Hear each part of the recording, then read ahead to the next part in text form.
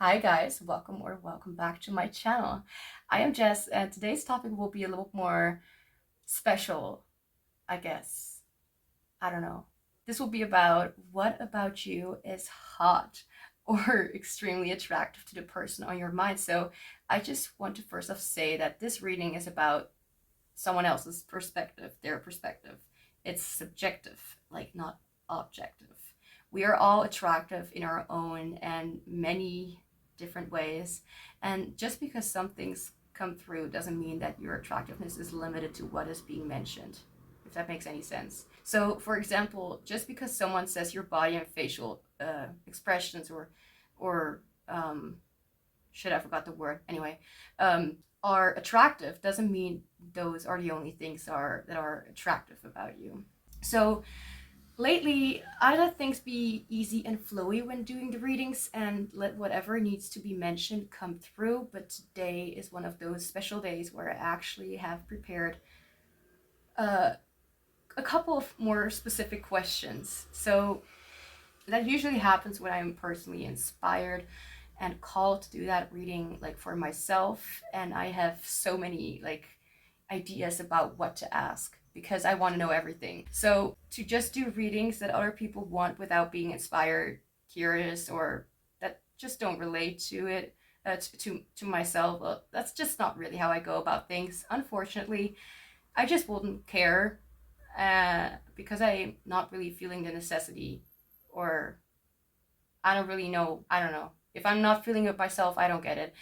Anyway, I prepared a couple of questions for this one, and I'm going to go and quickly mention what we're going to cover today. So first, we're going to look into the deeper and more specific aspects about what they find hot and or attractive about you. And at the end, I'll put a timestamp for that as well in the description box. There will be some shorter and more straightforward messages sort of to what they find hot and attractive about you. So we have, what do they find hot, attractive about you in general? What did they find hot and attractive about you when they first met you? What do they find hot and attractive about your energy, so your vibe? What do they find hot and attractive about your personality and self-expression? What do they find hot and attractive about your mind, thoughts, and or philosophy, stuff like that? What do they find hot, attractive? What do they find hot and attractive about your heart, feelings, and how you share your love, and any other things that they find hot and attractive about you? So a little more short and straightforward at the end, and any last messages that you need to know about anything related to this reading or anything else. And that will be all. So if you didn't see the length of this video yet, just know that I did not make this short and sweet or spicy. This will be a quite long and in-depth, reading. So for the impatient ones and the ones who are about to go to sleep, you may want to think about this first before proceeding forward. That's all I will say. Now for today's options, there are 4 groups to choose from. Group 1 with the smoky quartz, pointy guy dude thing. Group 2 with the rhodonite. Group 3 with the blue fluorite, and group 4 with the yellow serpentine. So if you need a moment to find out which group you feel most drawn to, which can at times be more than one, especially with this one, I guess, you can pause the video or wait for the meditation moment. The timestamps for each group are in the description box down below, and I will see you in your reading.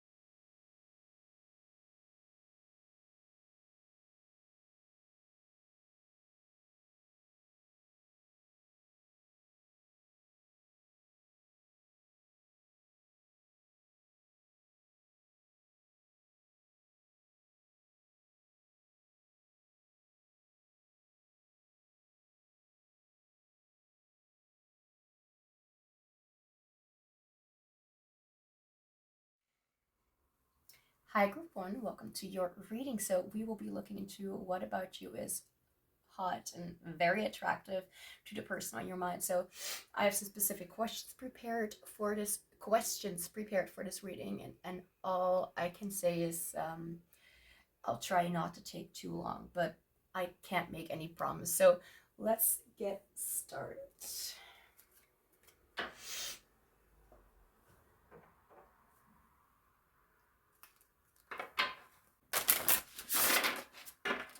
I'm going to use some pretty new decks today, so I'm kind of excited. And yeah,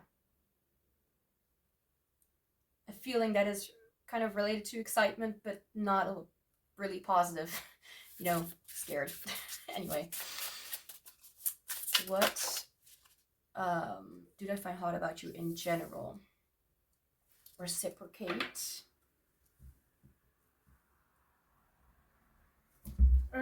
Don't fall, please. It's one of my weaknesses.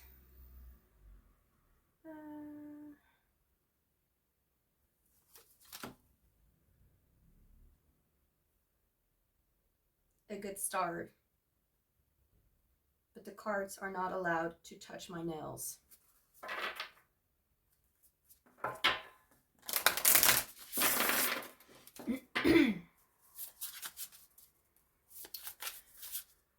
What do they find hot about you in general?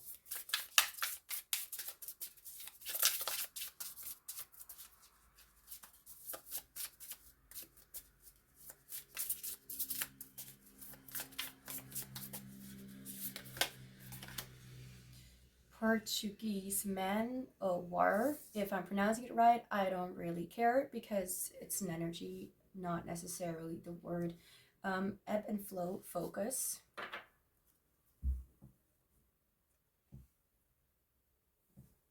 Okay, maybe I'll just put this here. That's gonna make it a little bit easier because I like talking to myself. It's comforting.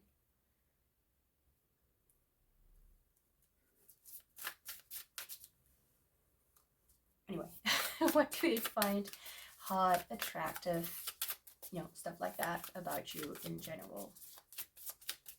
Like mainly.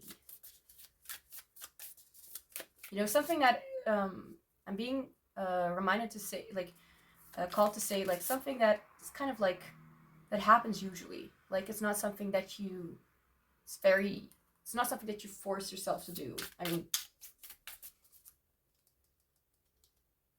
okay. What do they find attractive, hot about you?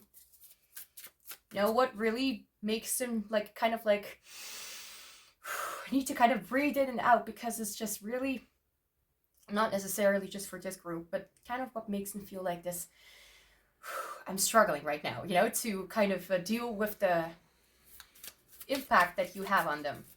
Let's just say that. What do they find hot about you in general? For group 1. Sweeten. What I'm hearing is that you're a very good friend. Like, I'm not saying that they are friend zoning you in any way. I'm saying that you are, like, they look at you, interact with other people, and they see how much of a giver you are, how much you, like, it's not necessarily giving, like, you literally gives them something, but it's like, you really, distracted, you really put a lot of effort to give the best you can to other people. Even if it's advice, even if it's just being you, like, and being kind. It's as simple as that. Could be that this is something very extraordinary to this person, or they just see it with you. Wow, I just fell out pretty fast. Atlantis scepter, or, you know, whatever. What's this? Okay, it belongs there. Spiritual awakening, 29.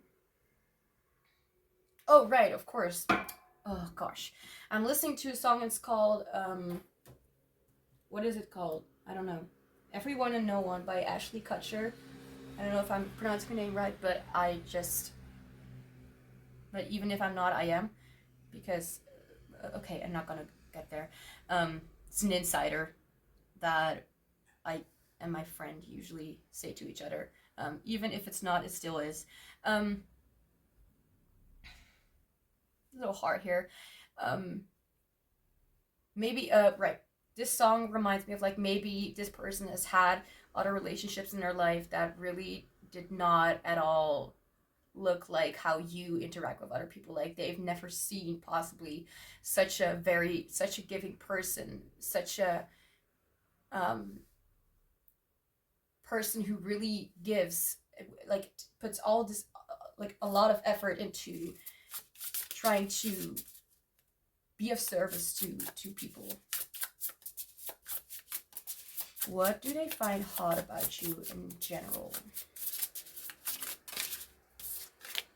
Explore, 39. Okay, is it all in the frame?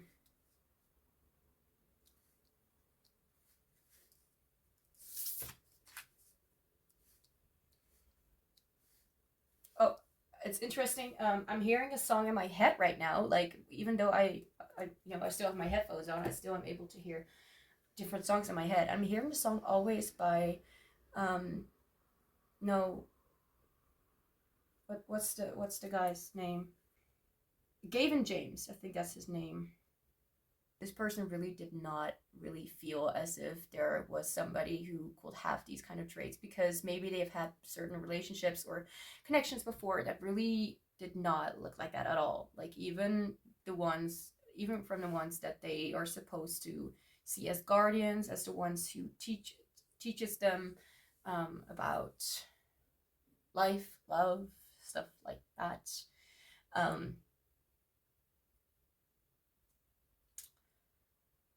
I was kind of gone for a second. Happens all the time. Okay, so now I heard the song from Gavin James. Always. I'm trying to figure it out for myself what I'm thinking as well. Give me a second. What they find hot about you in general is, I just saw 1111. Not that that's hot about you. Maybe you see signs and synchronicities all the time, and they think that's really, really cool or really nice, and that really yeah, I don't really want to say it, but because it may have different meanings to other people, but I like to say like it really turns someone on, but not in a way like saying like in a too intimate matter, but more like, damn, that person is hot, you know? That's kind of what I mean with turn it on. That's my definition of turning it on.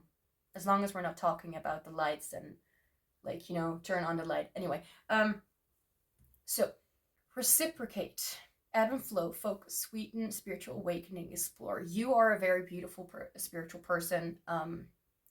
Like, I'm going to try and explain it in a way that is both objective and from their point of view.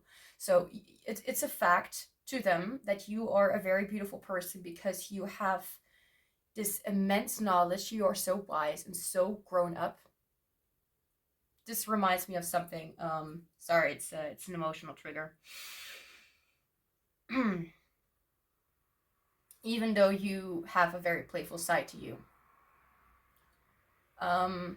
Like always, I feel called to kind of talk about the triggers because I feel like they have some significance in whatever I'm talking about. And when I just said like they see you as a very grown-up person, it could be that you see yourself, or you have seen yourself, or someone said that they saw you, like, which is one of my occasions, my memories, is that they said like that I was not mature. And the reasons were for saying that were based on selfishness and the habit of wanting to have control over one's own child's actions. She used to say that I was acting like a child, that I was like not taking the initiative to be responsible and be a grown up, be mature. So I was like, treat me like an adult, treat me, you know, and the reason and what she would respond is like that I'm not behaving like an adult because I did not do what she wanted me to. Because I have some struggles. I have ADHD and I have really struggles. Like I did not have medication at that time. So if I did not clean my room, she would see that as unresponsible and she would say that I was not grown up.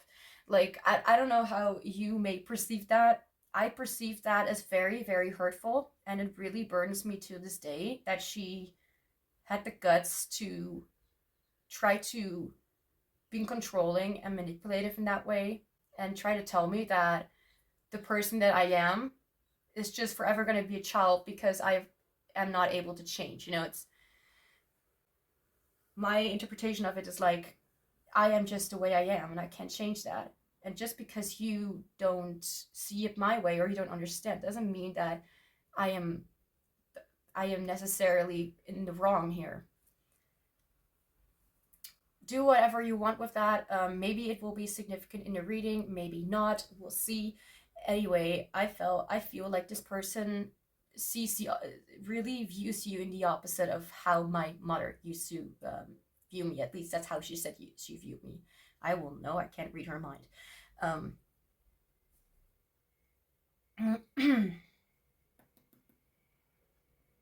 It takes a lot to kind of get back to my own thoughts, but at least I'm accepting it more than usual instead of shaming myself for it. Well, that's what I'm saying right now when I'm in a good mood. Okay. I'm struggling right now. I'm so sorry. I'm distracted by my own thoughts. creative, very much able to do multiple things at one time. They see you as someone who really... What the heck is this scratch? Please be patient with me. If you care about me. No, I'm not gonna go that route. So you have a tendency to really give people a lot that you can give. And I feel like there's also this part of you that really understands when you are... like, I'm kind of talking in a way as if I'm... Oh no, don't do this right now. Oh my gosh.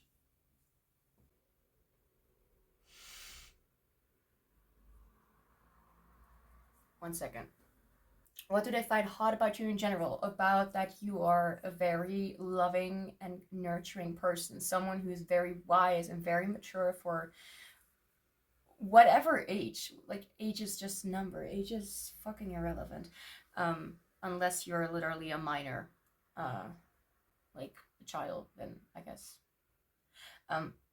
Not gonna get swooped away, swept, I don't know, by that. Sweet and spiritual awakening. You're someone who really brings out the... Like, you... it's almost weird to say it, but you bring out this kind of aspect, like what really is attractive about you in a lot of people, in a way that... I'm trying to keep up with my mind, sorry. That you have the tendency to just be you, in a way that's a little bit adapted. Like, it's not... Well, you can be a mirror, but I want to say things that I feel like I'm repeating out of something that I've said before, you know? Okay. So, it's the fact that you share. It's the fact that you have a very sharp but playful kind of mind. That's what I just heard. And you're able to really kind of transcend... It's like you are able to kind of blend in a crowd, and that's kind of how, like, you... there's something... being like that I'm hearing that is like what I'm channeling is like that you're kind of almost like a ghost, not literally unless you identify as a ghost, but it's like back on track please. But it's like you blend in so much, but you're still visible, and people kind of look at you as if, or this person specifically looks at you as if nobody else is able to see you, but only they are.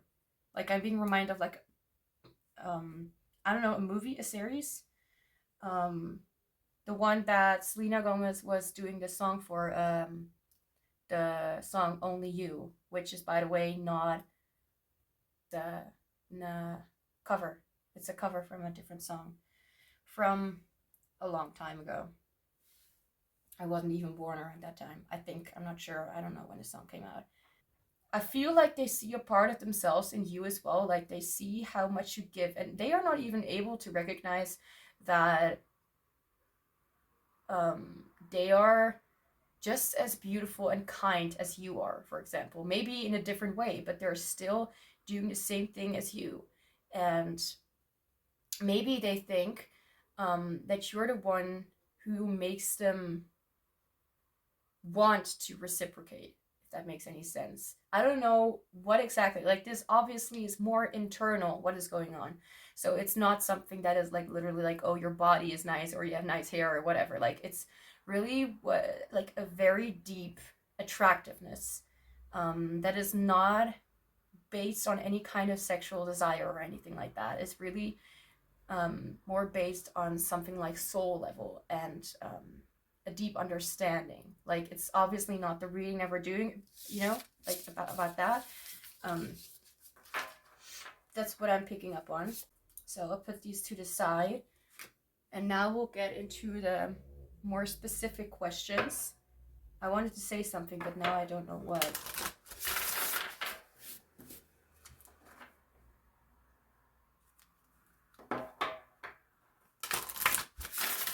If it comes, like, if it's necessary, or if it's, yeah, then we'll come back. Okay, so what did they find attractive about you when they first met you? Oh, Right, what I wanted to say is that it's not, of course, you know, we're doing about what we're doing a reading about what they find hot about you. Very attractive, to say the least. And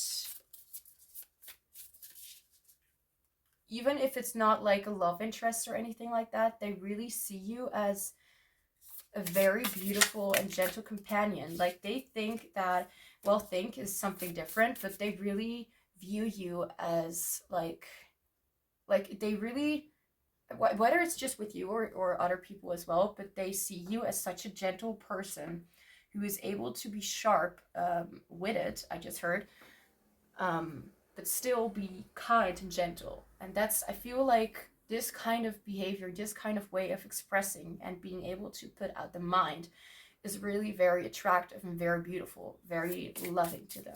Beautiful, attractive. I almost kind of like do not want to say the word hot, because to them, I feel like that word is very short and maybe even, well, not meaningless, but it's not important for them to find something hot. I feel like that's the thing. What do they find attractive? Or what did they find attractive about you when they first met you?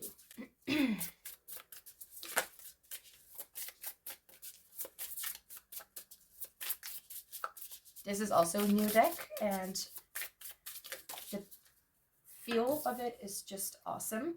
Freedom. And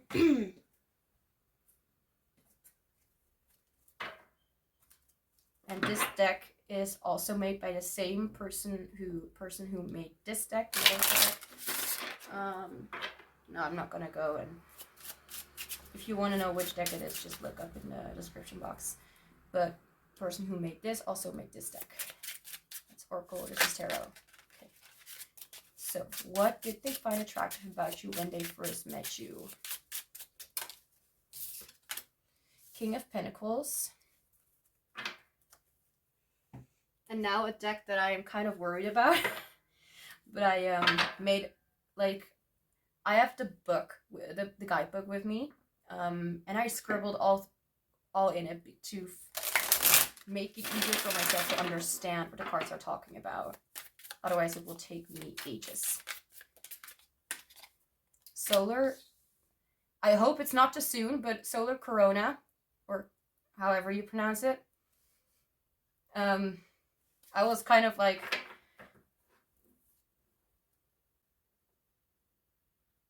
you know, please don't make it look worse than it is, but I was kind of smirking and laughing at slightly just because of Corona. I was like, well, this is going to be awesome when, you know, doing a reading and this card comes out. Oh Lord, I need to go and look it up right now. Okay. Like, this whole book is like, it's easier for me to do that. Let's see, Aries.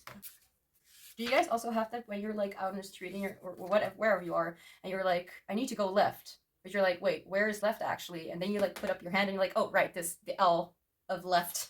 That's literally my way of knowing. Like, even when I'm on my moped, I'm like, shit, where am I supposed to go? Oh, right, left, okay. Light revelation, the light that we can appreciate thanks to an eclipse. Learning that comes forth through a difficult time, allowing for understanding and transformation. For some reason, I thought that this card was transformation, but it's freedom. It is a rainbow in the storm.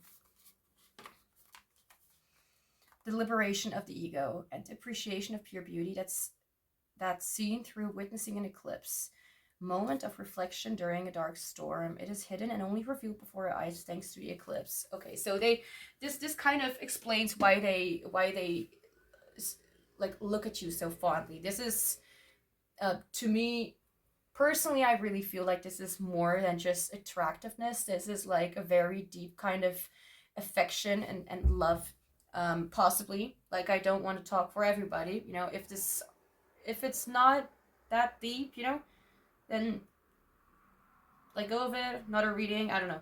I'm not gonna go say what you need to do.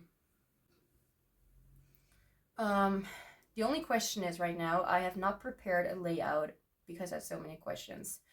What do they find attractive about you when they first met you? First off, you have a very grounded kind of nature that really suits them. It really makes them feel like, not just like they can understand you. That's kind of weird. I actually wanted to say that that you can understand them, or that they feel like you understand them. I'm confusing myself all the time. Freedom. King of Pentacles and Solar Corona. Like I was just thinking about how I was like kind of like articulating or however you call that word. Like it was very like King of Pentacles, you know, whatever. I was saying that, and I was like, maybe this person really appreciates and knew from the first second that you either have like a very sharp or not raspy, kind of not raspy, but like a sharp voice, or like not necessarily high pitched, but it has something about it. Like it's not too much of this, not too much of that, but you come across as very clear. Like when you speak, you like maybe your accent is also very like maybe you literally have like a more I want to say extreme, but that's not the word that I'm really looking for, even though that's kind of how I would call it, like because that's my mind works differently. Anyway, they have seen you as like a very open and honest person who knew right from the second, like you cannot be tamed, you cannot be put down, you cannot be held down in a position of force in any way. Like they felt right from the second that they can just trust you because you don't go run around and bullshitting other people about whatever. Like if there was gossip ever involved, and I feel like you were like, what the heck are you doing? Like that's just bullshit to even talk about. Like you're very sharp, and you're like maybe you'd be angry about it and saying like it's like literally bullshit what you're doing right now. Like if people will be like saying that like you're very gentle, but if people piss you off in such a disrespectful way, or they view you like that, you will just literally cut them off like no, we're not gonna get there, fuck that. Like I don't know why I'm saying that, but there could be something about swearing involved, like maybe when you're really like I'm hearing the word temperament, like you can get heated by a lot of topics, even though you're usually a very gentle person who would not like involve themselves in, you know, ridiculous or childish kind of matters, or like, you know, not mature kind of matters, because why do we have to bring children into this? Okay, so now, what do they find hot about your energy, your vibe?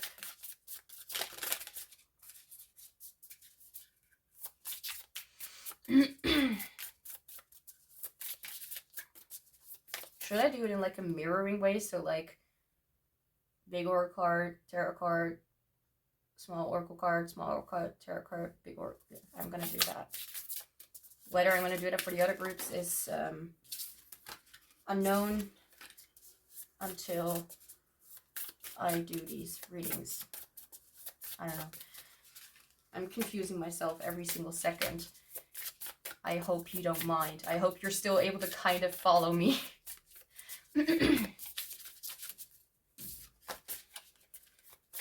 What do they find hot and attractive about your energy, your vibe? Okay, hi. Enlighten. I'm hearing the song Affair, Rosy Affair by Hertz. Don't want to pretend. Sorry. Okay, so I guess the reason why I was kind of having the breakdown at the beginning was because you're the kind of folks that I can trust. You're the kind of folks that are okay with me rambling, like saying all these things. Because if I'm going to what's the word? Phone, can you help me out? I forgot a word.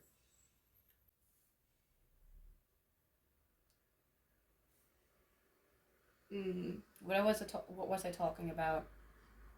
Because I got distracted.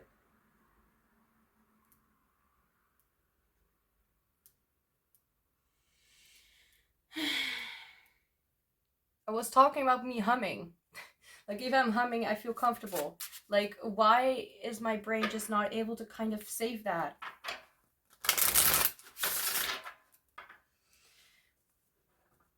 I guess we'll never find out. So if I start humming, I feel extremely comfortable.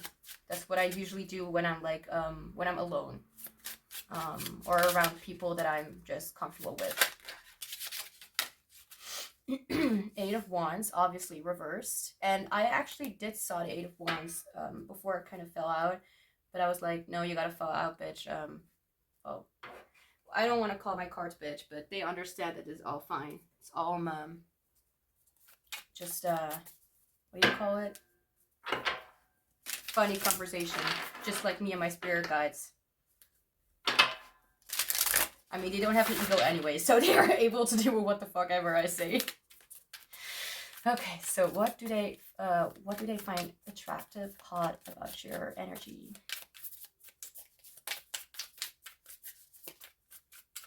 I feel like the way that you're able to slow down, like my brain has to stop doing this right now. Spirit, please send me help. I'm struggling. Your energy to them is like you bring a sense of calm among the crowd, a sense of calm among them. Like they feel like you are able to bring them a lot of peace to their mind and in their spirit, even in their body. Like either because of some kind of anxious thoughts or anything like that. Like you're the kind of like hero. Like I don't want to sound like this if you're also obviously struggling. I mean, of course we all do, but some a little bit more extremely than another, which does not make it less important, but still different levels of struggle. Void. It's interesting how we have both white cards here. But void. I wanna, like, I could go and, you know, make it harder for myself, but I'm gonna go and try and look it up and still kind of get some keywords and anything else.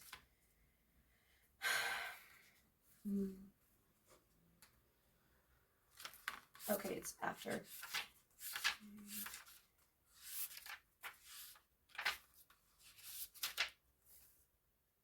Jeez, how many? Okay. You. Void. Nothingness. Yeah. Very good option to use dark things. Void. This is empty space. Can you handle it?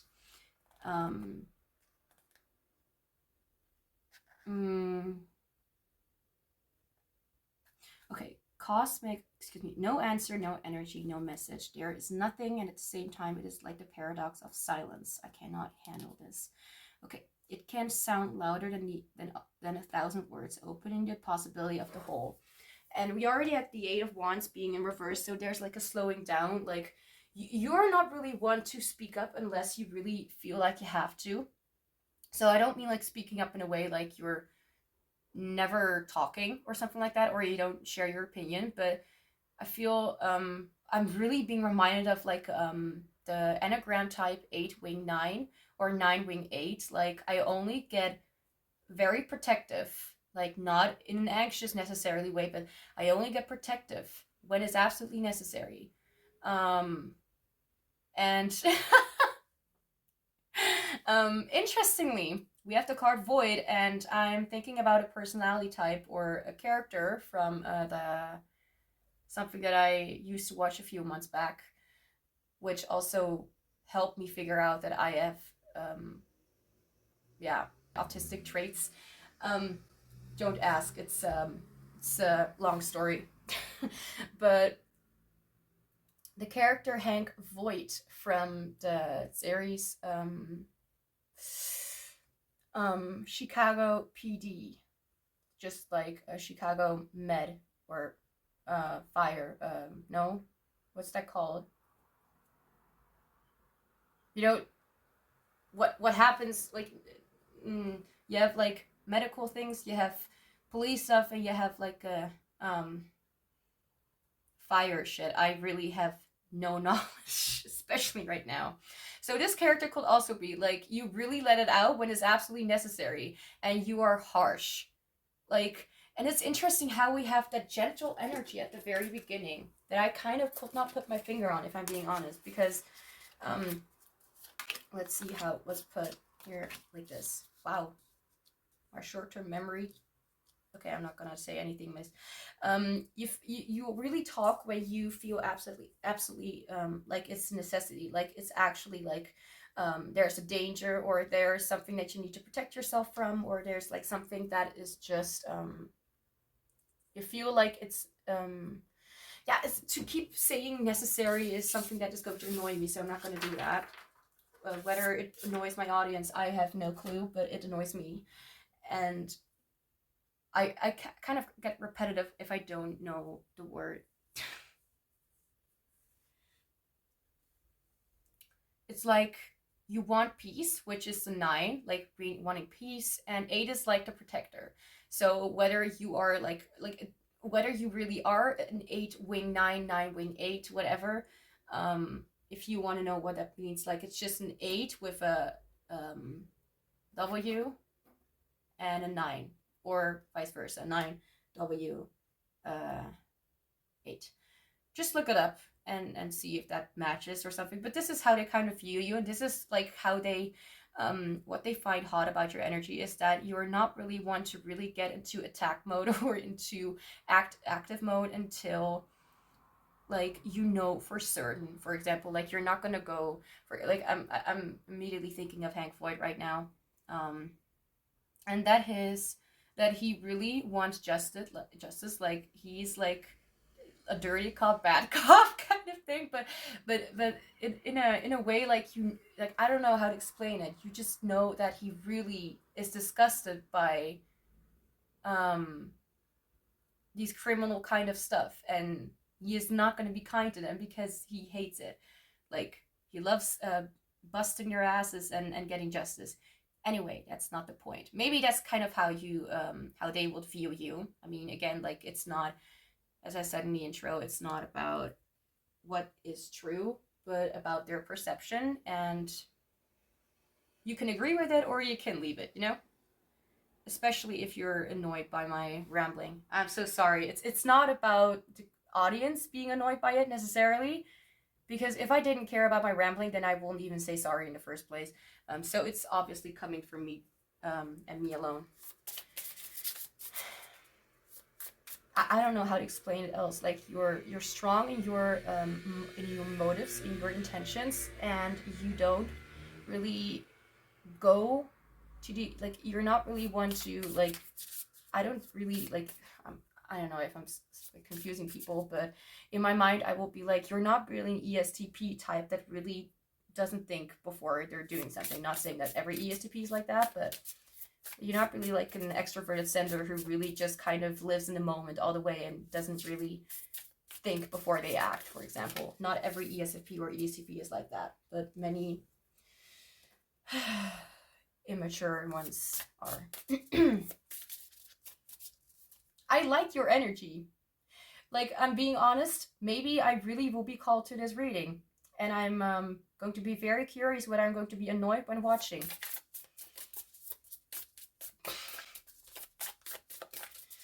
Oh my gosh. What am I doing with my life? You're basically like kind of like getting a glimpse of how my internal thoughts are. So we have courage for, what do they find hot about your personality and self-expression, which is also like kind of like your vibe. Courage. Yeah, I don't I kind of feel like that's kind of obvious. Like you're very, very strong. You're very, very brave. Like you don't really are afraid. Like I feel like this is something that if you do not feel like that is the case, then I feel like is still like, I know I'm supposed to talk about like their perspective, but I really do view that like if you really are, you know, a protector kind of person, like you are more brave than you realize, even if you are not very active in the way that you wish you were, or you could only wish to ever be. Which reminds me, I never used to think that I will be this strong and this straightforward when growing up, because I used to mask all the time, and I was like, am I supposed to stay sensitive forever? That's kind of how it felt. Okay, what do they find attractive, hot about your personality and self-expression? The crystal clear quartz is coming through, 5 of Cups. Hearing the song Here I Am by Bryan Adams. And no, not the renewed version or the newer version, because I can't stand that one. The magic is gone. Sorry, Bryan, but sometimes some songs should kind of stay the way they are, which is my opinion. Cards fell on the floor, sorry. Okay. What do they find extremely hot and attractive about your personality and self-expression?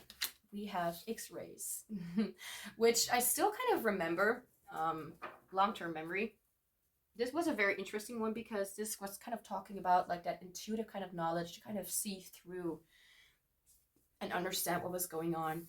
Like, you're very intuitive. X-rays, right? Oh, we gotta go to the very end. The song, like, oh my gosh, like, you really need to know the song Hard to Kill by Beth Crowley. You really are like the kind of person who is so strong, like other people don't even understand the strength. Like, I feel like, okay, I don't know if this is gonna sound weird, but I feel like there's a part of me that I can recognize in this energy. And it kind of makes me a little bit, I don't know how to explain it, but I can understand where strength comes from. And they see you as the, like a core, I don't know, motivator, like someone who, X-rays, who can, okay, ability to pass through an opaque body. I think I said that right, but our own intuitive X-ray, the interior of a body, that's what an X-ray is for. Only they know what lies in the depth of the spectrum, not visible to the human eye.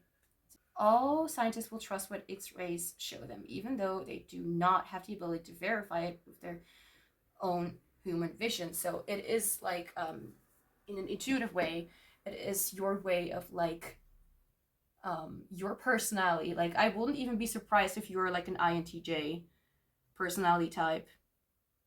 And I actually did want to do like a kind of look through like what kind of personality type will fit with their perception, so how they would see you. So let's just say my friend would say I'm very impulsive and active and this and this and that, then that would sound a lot like possibly ESFP or ESCP or something like that, or maybe even like a thinker kind of type, an ESTJ, you know, extroverted thinking, introverted thinking. If you want to know more about it, there are a lot of sources that are very helpful. I treat my audience like my friends. I hope I can, at least. How has your day been? Tell me in the comments. But don't pull any hate on me, please. I'm sensitive. Courage, 5 of Cups, and X-rays. So they view you as you being a person who, well, you can be very, it's almost more like how do they view you kind of way, but what they do really find attractive about you is the way that you can communicate with your emotions in a way like you can look into the past of what has been and see that there's maybe still something left. So the 5 of Cups usually talks about like really being kind of stuck on the past and like not forgiving yourself, anything like that. But I'm just not gonna take it, you know, we just kind of need to be flexible in interpretation and kind of see what makes sense right now and intuitively. And I feel like this is really talking about the fact that you are able to really understand the deep, dark emotions. So if someone's saying is like, I'm instantly being reminded of like I have various interests that I sometimes am really interested in and sometimes I'm not. The last couple of days I've been really watching like a lot of like video recordings of police officers like interrogating suspects and stuff like that, and also someone who is if you're interested about that, just put it in the comments like what's that thing that interrogation stuff with the police officers, then I will know what you're talking about. Please be specific because I will so not understand what you mean if you're interested. I feel like there's some stuff that I'm saying about all of these things that may be very interesting for you, and I feel like because I'm like kind of bullying myself into thinking that I need to focus on the reading, but I probably already am, because I feel like they are not really putting out specific things about what they find hot. They are just calling up, like their energy is really mentioning like what literally it is that they find hot about you. So let's just say this is something that you're interested in, you know? So they are very interested or really find it very attractive that you are interested in these kind of things and that you want to understand the human psyche or whatever, kind of stuff like that. So if I'm mentioning these things and I am not understanding yet that these may be things that they actually find attractive about you, because you also have, when I'm mentioning some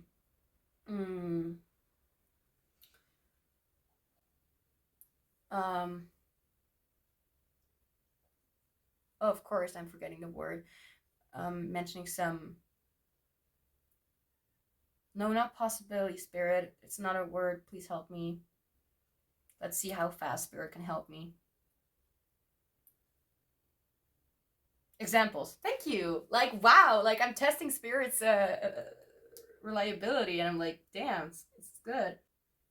Oh, 1 second.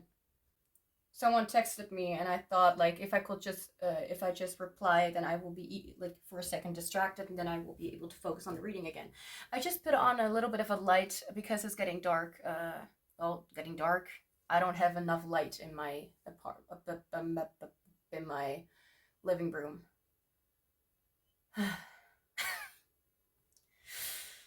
Okay, so there are also consequences to trying to distract yourself, and that is not remembering what you did before. And that is what I already said, or what I was really talking about, because I was kind of like X-rays, and okay, I don't want to hear the song right now, it's distracting me. I'm hearing the song in my head, the gift of a Friend by Demi Lovato.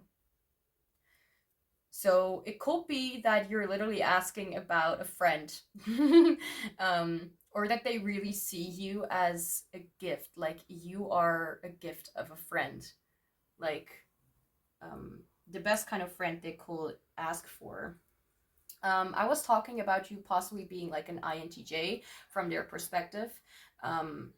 That has a lot of knowledge and is very interested in possibly psychology or something like that, or maybe even like deeper aspects of technology or whatever you're interested in. Like it's not necessarily all these things, like it could be having to do like with animals, it could have to do with cleaning or with being a very specific, like it's maybe strange, like a hairdresser or something like that. You're very specific in these kind of things, like whatever you do, like you really look into the big detail. If you are it's interesting though, so it could also be INFJ. You may be less, like I know I said in the beginning that will be like their perspective, but I feel like they've got a pretty good truthful perspective about you. Like it's something that they feel, it's not just like, oh, this person is good, so I'm just gonna go and continue with this is just the truth of what it is. I'm not gonna say that you are an INTJ, but INTJ, INFJ, someone who's very interested in the in the meaning of something, and I'm being reminded of like I don't know how to pronounce his name, Killian or Cillian something, who was, by the way, I saw a video from, what's he called? Not Ryan, that's 8-bit. I'm hearing that. Ryan 8-bit, something like that. Let's see. I got a notification. Like, Paris. You know, the fact that I'm able to just kind of get my phone and look it up on YouTube. Eric Wen with Cillian. Is this Cillian Murphy? I really don't know. Let's see. Cillian. Yeah, Murphy. The fact that I'm able to just kind of get my phone and just look it up like here, it's very interesting. That I really don't care about that. This is supposed to probably look professional, but I'm not saying I'm not professional. I'm just casual. Why am I explaining so much? I'm sorry for myself, not for you, because you have already forgiven me, most likely. Just say in the comments down below, I have forgiven you, and I'll be fine. I don't know. I'm constantly trying to tell myself that you probably don't want to hear me say all these bullshit things, but I need to trust my intuition a little bit more, because otherwise I won't be so out here. Like, this is how I, well, not usually move. I'm not trying to make fun of anyone, but I'm like, this is all over the place. Okay. Like, there's something about maybe me that you can recognize in this person, or vice versa. This person recognize behaviors that I am doing, not necessarily thing that you may sometimes be doing, that they find extremely attractive. I feel like they look at you and they find the entirety of you very attractive. Like, they are like, yo, I don't know what to even say about, like, there are not like some small things that I can call up that are like attractive. I just saw 2424 because I needed to stop the recording. Let's just say I stopped the recording because I forgot what I was mentioning with the humming. The song is You Don't Even Know Me by Fauja. I don't know how to pronounce her name, so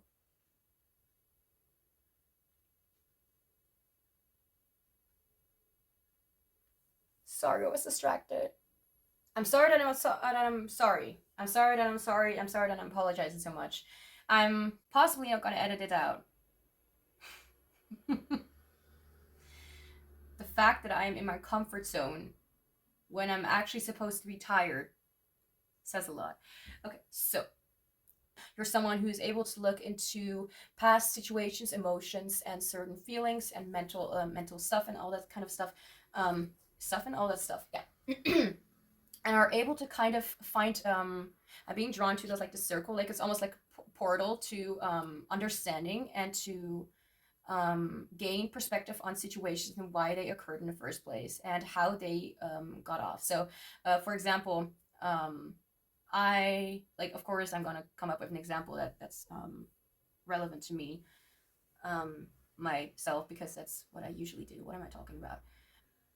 So I thought back then, and I was like, holy shit, like, I'm looking at my behaviors to not forget it and to be able to explain it, because when I'm talking with a psychiatrist or a psychologist, they're like, so how are you doing? And I'm like, I have no fucking clue. Let me just look at my phone so I know what happened the last few times or whatever.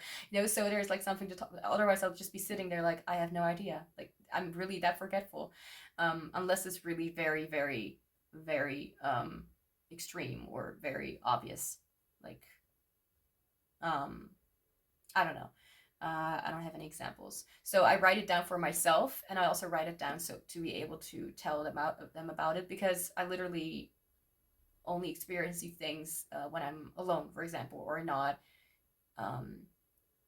in that, yeah. So let's just say I did not receive my package today, and there are multiple kind of responses that I can have to these kind of things, because it was estimated that the package will be delivered today, which also involves a lot of crystals. So in the next couple of weeks, you'll be seeing maybe a lot of new crystals. So a lot of new friends to the family, I hope, if they did not mess it up because it's online, anything. Anyway,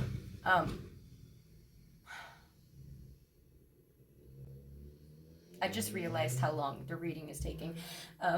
Editing will be very fun. So, and I can have different kind of response to that. So today I responded a little more distant from, because sometimes I can be very attached to a certain expectation, and when that expectation is not fulfilled, you know, I get disappointed. I get very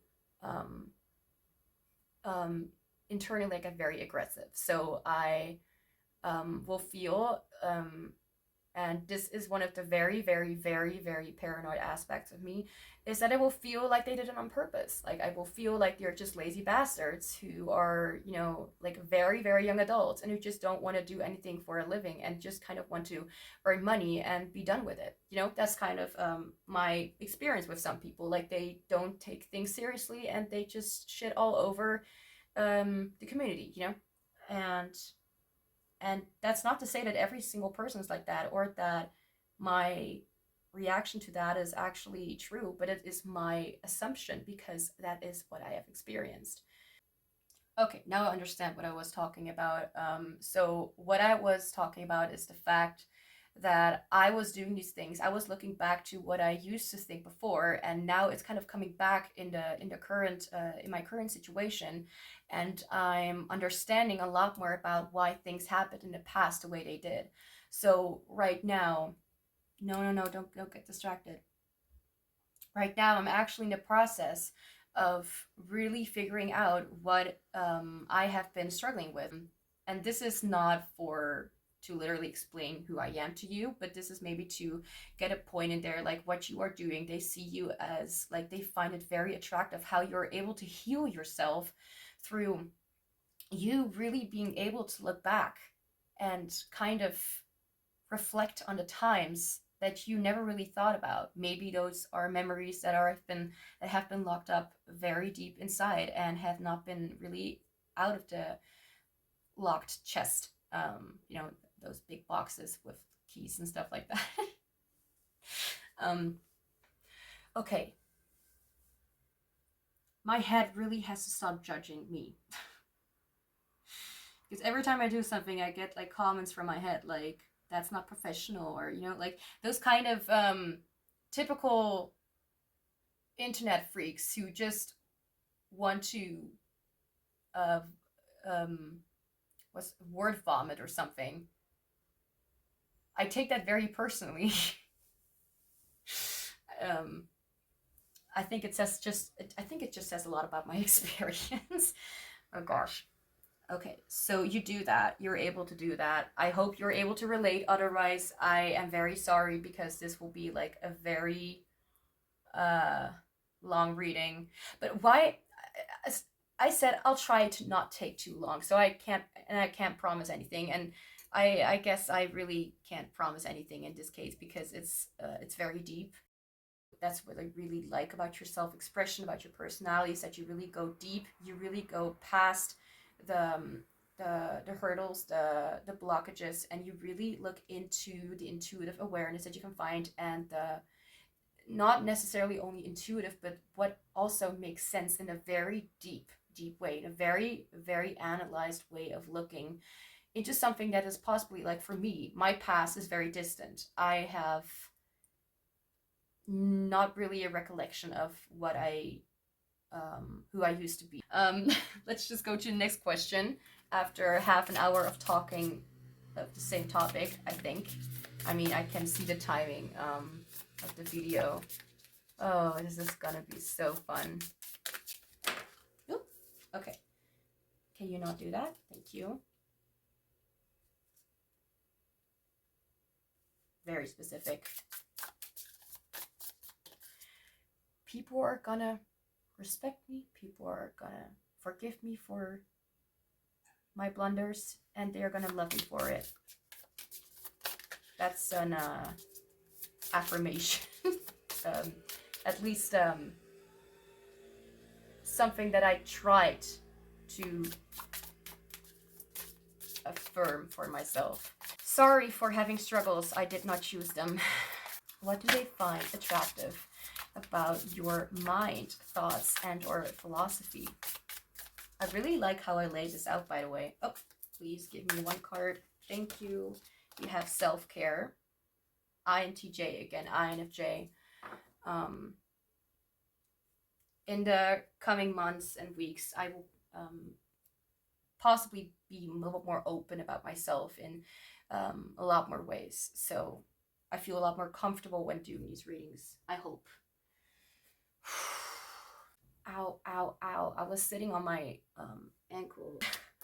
So, philosophy. And it's interesting how we then have a King of Swords, you know? We have King of Pentacles, we have King of Swords, we have Cups. We have, Pentacles, Wands, Cups, Wands, Swords.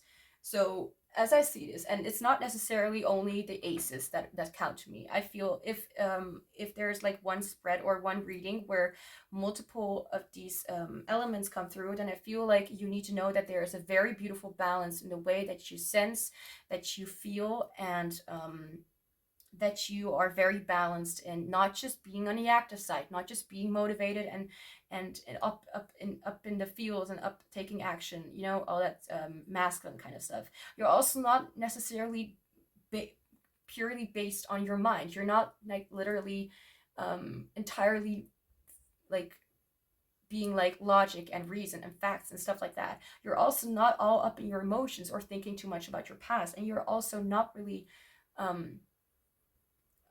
and you're also able to not be too emotional. You're also able to stay grounded. Like you have all these kind of things that really makes me feel like this person has a great admiration for you in a way that you could not comprehend. And I don't even know what that word is. So I'm going to go look it up for a second so I'm able to understand what I'm even saying, because otherwise I'll be like really, really ashamed. Comprehend. Yes, English. It's about understanding. Understanding, contain, include, hold, comprise, comprehend, grasp. Language is my third language. English is my third language, so every time I'm like, hey, that's a new word, and I don't really know which one it is, I'm kind of like looking it up to keep my brain stimulated. I'm hearing the song Sabotage by... I'm hearing the name Kelly. What? I just heard Kelly Clark's, but I don't feel like that's true. Like maybe I am saying the right name, but I just want to know, because I feel like I'm mixing two names. Kelly Clarkson. Okay. For a second I was like, Kelly Clarkson? What the fuck is that? No, Kelly Clarkson. I Dare You to Love is a song that I remember from her very much. I was just wanting to talk about, what was I talking about? The song, oh my god, no, please, I don't want an overflow of information. I'm hearing the song You Don't Know by Fauja, however you pronounce her name, Fauja. I'm hearing the song I Dare You to Love. I'm hearing the song Sabotage by, no, not by Kelly Clarkson, Sabotage by BB Rexa, I think. And there was also another song. No, we're not gonna get that far. Like, whoa, okay, what is happening? What is happening? We are so connected, you and I. We're able to connect on a different level. Okay, what do they find attractive and hot? Like, I keep wanting to say hot instead of attractive. And we have optical doubles. I do remember this card, but I do not remember the meaning of it, because there are multiple cards and you're like, okay, you know, sometimes it kind of reminds you of one another, or it reminds me of one another. Optical doubles, no connection, relationship between them, identical twins without actually being twins. Illusory harmony, contraposition, just there's no darkness or lack of light, just different paths to be traveled. It definitely immediately reminds me of like people who you may not, you know, connect with. You're like, let's just say you have a sister or you have a sibling, and or like a twin sister or something like that, and it's like, oh, you must like the same things. No, I am very introverted and the other one is very extroverted, and we both like completely different things. That's kind of what this reminds me of. Like, we are very similar, but not that similar. Like, maybe just because we look similar doesn't mean that we are. So, and this is about what they find hot about your mind, thoughts, and our philosophy. I gotta be honest, the first thing that my mind immediately went to is that you, the two of you, like the person that you're thinking about, and you are very focused, very like you really look like each other,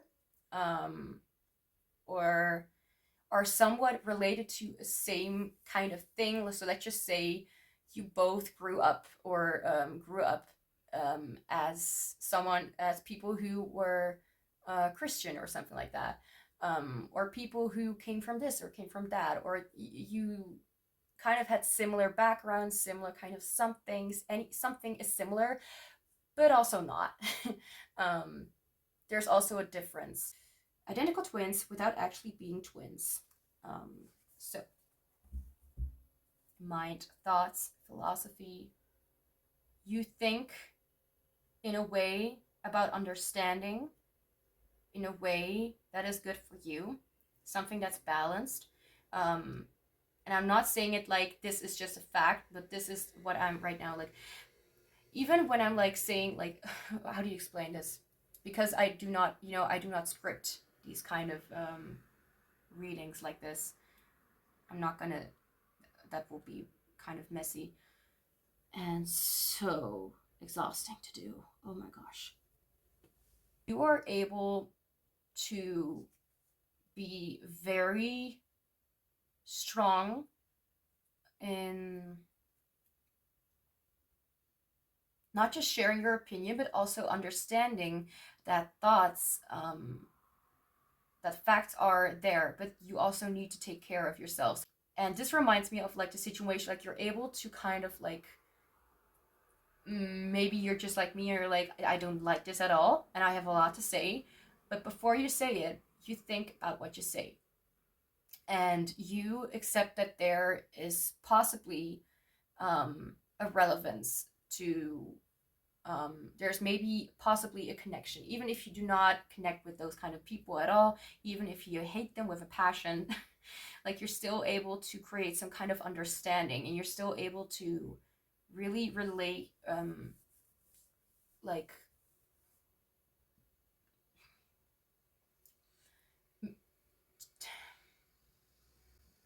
I'm burping and I'm also struggling to find the words.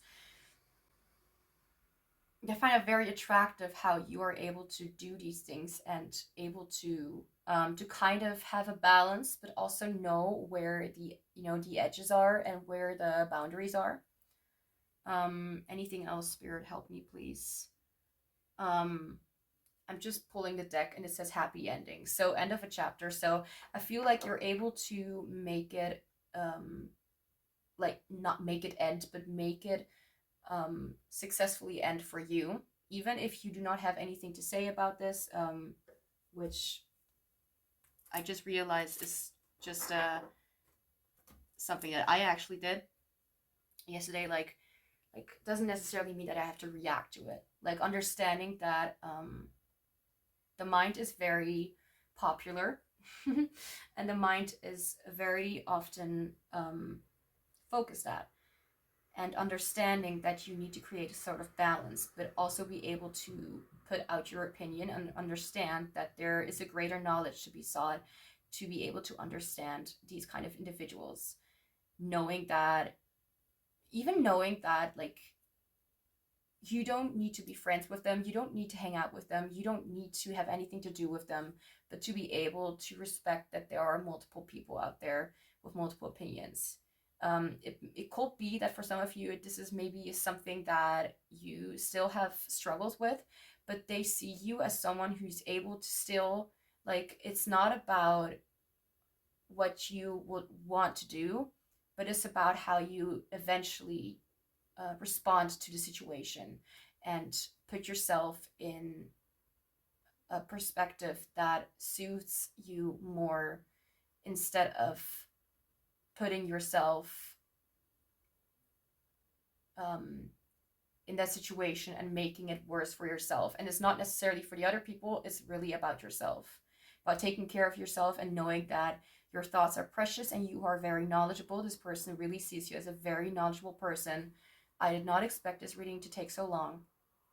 But then we have one more question about what they find hot about your heart and feelings and how you share your love.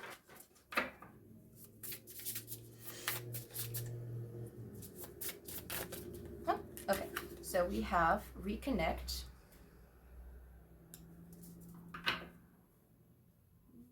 Okay.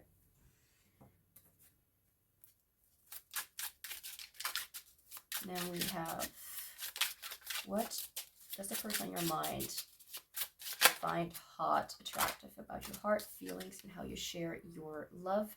7 of Wands. Beautiful. I mean, that's kind of how I feel, but I don't know how to explain it because I have trouble explaining emotions and my thoughts, mostly anything. What do they find very attractive and hot about your heart, feelings, and how you share your love? And we have tidal force, which reminds me of the 5 of Wands. I think that I wrote something like that in a book. Okay,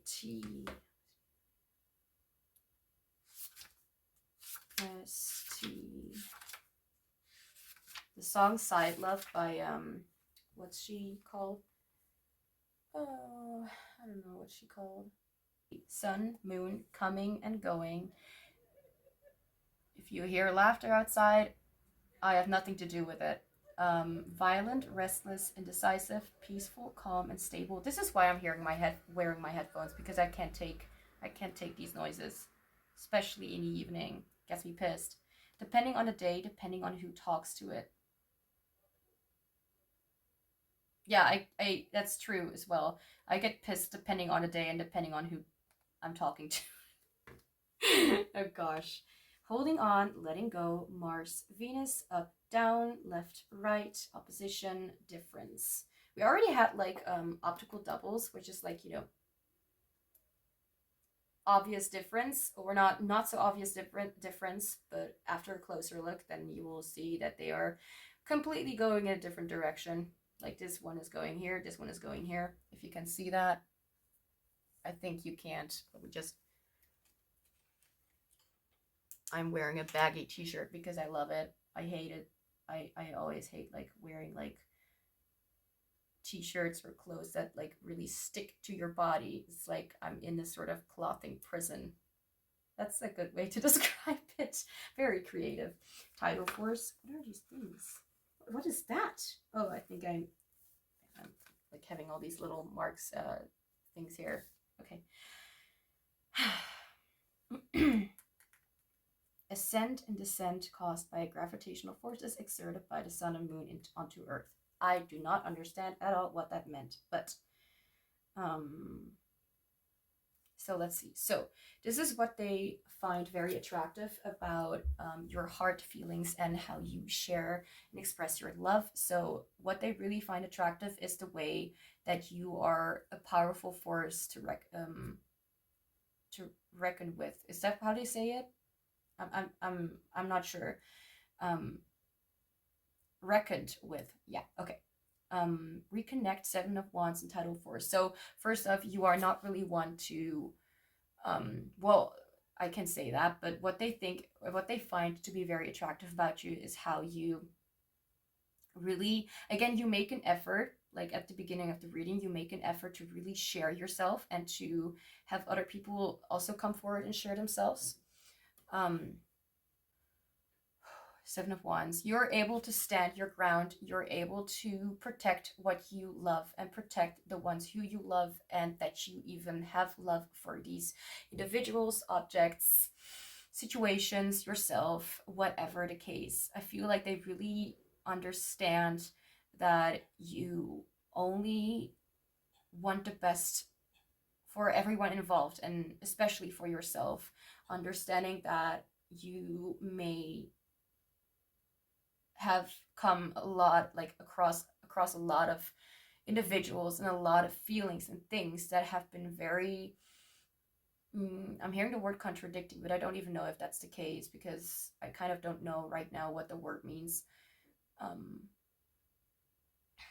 Your heart feelings and how you share your love. You share your and express your love and express the way that your heart works is just unconditional and really loving till the end. Like even if there are other sources, people that are against it.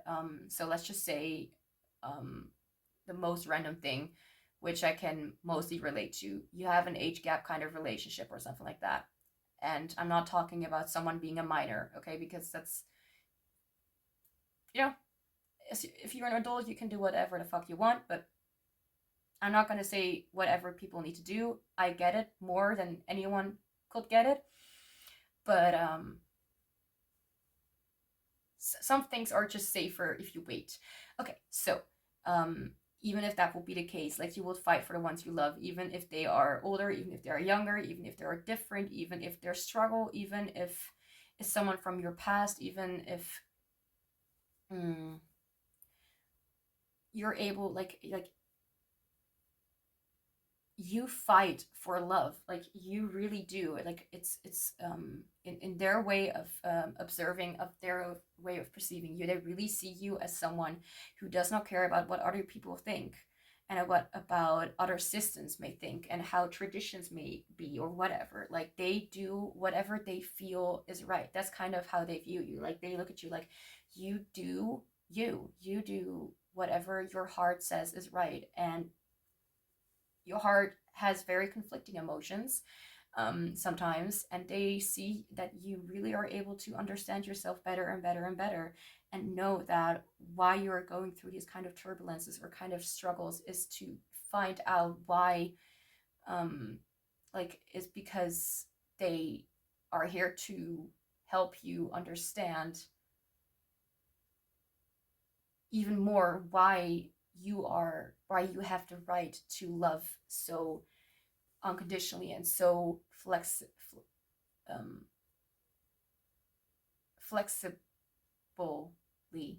What? In such a way that's very flexible. Now, we're finally almost done, okay? We're almost done. We're gonna find out any last message about what they thought about you or anything more specific.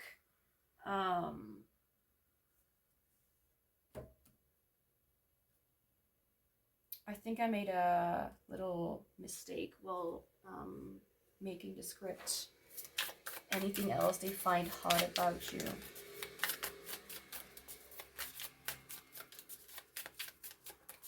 Okay, we have, I release what doesn't serve me. I really don't need to explain this card, right? You're able to let go. You're able to release. They find it extremely attractive that you're able to cry, that you're able to be open and vulnerable, even when it's just with yourself, and that you're able to understand that just because you feel like you've lost something or someone or you're distant from it doesn't mean that you're actually distant from them. That doesn't mean, even if someone is far away, that still means that you are connected and there is still a connection going on. That is an illusion, a trap to make you feel sad from your ego, to just put yourself around what you can see, not what you can feel and understand in your heart and understand, like, because if it were that way, like if you suddenly are not connected in the same way before, it doesn't, like if that were the case, then we would immediately not love them or have any kind of something for them anymore, you know, like that's not something that I know for a fact, but it's something that makes me feel like that will make sense. They see you as someone like you're able to let things go, but only because you know that that whatever you're letting go will never really be gone like forever or like gone, like it will never be present anymore. Just because somebody has passed away doesn't mean that their energy is not there anymore, that they're not supporting you anymore, that what has been does not matter anymore. Because I mean, this has been something that I am struggling with myself.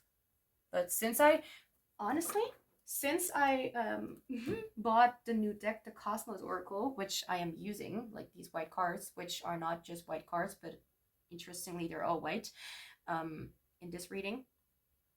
There was a card that says, like, it's an illusion that we are separated. Separation is an illusion. And that made me feel better. Even though I don't really know. Like, it's a beautiful thing. Like, even if we are separated from someone, doesn't mean that we are separated, like, in connection or in energy or something like that. Then we have wound.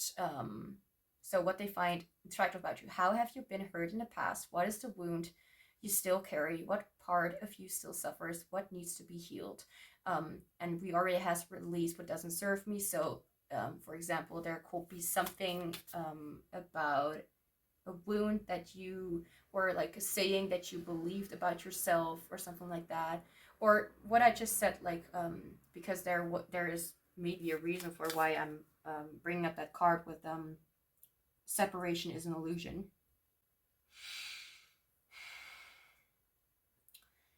And maybe that, you know, for example, will be something that you also be like, wow, that actually makes me feel better. That feels a lot more true to me and aligned with me than what I've been telling myself before in the past, because that hurt me.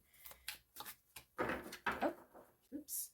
So, and then we have a deck that came in yesterday. I actually did not plan to use this deck, but here we are. We're gonna use it. So this deck is based on more like literal like sensory kind of things, or what does it say? Self-care activity deck.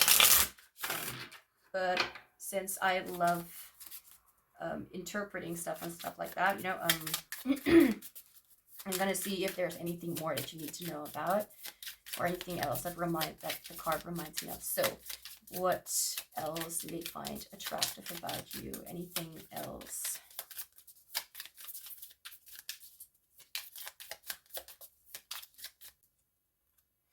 T30. Okay, this reminds me of like relaxation. Sometimes people put honey in their tea. Okay, so this reminds me of like interpretation when it comes to like what's that? You know, fortune telling with like tea leaves or something like that. So that could be something that they that you do, or something that they find attractive or very interesting. And many times when people find something very interesting or intriguing, like that's something that is very mysterious or interesting, that they're very curious about, interested, they like it. And that's obviously something that they're a lot more passionate, or, well, not passionate, attracted to. Oh, we come to the final part, and that is any last messages, anything else that you need to know about what this person finds attractive about you, or anything else. You can take it any way you want, whatever feels right to you, whatever you feel is calling you, like, yeah, this is about this person, or this is talking about something that spirit is saying, or this is something like an affirmation, or something that will happen soon, anything. And we have patience. This is also a confirmation for me. Long road ahead, reward awaits. So this is also confirmation for me to kind of, I think that you had the patience to watch all of this. I'm definitely going to edit a lot of it out, I think. I'm going to see what I'm going to do. Oh, let me just... But I'll still keep some parts in, just to let you, to kind of have, you know, show what it's like. It's not just easy to be channeling and have other things going on, obviously in the mentally state. So I'm doing the best that I can, and I am not bad at doing tarot readings, especially if you've watched my former readings. They have been a little bit more, less all over the place. It happens very rarely. So any last messages? Not only is this like a confirmation, that was kind of what I was talking about. Like, again, thank you for still being here. It's I'm really surprised that people will do that. Like, not to themselves, but I don't know. That's just not what I'm familiar with, that people have the patience to just listen to you. So it makes you feel like you're, like, I'm not gonna go that far. Kind of makes you feel like you're a nuisance, So I hope you all have understanding for the struggles, especially in this reading, because there are a lot of deep and topics that I also have had a little bit of difficulty explaining well. Heart, emotions, and intuition. So anything you need to know is like, this person maybe finds it very, maybe this person finds it very attractive, very beautiful, or admirable about you, that you're able to be very patient and listen and know that anything is happening, like that you can't judge someone based on what they're on who they are, but that you have to listen and be empathetic and be patient to gain a broader perspective. And also, it's not necessarily about gaining trust, it's about, that's just what you do, and it's something that you also find respectful. And it's like, yeah, this is just natural. Like, why would I not do that? Why would I not listen patiently? I don't know, because there are people out there who are sometimes not that patient, and it's okay. Like, not everyone has to be. I mean, I am not patient, at least not with myself, and that's just something. I'm 22 at the moment. I'm filming this. It's gonna be fine. I'm still young, at least that's what people tell me, so I still have time left. Okay, so now, any last messages? I am one with the wind, the trees, and the sky. This may be very much referring to like the air element and the earth element. So very, like, maybe you're an earth sign. You could be any sign based on these cards, of course. I'm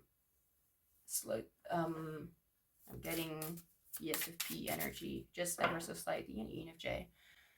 Let's see. I am one with the wind. This is an affirmation deck, so this could be an affirmation for you. Like, what else do you need to know? That you are one with the wind, the trees, and the sky. Maybe this person, the person that you're thinking about on your mind, is also feels like you give that kind of energy. Like, you're kind of like, just like easy to be around. Like, you're a blessing, a playful character with heart and understanding, and when there is time to turn off logic and turn on love, and you also know when to know that it's nothing related, that it has nothing to do with you, and that something is maybe not, like, really out of your control in a way. Like, you cannot influence it, you cannot impact it any more than you already did. Like, I'm being reminded of the scene of Alex Chen from Life is Strange 3, True Colors. She was able to be so empathetic that she was able to feel what the other people were feeling. Which reminds me, I find it interesting how she was just able to identify what they were feeling, like, easy. And I was like, damn, I wish I could do that. Like, I'm empathetic, but I cannot explain these feelings. Like, I cannot understand them. Or, well, understand them is one thing, but I cannot explain it. I have no idea. I cannot put them into words. But the situation was that she came back from Charlotte. From people who know that, the heavy scene where you had to make a choice that will maybe impact the end just a tiny bit, the influence that you have on how someone else will react to your decision or what you did or did not do, whatever. She came back, she came up from her apartment. They were about to look something up on the computer, and she was like, I was there, but I couldn't help her. If you make the decision to not take away her anger, like she could literally magically, I don't know how to explain it, take her emotion, take it away. I'm being reminded that Steph said, like, if you can't help her, nobody can. In other words, this is something that this person needs to solve on their own. This is something that you cannot, like, you did your best. If you couldn't help her, then this is beyond other people's control. This needs to be, self-realized, what's the word?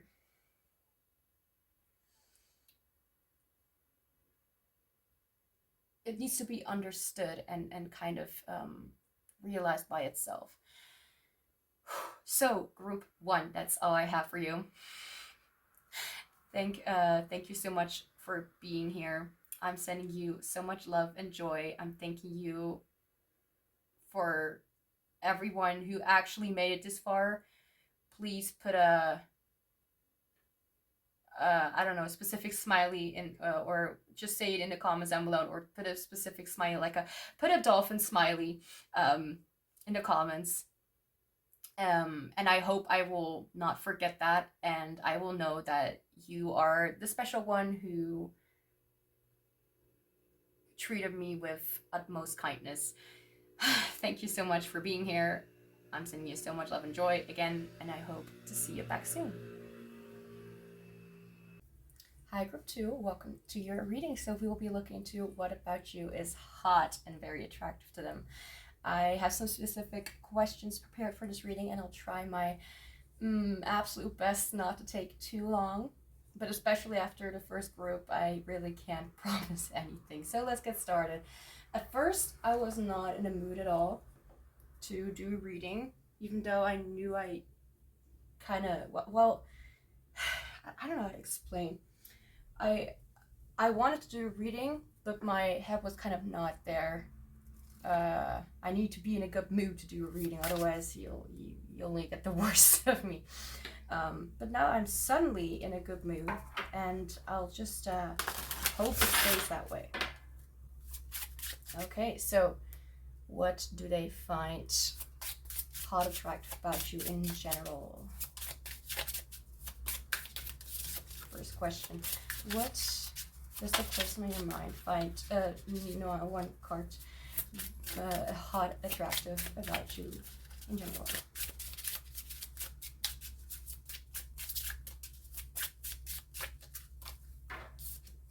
We have mentor. Okay.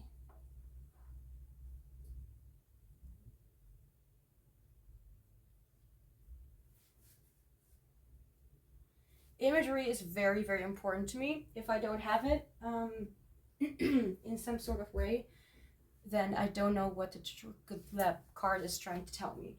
So I just needed a moment to look at the card.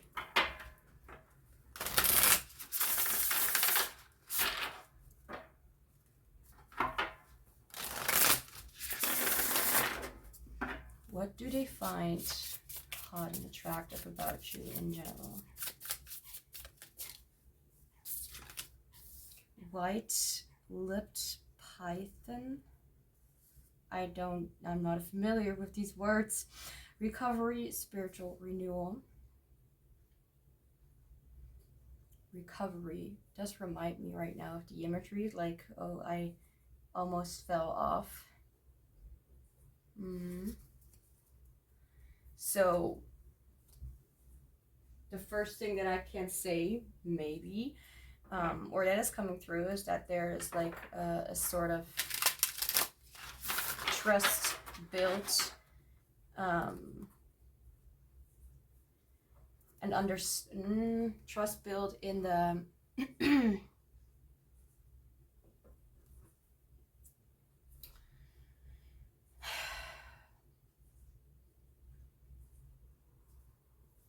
instead of blurring things out and not knowing what I'm going to say, I'm going to think about it for a moment.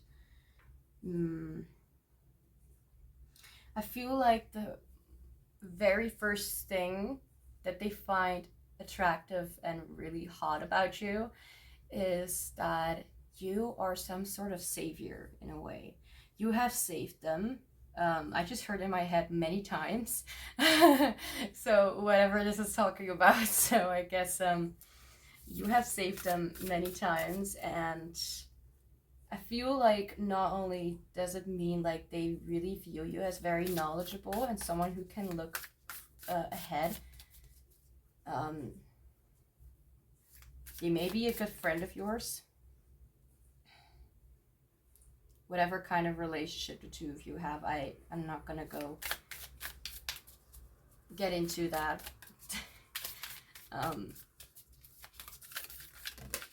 Okay. Clarity. First thing that I heard with this was like, they know what they can expect from you. They know, like, if they want to know something about you, you are not going to sugarcoat it. Like, are you someone who is harsh? If you view yourself as, if you know yourself to be harsh, then you say, yeah, I am. If you view yourself to be more gentle, then you say, nah, I'm not. Or when you don't know, then you're like, I don't know. I don't know. For a moment, I had to think about myself, because for some people I am harsh, for some people I am gentle. So for this person, your straightforwardness, because we're not just harsh, like in general, like, but they see you, what they find hot about you, very attractive, is that they know what to expect from you, and they know that they can count on you. And the other thing is, because of the clarity and the mentor, like, they are not gonna, like, that they know you as someone who is, like, not gonna necessarily give them all the tools they need to find, like, to protect themselves if they need to understand the whole meaning behind what it means. So what I will think about right now with my situation, or not my situation, but with some people, some people in general, some people just don't know what the words they are saying actually are about. So in my country, it unfortunately is the case that people really curse with very, very serious illnesses. And they just see that as a strong word to show, or, you know, like, that's fucking good, you know, something like that. But they don't understand what they're saying with that. For example, and instead of warning them, instead of you warning this person, for example, about what the actual meaning is and that they should be careful with that, like, maybe you give them a slight hint, but you're not going to give them the whole truth, or not going to give them the whole understanding, because you want them to figure it out by themselves. So let's just say, I don't know if this is a good example, because I don't know the impact it will have on people who are watching, because I don't think I'm going to use it, because my example was going to be about someone like because people in my country literally, to, you know, just like fucking good, you know, stuff like that, people say cancer, like, not as astrology, but the actual illness, you know, and they really don't get it. But I don't know if they will understand. If you're hearing noises in the background, it's like, it's, when I'm filming this, it's Monday, and people are maybe working at their houses, you know, like, I don't know what they're doing, like, you know, working with wood, I don't know. Back to the topic. I on purpose took another, made sure that I will be able to focus on what I'm saying, not forget all the time, because wow, group 1, I felt so ashamed after all of that. But Fortunately enough, I edited it, but I'm going again. So at least I'm able to remember it now. Anyway. I need to write something down. 1 second. I just I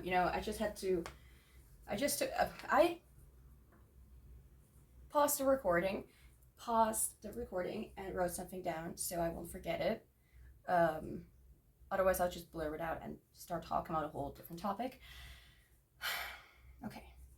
So there are people who are swearing with those words and saying it to other people. You are such I don't want to say the word stupid, dumb, this, that, I really don't want to what's that called, trigger anyone, because I definitely will be triggered.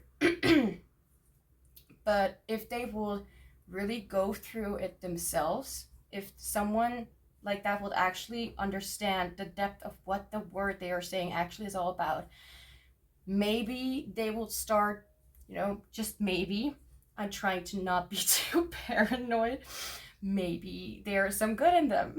Sorry. And they will understand, as a hopefully normal human being, I'm not used to those kind of people who are actually normal, that and good-willed, this, oh gosh, so off track anyway, that they actually need to change that kind of behavior and what they're saying. So instead of just being warned about consequences of, I feel like if people are able to say those words out in the world without shame and even care about what they're saying, even to others, I honestly wish them, like, it's not something personal. At least I don't know. But I wish them to experience it, so they are, like, just like the song from Enneagram, I wish you pain. Like, it's hard to say. And one thing is different. I don't love them, what he is saying, like, I love you so much, so I want you to, what does he say? To learn it for yourself and go through the grief to understand the meaning of what that whole grief was about. And I feel like this person sees you as someone who is so harsh, but so goddamn straightforward and honest when it comes to these things. Like, I feel like this person really sees the most beautiful in you. Like, I honestly kind of, like, I feel like there's a part of me that wants to cry, but it's not coming from me, you know what I mean? Like, it's me channeling. So I feel like this person, like, kind of crack up and be like, I cannot thank you enough for I actually got teary for a second. I cannot thank you enough for teaching me this whole thing. Like, it's like they are starting to grow up in a way, like they're not a child anymore, even if you may still view them as a child. Like, there's so much that is coming through, and I'm glad I'm not in a bad mood, and I'm glad I took the extra med, so I will be I'm like, yeah, don't tell this to other people, but sometimes, and it's not like something bad, like it's not like overdoses or anything like that, but sometimes I take an extra, what is for the ones who have AuDHD and stuff like that, I take those kind of meds to regain focus, because maybe if you've seen the group 1, then you would understand how much of a struggle it is. Even when going to a store, this is months back, like maybe even like beginning this year or last year, I went to a store and packed everything up that I wanted to buy, and then I found out that my phone was still at home. I did not know the timing. I did not have my card with me to what? I dreamed of, I just realized remembered that I dreamed of getting like you know, such a pay card, you know. I have grown up in 3 languages. Please give me a break. Like you know, a card to pay, like not a credit card but a paying card. Credit card, that will be a little bit too much for me. But I left all that at home, and I was like, no. I was there like, are you kidding me? I don't even know when the store is gonna like close. Like, it's not like I still had like an hour left or something like that. So I left my card, like my not my card, but my cart, you know, for where you put your stuff in when you're at the store. I left it there at the same place. I didn't remove anything. I just left it there, kind of went out of the store, drove all the way back, found my stupid ass phone on the table, left it here, forgot all about it, and I cried out of relief. Went back, card was still there, and I was like, I was still needing to kind of catch my breath, like, oh my gosh. And then I kind of came across someone who was like, yeah, I paid too, and kind of chill, take a deep breath. Kind of made me a little bit uncomfortable, but I still did. I was like, okay, yeah, I need to kind of breathe. And everything went well. But that was one heck of an evening. Maybe the reason why I'm telling could be because I feel comfortable, or it could be that this story has some sort of significance or relevance to the situation. Now we also have chakra balance. I don't know how to pronounce it. Chakra. Sorry. I will actually get the booklet with this.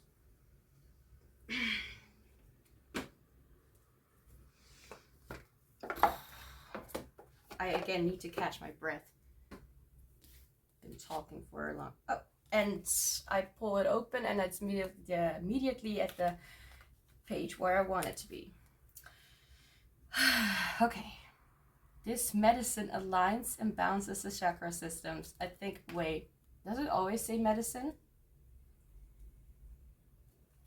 Once I need to know. It's interesting how it's this medicine, because I literally was just talking about like me having like taken like my meds again. Like it's not I'm allowed to do that. Let's just say that. Whenever I need it. This crystal assists in chakra ray crystals. I have never heard of that ever.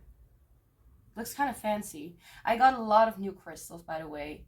This is also a new one. This is rhodonite, I think. I'm not sure. Okay, let me just get the box.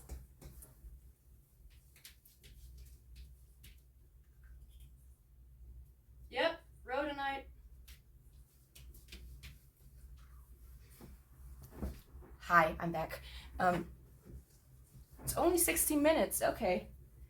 So I have not been talking all day. Jeez. I need to breathe. These pretty crystals have the colors of the rainbow inside them.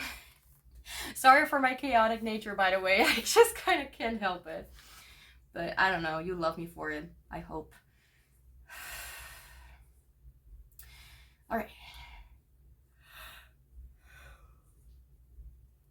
I'm so sorry. I get really like, I'm really out of breath very quickly, even when I'm walking.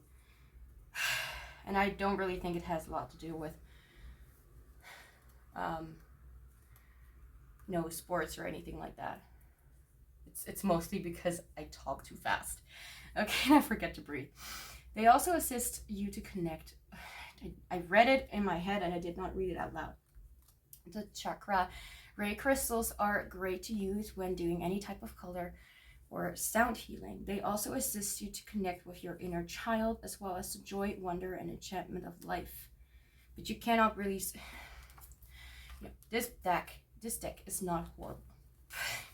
I wish to have a little more info on the card instead of trying to look in a book. Anyway, this crystal assists in meditation, color healing, chakra balancing, dream recall, inside joke, joy, magic, and laughter, enchantment, inner child healing, manifestation. So, okay,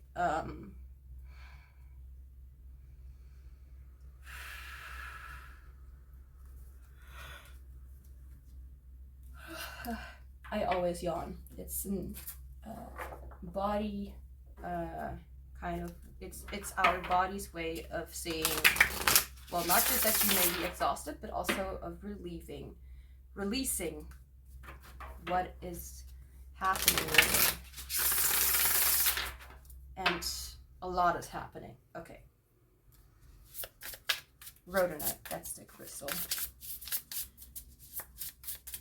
Not this one, this one.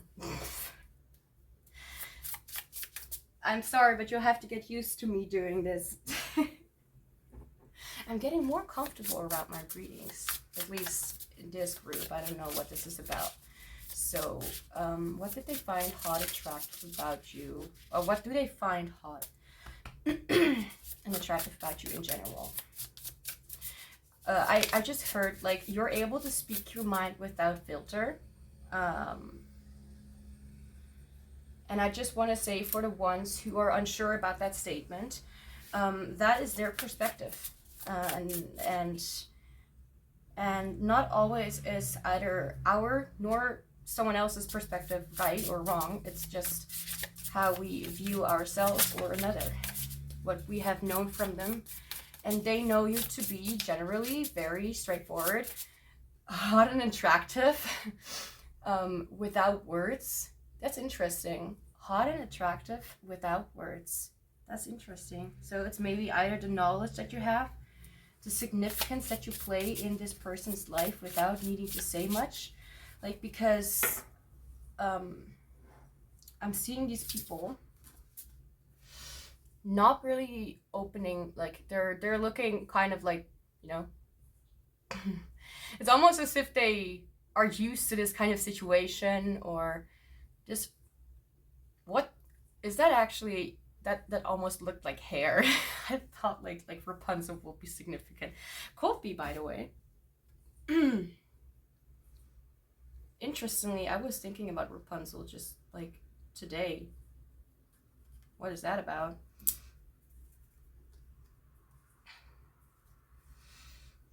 I feel like they see you as the kind of person who's able to, like, you're the one, like, you're the ones, like, the one who will be standing in this place, and they will be the ones who, like, making a mistake and, like, trying over again. Like, they will be more of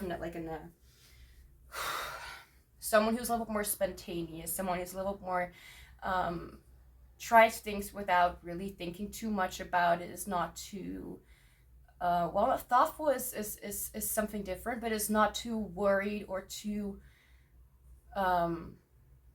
much in their head about the future, but they're like more living in the here and now.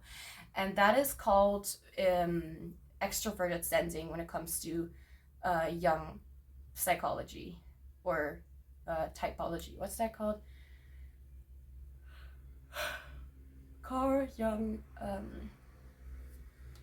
Cognitive functions for the MBTI system. I love that. Okay, let's just keep moving, just keep moving. Wait, let's keep swimming. In their shoes.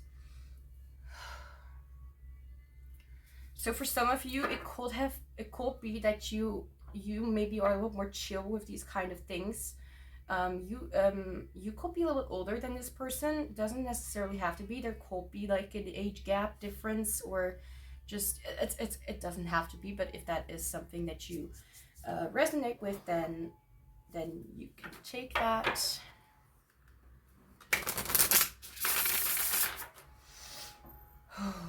Okay, so what do they find hot and attractive about you in general? And we're already 23 minutes in. is that you are able to speak your mind without filter. As I said before, you're creative and you...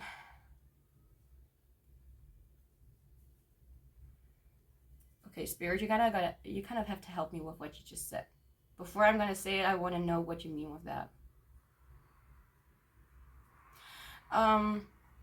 So for some reason, I just heard lack of understanding. So let me just explain. This doesn't mean that you do not have the understanding or do not understand. Number 19 and 37 could be significant. I'm being reminded to say there could be, like someone could be 19 years old, someone could be 37 years old.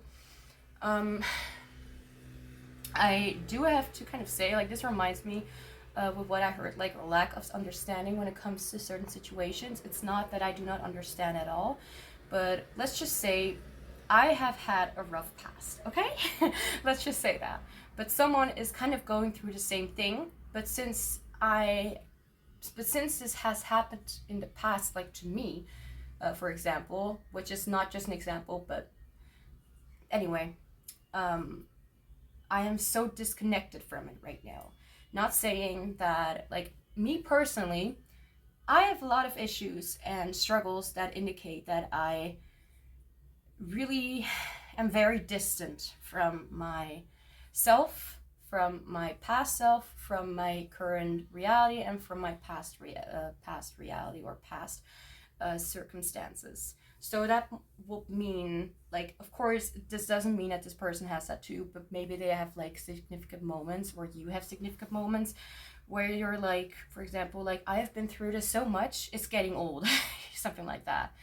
And maybe that's what makes it so, like, maybe this is exactly what they find that, like, I feel like they are not like judging it in a way like that's like in a bad way, you know. I feel like they actually look at you in a way like, because of that kind of distance between their situation, and you know, I feel like you are able to teach them a lot more, because it's not like you're not empathetic, but maybe you know a lot more how to deal with those situations instead of how to experience those situations, if that makes any sense. So let's just say you already know how it is to experience it, but since you have had these kind of downfalls many times, or you have already known someone to have these downfalls many times, like, well, yeah, honestly, if I will think about it, I also have, like, if a friend makes like a weird mistake that they have not made like for the first time, then obviously I may get a little bit more, I don't know, frustrated or a little bit more annoyed with that. That's just from my side. And that may be the distance here, like, you know, it's getting old, like, kind of grow up.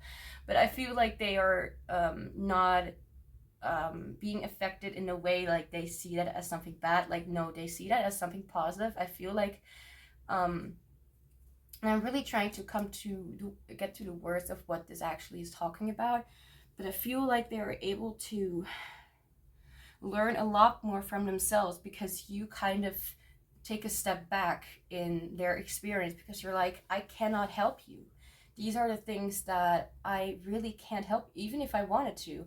And even because I want to, I still can't help you with it. Whatever the reason may be for why you are like, have like a distant, yeah, for why you are distanced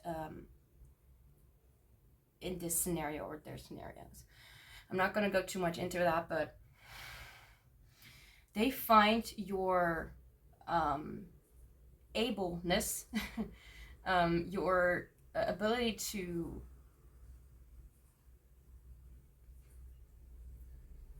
to learn instead of just making the same fall over and over again. I feel like there is some kind of,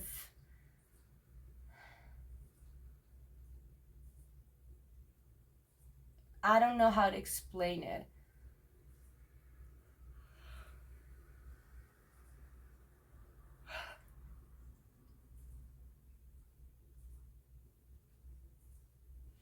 I'm getting like a download, like you may help them, and you may not even know why you're helping them in the first place. Maybe it's because you still have some sort of like attachment to the scenario or to their innocence or experiences, or not their not knowledge about what is happening.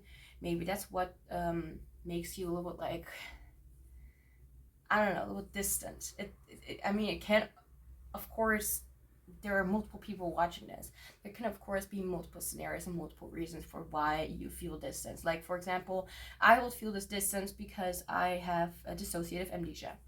But other people have other readings. In case other people also have other readings in if this is not resonating. But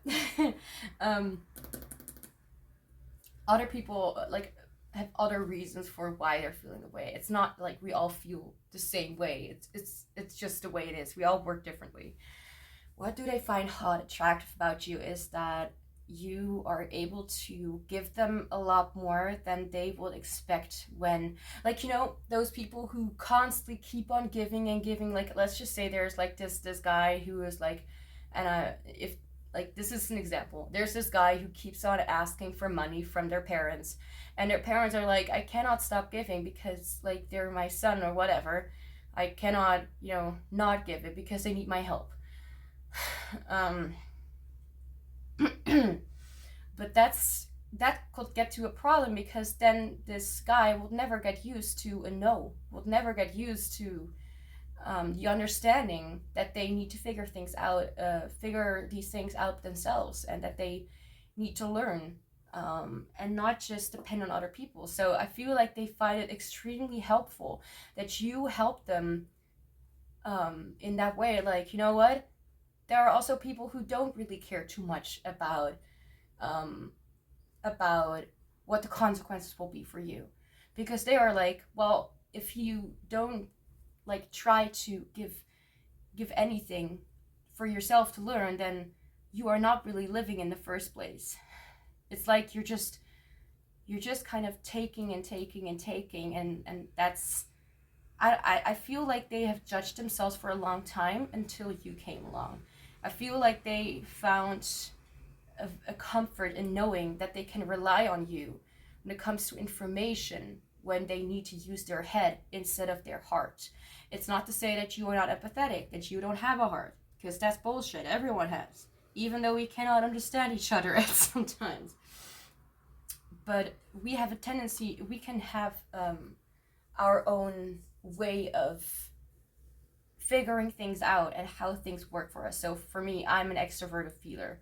So for me, it's also figuring out like how I deal with certain things when it comes to social expectations or something like that. And when it turns out that, if it turns out that I'm wrong in the future and I'm actually not an INFJ, then, well, yeah. So extroverted feeling is about like being, well, not just empathetic, but focusing more on the social cues and focusing more on the social aspects and how you need to present yourself, instead of like kind of being like whatever, you know. It's not like, will be someone who is a little bit more, who likes to, I don't know how to explain it.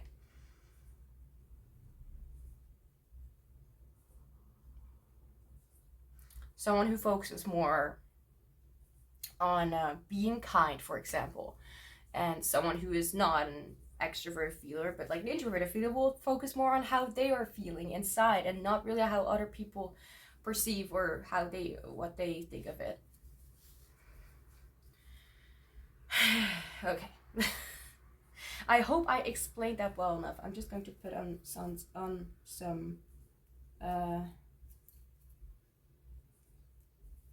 I'm just going to light something on fire for a second. Sage, can you please work with me? Thank you.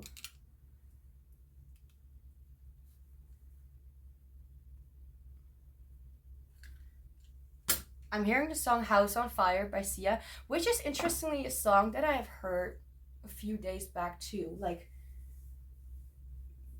babe, you're like a house on fire, or I'm like a house on fire. I don't know. I need to actually write it down, like on my arm. I'm literally writing things down on my arm. When phone is a little bit out of reach, that's just something I tend to do sometimes. So I hope I explained well enough what they find very attractive about you in general. Let's now get, please, can you please work with me? Let's get into some more aspects, because I have a few more questions up my sleeve. No, scripted. Okay.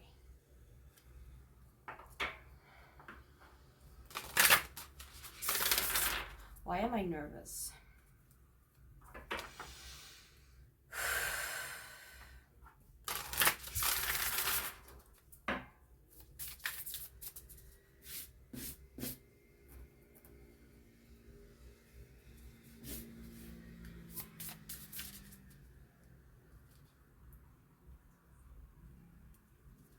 I'm also hearing the song The Greatest by Sia.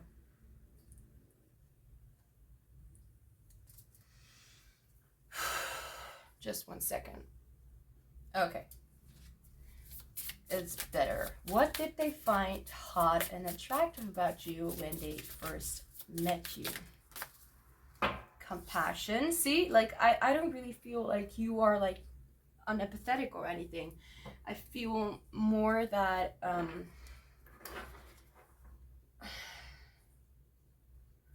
I don't know how to explain it, but there are moments when you use it more frequently, and there are moments, like, I feel like you carry compassion and empathy deep within, because if you didn't care at all, then you wouldn't help anyone, you know?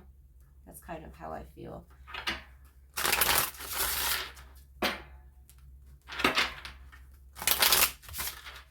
Please don't fall off.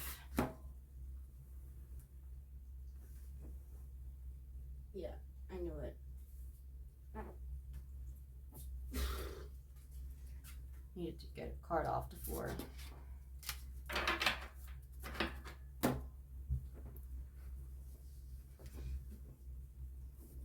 Okay, let's keep moving. Okay, which way? Okay, the Hangman. Both these decks are made by the same person. As you can see, they have like sort of similar kind of artistic imageries. Had some trouble with these words for a second. Okay. What did they find hot and attractive about you when they first met you? Ears itchy.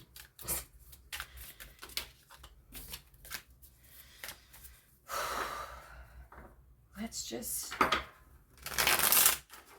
take a breath and take it easy. That bothers me. There's like a pinkish kind of color on one of the cards on the sides. But fortunately enough, not on the cards themselves. Like no. There's a little bit of pink, and I think it's my fault actually, so I'm not gonna say anything more. You know, when I just got this deck recently, and I have like the book here, and the book, sometimes I just kind of like need to yeah, put some color inside to be able to understand what's going on. I'm not good with reading. I'm better with imagery and interpretation of that. So what did they find hot and attractive about you when they first met you? So I'm being reminded of the color green, expansion.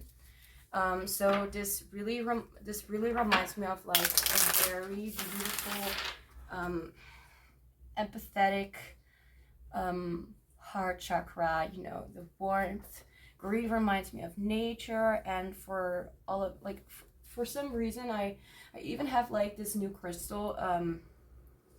It's the come on, the yellow serpentine. And this I just kept this next to me, and even like almost like underneath my leg, like as I'm sitting here, like against next to me, like sticking underneath my leg, like I kind of, yeah, to feel comfort. So this color really gives me a sense of comfort, expansion. And with this deck, I love this deck, but I need to get the book. And there are a lot of cards, so... Oh, wait. Here we go. Okay, I'll just put my thumb above this. I just kind of say, come on, it's fucking easy. Enlargement and propagation. Expansion spreads positively throughout space, expanding the area occupied by both someone and something. A message, project, or person expanded and spread widely. Okay, so they find it really hot that you're able to spread your... Okay, that sounds really gross. No, spirit.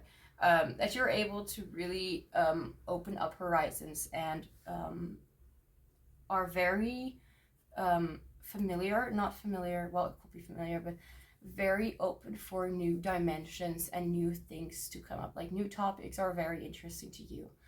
And I feel like you carry a lot of interest in those kind of things. Like, especially when it comes to, like, let's just say a child has been born. So you're going to celebrate that kind of expansion because there has been put something new into the world that is going to possibly be like an upgrade and a beauty for this world.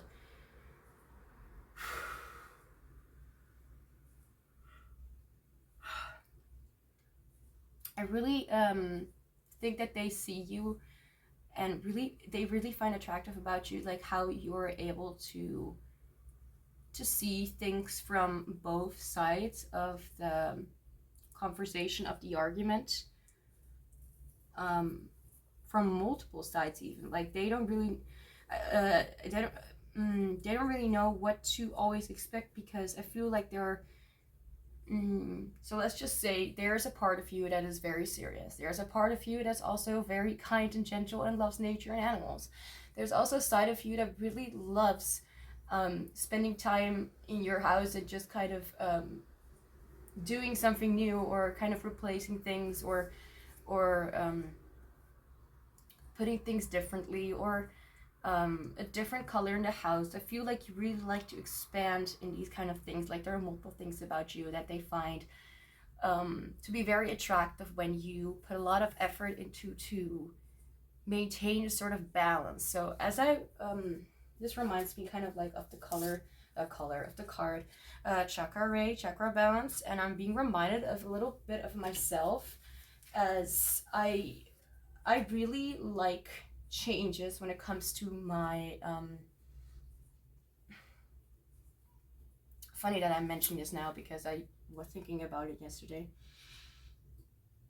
Excuse me, I'm burping. Letting out energy or whatever. How I sometimes am kind of like, I would like this to be a little different. Like, let's change the color of the walls, let's do this, or let's do that, or let's make a change here, or let's make a change there, let's kind of do this. But what I was thinking about, like what I was talking about yesterday, or thinking about yesterday, is the fact that I like changes that are controlled by me. That I am able to, like, I don't like this product anymore, let me choose another product. That's a very cheap kind of like explanation or example, but like let's try a new kind of hair care routine. I have no examples. I really am my extroverted sensing is not very or sensing in general is not very high. But let's try to do this, let's try to do that, let's make a change in this kind of routine that I feel comfortable around, and like let's do this, let's do that. Like I feel there's this kind of aspect of you that they really find attractive, as you are able to, you are not changing in a way like you're getting back to an old situation, but it's like change is like it feels more of like growth in a positive way. Like you're getting, let's just say first you liked dark kind of colors, but then you suddenly liked pastel kind of colors, like me, because I used to like dark purple. Why the heck I actually liked it? Because it was so dark, and dark colors remind me of unwanted dark night of the soul kind of thing. That's, it reminds me a little bit of depression. So I like to have the sunlight around me. I like to do readings when like in day, when I don't need to put the lights on in my living room, when things are coming naturally. Anyway, well, maybe that could be significant. So I think that they really find it attractive how you're able to maintain order, but also make changes that are going to benefit you and your energy. I mean, your energy is what inspired you to, like, the energy shift was what inspired you to make the changes in your life anyways. But it does not feel like you're like stuck or something in one place or whatever. It feels like you're constantly trying to make some sort of movement toward a different way of living, a different outcome or something like that. So now let's see, what do they find attractive and hot about your energy? So I just realized, like, this is what they found attractive about you when they first met you, is that you're constantly shifting there. Sorry, sometimes I kind of are not really aligned with the question. So they found it like right at the beginning very attractive how you just always kind of showed different sides of yourself. Sorry, that's my dishwasher. If you heard that sound at least.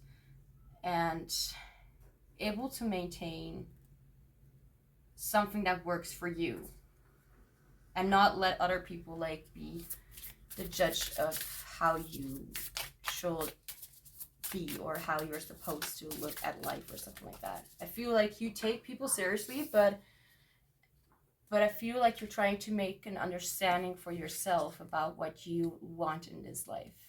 That's what they find attractive about you, I suppose. Sanctuary. Yeah, I guess I'll do the... No, I feel like this.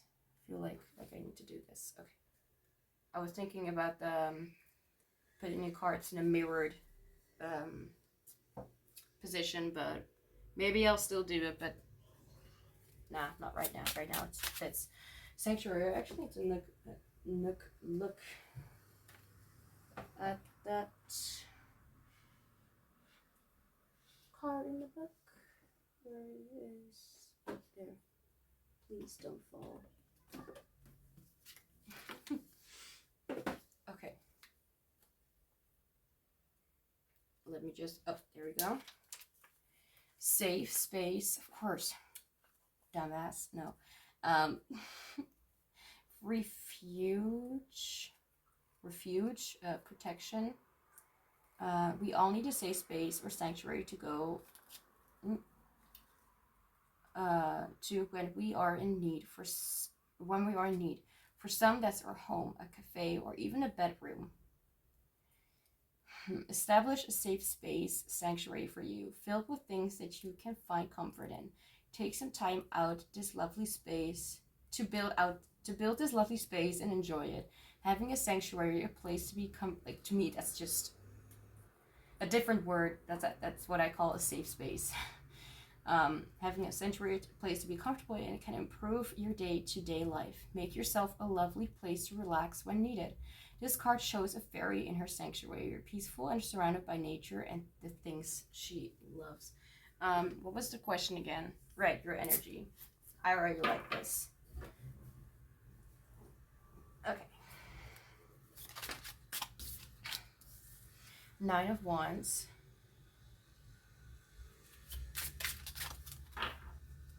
Can you not do that, please? Thank you.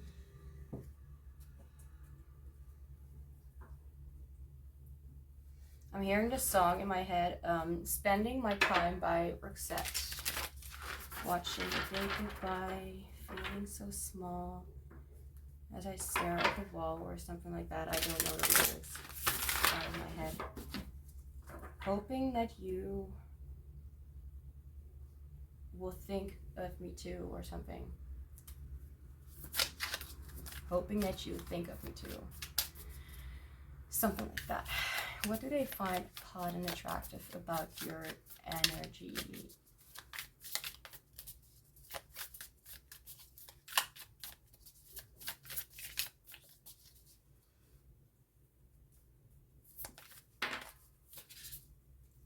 Antimatter.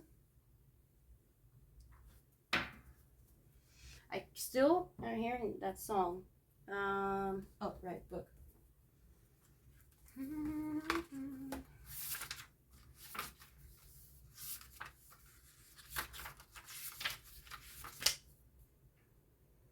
Oh, right.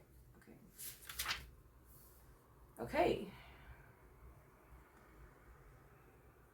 Okay, so, right. We have matter and we have antimatter. Antimatter reflects the opposite of manifestation in a three-dimensional plane. So, again, like, these things are like what they first found to be attractive about you is how you like to change things, like, more in a three-dimensional plane, and expand them. It's not really necessarily just change, it's just like, it's always getting better and better and better. And here,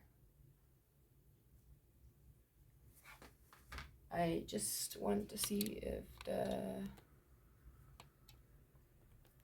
Okay.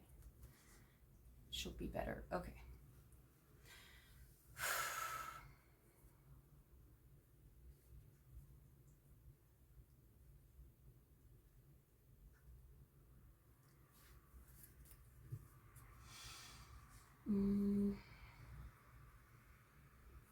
Opposite of manifestation in a three-dimensional plane, a lack of concretion in a particular event. This feels more like it's a feminine energy. So a feminine energy is not based on gender. It's based on an energetic field of something that's more internal or something that's more external. And the feminine energy is more internal, and the masculine energy is external. Okay, so okay, yeah, that's a different thing. Energy should therefore be focused on the lower vortex of the body. To achieve concretion, the root energy center of our body will help connect the earthly and tangible planes.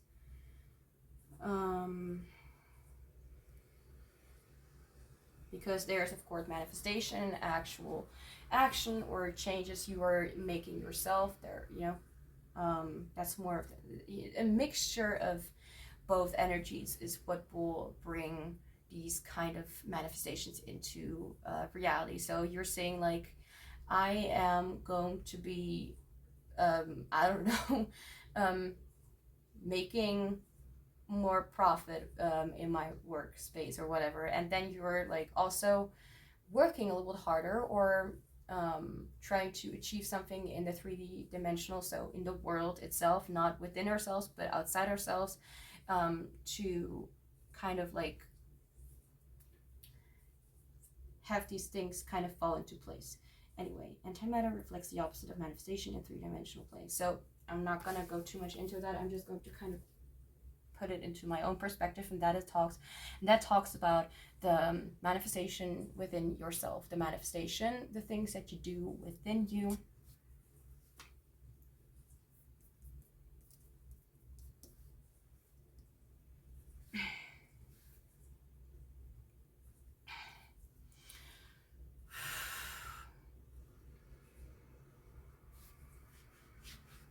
the more feminine energy. I'm having a hard time explaining. Okay, so what they find hot about you is that I feel like your safe space. Oh, Nine of Wands. I kind of want. I kind of feel called to look in the book for that card to see what it says. Wands, please. No, that's Pentacles. Almost. Persistence, hope, fatigue, rising to meet challenging events.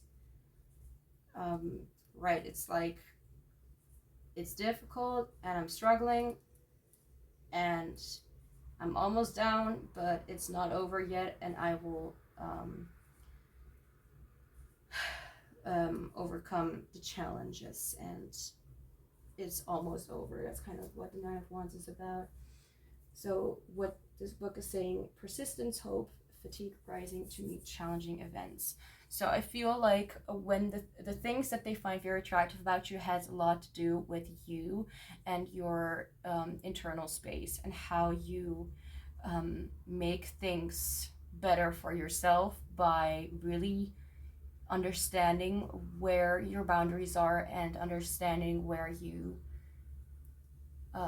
can meet yourself in the middle. For whatever reason, I felt called to say that.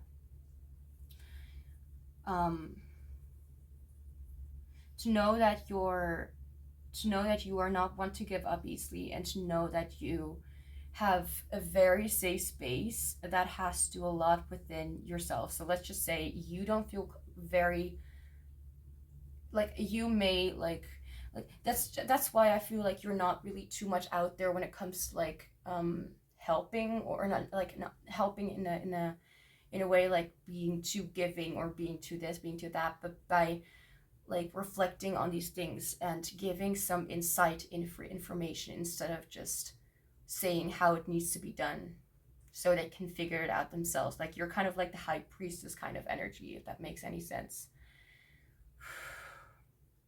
That's your energy, I guess, to them, because that's their perspective.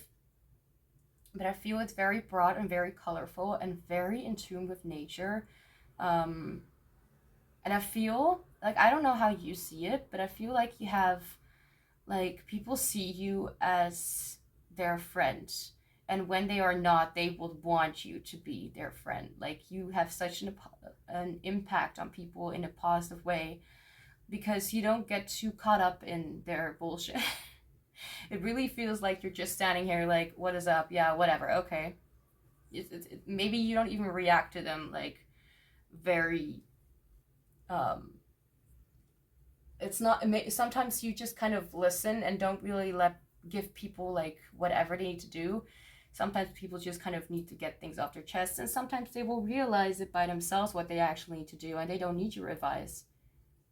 You just kind of give them the mirror, and be like, okay, so what do you see about the situation? How does it make you feel? And well, what do you think what needs to be done? I feel like they really find that attractive because your energy is like, well, you kind of stand there and you're like, I'm comfortable with where I am, thank you. You know, but it's not like you do that in a way to burden other people or whatever. It's more like it's safe for me, and it's also safe for other people. Like, I'm being the perfect candidate or whatever for like being a psychologist or whatever, you know, or being someone who knows or understands the kind of internal process and understands how it needs to be, what people need to do for themselves and within themselves mostly, because they can make changes, but if they don't understand what they need to change within or outside themselves, you know, that needs to come through within so they can put that outside. So if I don't know what it is that people expect from me or that I will be best for me, then I can try as much as I want to do things that I do not understand, but I will not come to any conclusion until I face myself more internally. Like, what do I feel about this and how would I pursue the situation? I don't know. You give them that kind of feeling like they can kind of look at you and be like, well, some who are not ready to look within will look at you and be like, well, you're no help, because they are not ready to look within. And those are idiots. Don't listen to them. Fuck them. Anyway, they just need to figure out their own life. And I'm being maybe a little bit aggressive, but anyway, I just don't like those kind of people who are like, you know, projecting their shit onto you and acting like you're the problem. Anyway, so you are a great help for people who really want to understand after having tried countless of times, because one will get really frustrated and a little bit kind of, you know, like, I'm kind of done with this bullshit. Like, what is it that I actually need to do right now? Like, because they see that things are not working the way that they want to. And this is possibly how this person is also perceiving you. Like, they can project or say whatever they want, but they're not going to reach any conclusion when it comes to you. They're only able to reach a conclusion within themselves, and that may cause whatever kind of reaction from them. Okay, so what do they find? I'm a little bit confused. 1 second.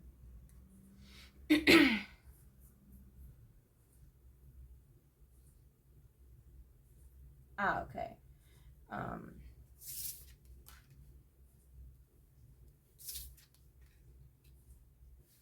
I was kind of like thinking about how I did group ones. You know, damn it. The layout. And I was like, wait, why? Like, okay. I'm having a script and it's very specific. It has stripes. So I'm like, what do you mean with those stripes? And I'm like, what did I actually mean with that? So I was like, oh, right, 3 cards here, 3 cards here. Okay, I understand myself a little better now. At least I hope so. Whoa, okay. What do they find hot and attractive about your personality and self-expression? Which also kind of has to do with your energy, but let's see if there's anything that, like, it's a little more, like I did say with group 1, like INFJ, INTJ could be the possibility, but I really feel like INTJ could also be possible here. INTP could also be a possibility because of the it's not really dependent on like introvert or extroverted thinking.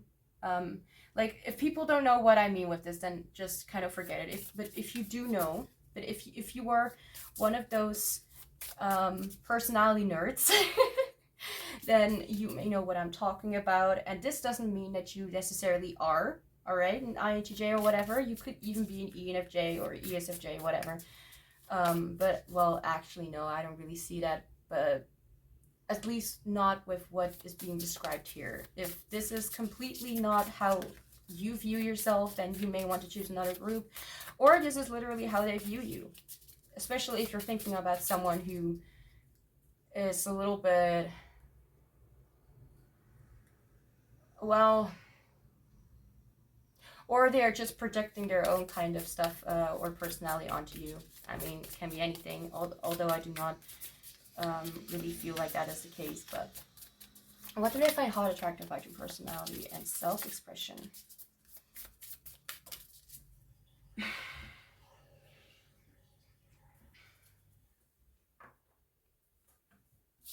We have 2 cards. Excuse me, I keep on burping because whatever. Self-reflection. This is so awesome. Forgive. Dude, thank you. I always say dude to my cards.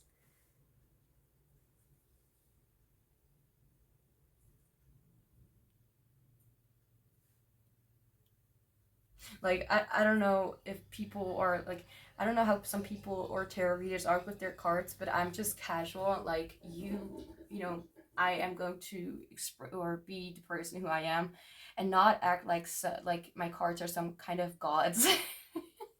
We all have the same, you know,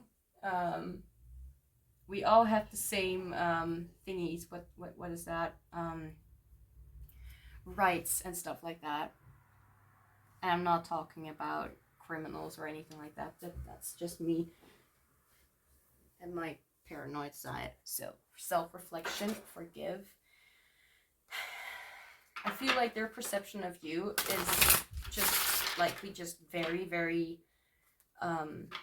intimately like positive.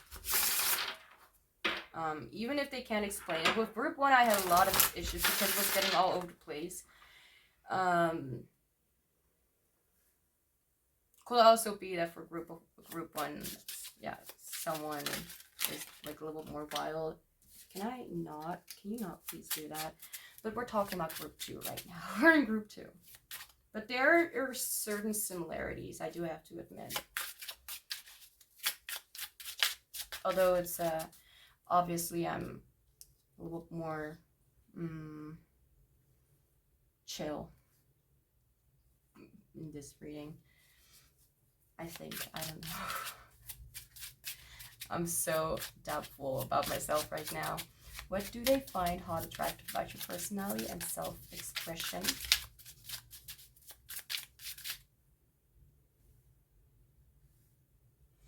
I'm being reminded of like a song and also a music video, and this song is not like very much out there. It's a song that was made for a movie that was originally from Germany, but it was also put out in the Netherlands.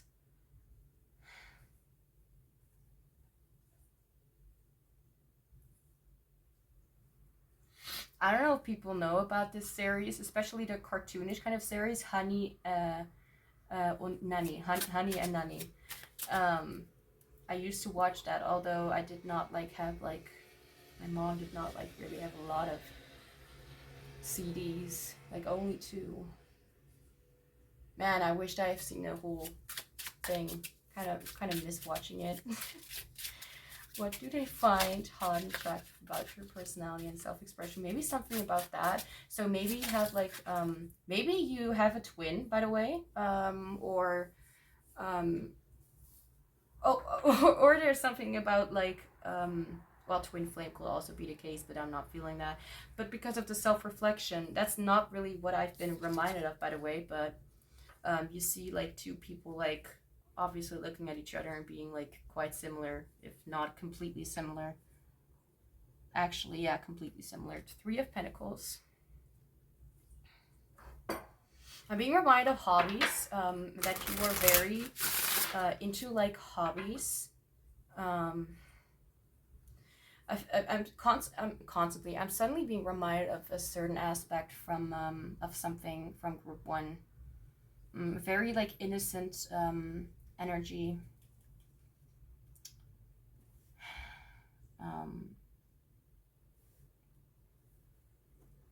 Like maybe someone's inner child is kind of here in the reading with us. Need to kind of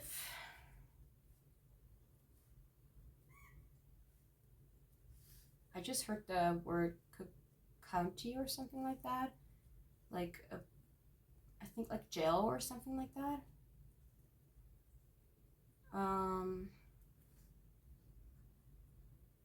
I watched a video of 2 police officers like illegally, I don't know how to pronounce it, arrest someone for making videos or pictures from a building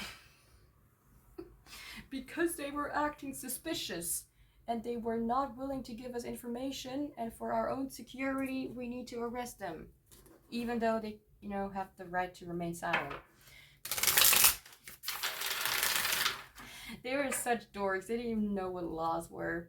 I don't even know why I was watching it, because the dude was so dumb and arrogant. Okay. Oh, that's why I need more space. Ow. Ow, ow, ow, ow. Don't do that to my nail. My nail is kind of sticking or stuck on my table. If my beautiful, beautiful, like, don't take it the wrong way. I used to be a nail biter, and now I'm obsessed with my nails because they need to be perfect. Okay. What was that about? I don't know. Let's try continue. The card needed to be on top of this. I was like, why is it not fitting? Why is it not?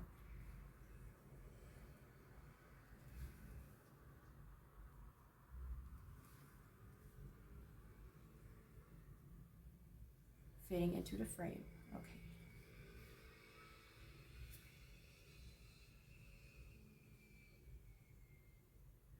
There's something coming through about like a heart pounding, like hearing it pound in your chest, something like that. Could be about them, could be about you, I don't know.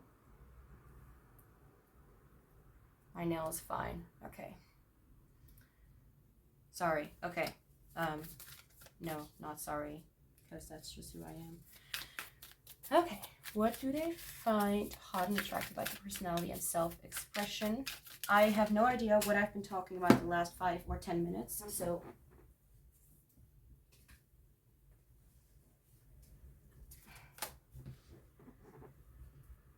in general, I really have a lot of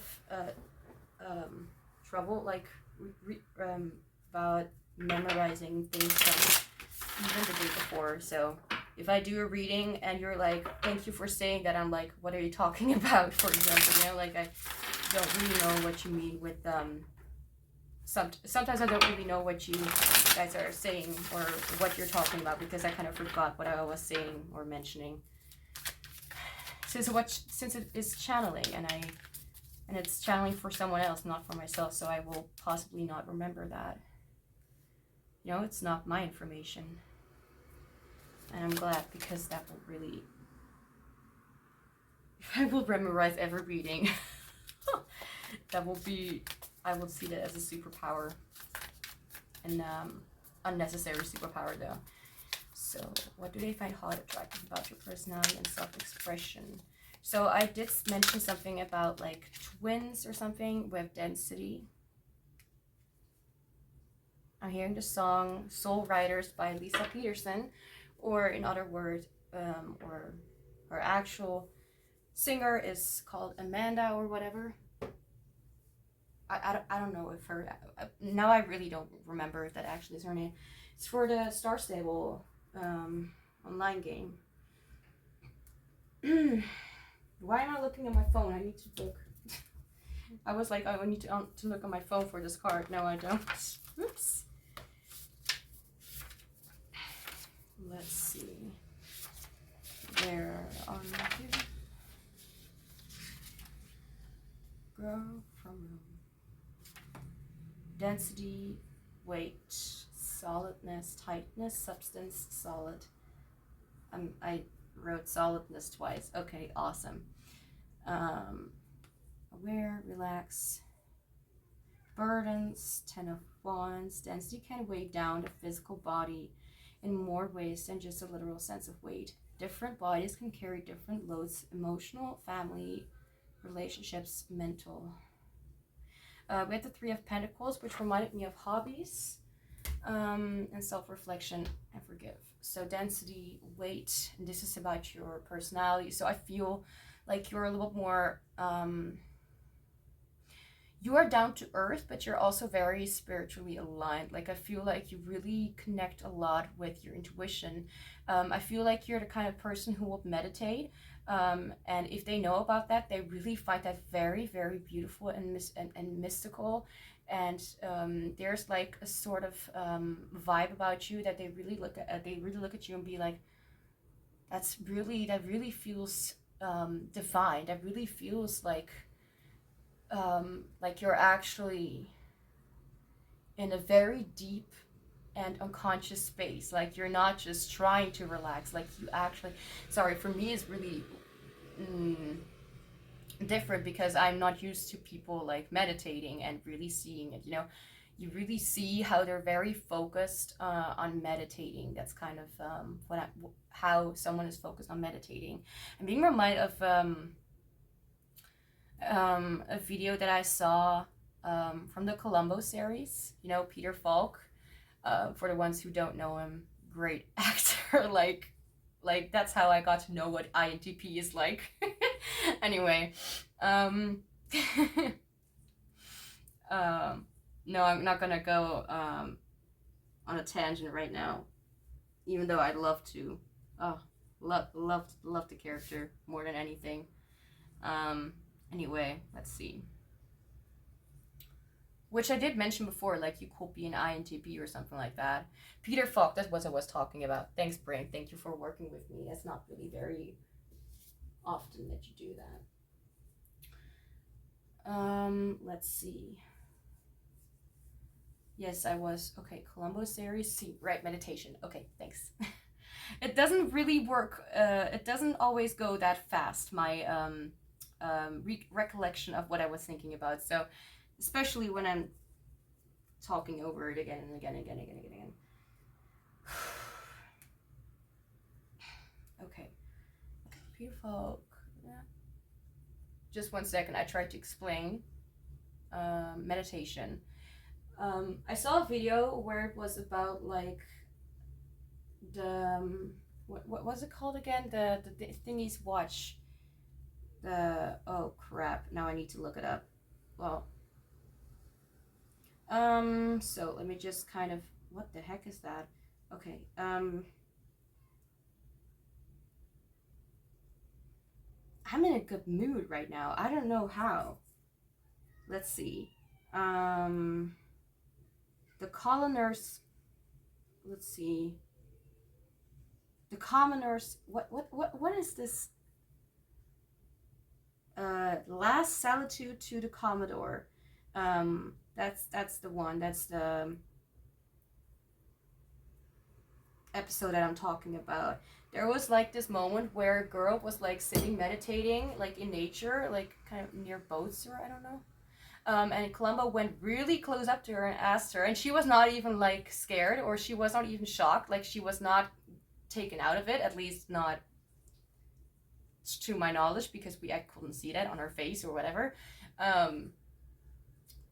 But he just came up close and asked her what she was doing or whatever, and wished her, you know, some good meditating or something like that, like respectful towards what she was doing. And she was not at all scared or even like she didn't even flinch or did not even react in any way. She was like just so in her zone and chill. Like that's honestly how I feel your vibe and your personality. Like even when things happen, like I don't really feel like you're that much bothered by it. It's like, okay, well, whatever.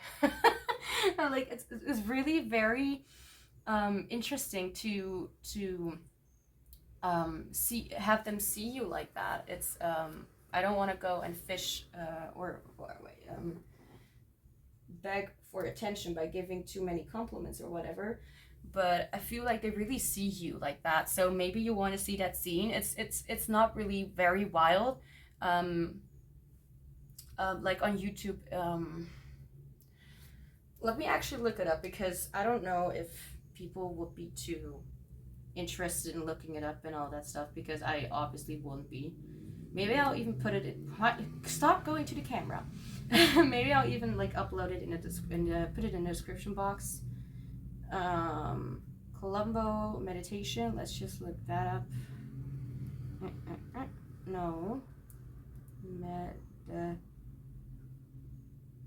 Meditation. I don't know. Columbo meditates for the first time. That's 2 years ago.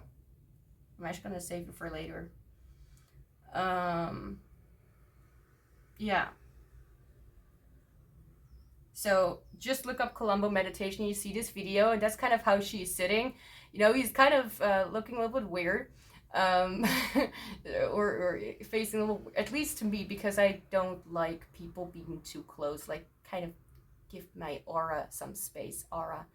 But that's kind of how this person looks at you, just so unfazed and so like, I'm cool with whatever because I am at peace with myself. That's really how I admire your energy. Like I am actually feeling it. Like it's like so peaceful. Like what the fuck ever. I don't care. I'm not gonna go and project. Like I will not. I am certain I will not be called to this group because I am reacting to everything, even if I don't want to. All right, so now let's look into. I don't need to explain more about your personality because even though a lot is happening, and even though you are putting a lot of um,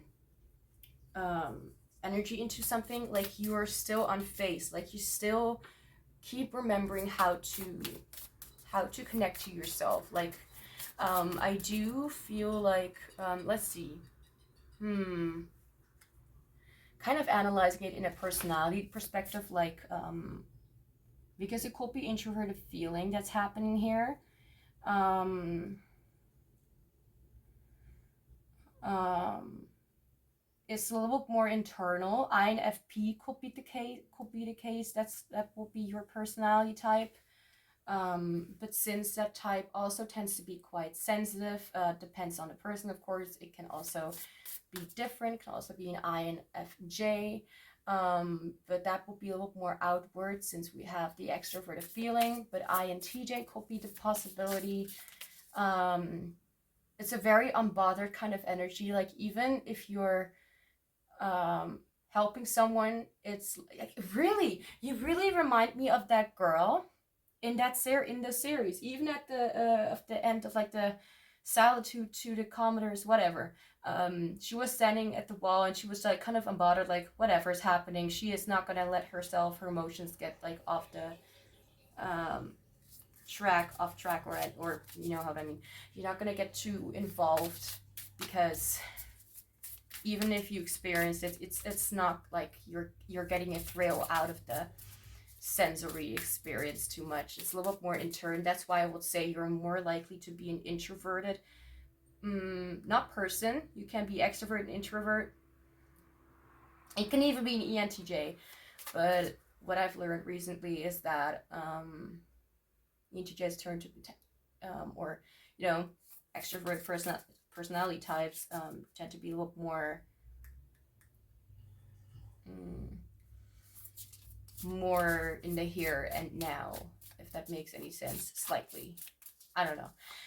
Okay, so it's really unbothered. I'm absolutely like, damn, I would want this energy myself. I'm so jealous of you. Like, if my life would have been like that, then I wouldn't have all these problems. I honestly, but I don't know how you came to this. So you know, it could have been that you were very bothered or very easily, you know, like maybe you're a meditation pro, someone who likes Buddha or likes to listen to those people, you know, who are in those kind of, you know, have that kind of going on. Like about, if that is the case, then I actually think that you have inspired me to look that up because I would want that too. Usually I'm just pessimistic about these things. Like, yeah, of course, people can be like chill all the time, of course. Anyway, what do they find hot and attractive about your mind, thoughts, and or philosophy? So, what does the person in your mind find hot, attractive about your mind, thoughts, and or philosophy? It's almost like I'm doing a reading. Like maybe I should kind of change the title of the video to like I'm kind of like in terms of the title, I'm kind of like thinking of like what is hot, what do they find hot about you, but maybe it's also like a little bit of like what is not only subjective but also a little bit objective, because I feel like this is just kind of the truth. But if you don't feel like that, then of course we have surrender.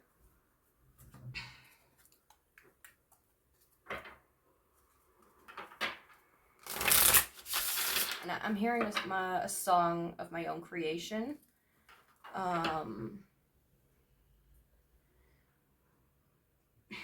And the lyrics, I'm hearing the lyrics.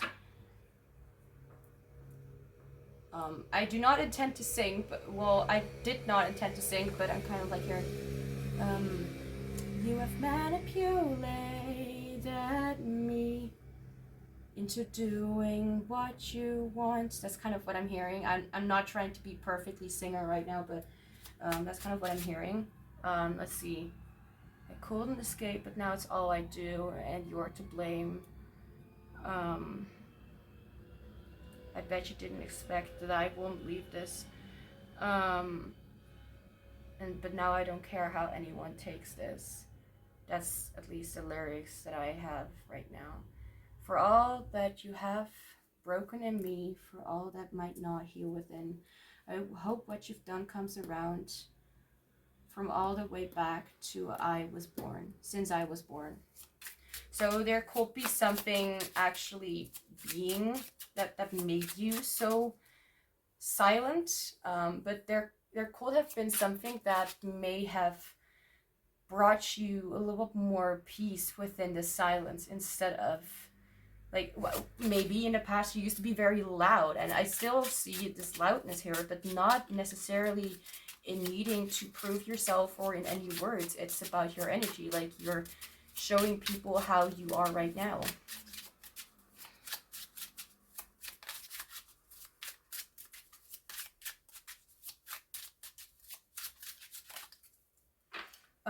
The song is not out yet, but I already have a lot of songs that I prepared that are never ever out, even though they're like years old. We have The Emperor. The song is actually called Born. At least that's what it's called right now. I don't know if I would change it or anything. And it's actually about someone who has what's that word? Offended me in,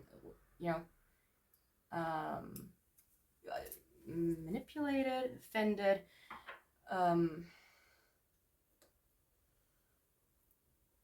especially in a very intimate matter. I don't want to get too much into it, but that could be significant. We have parallel universes. Can you not do that? Thank you. Okay, this feels a lot more comfortable to me. Whew, okay. Of course I didn't want to do that. I didn't feel like doing the mirroring kind of like, then otherwise I would have like done the Oracle, Tarot Oracle, and just look at group 1 kind of, and you will know what I'm talking about. I have difficulty explaining things, especially in the sensory way. Let's see. So this is about their what they find attractive and hot about your mind, thoughts, and your philosophy. Right. Parallel universes. The difference between this group and the first group is that in the first group it was also long, but I was very, very forgetful, like, and not able to kind of get back to where I was talking about, and that's where kind of there was the necessity to cut things out.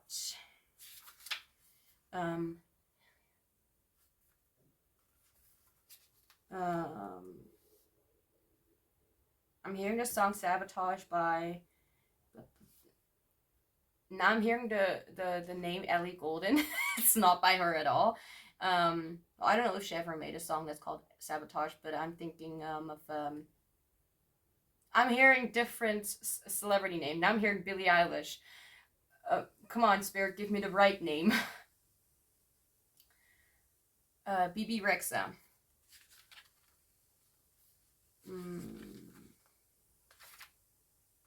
Are we? Okay, I think I went past it. Oh, here it is. Choice. The power of choice. Choices, consequences. How did you become who you are today? How did you get to where you are? So I feel like what I've been just channeling, I feel like could be significant. Like the things that you've gone through, I feel like that made you so much stronger in a way. Like, I'm not trying to say what doesn't kill you makes you stronger, because I used to like that motto, but I don't anymore, because what didn't kill me made me paranoid, for example. What didn't kill me made me mentally ill, you know? What didn't kill me made me wise, but that wisdom could also have come through different sources. I don't need trauma to teach me a lesson.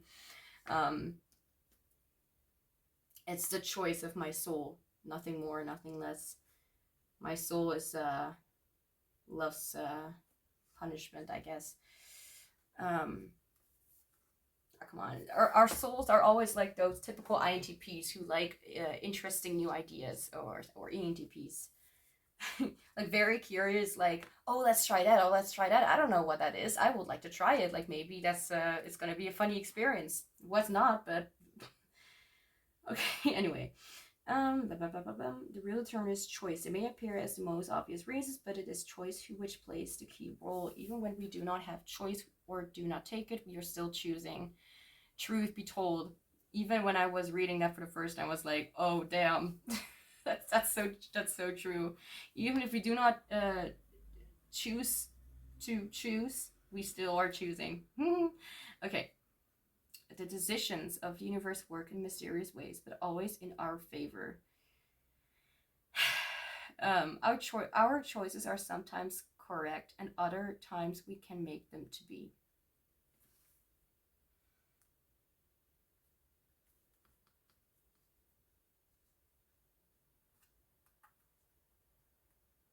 You know, we all need a moment to kind of let information sink in, right? Especially when we are doing a reading for someone else we don't know. Okay.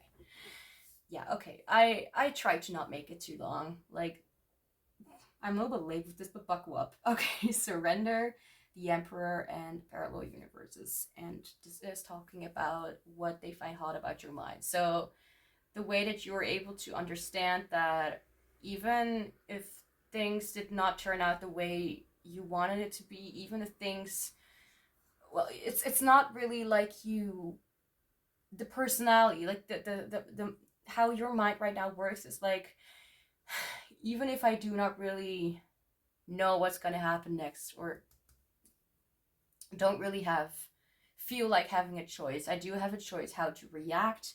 I do have a choice how to feel, or how to behave.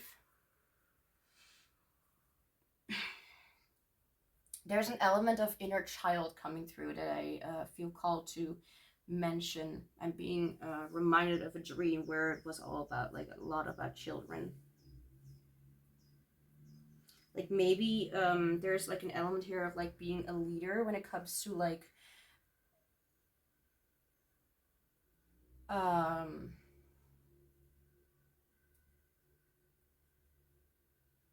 that's interesting. A lot of compasses. Like, I did not say because it was here, but because I actually got reminded of that. Anyway, was channeling that. That's what I wanted to say. Okay. I'm doing my best. Parallel Universe is the Emperor. They find it very attractive that you are able to take the lead with certain situations, even though you do not know where to go next. Like, you make decisions how to make it best for yourself in the current situation, understanding that, okay, like, let me just kind of get an example, because I'm thinking about like unnecessary things. My hands are like oily. Ugh, I don't like that.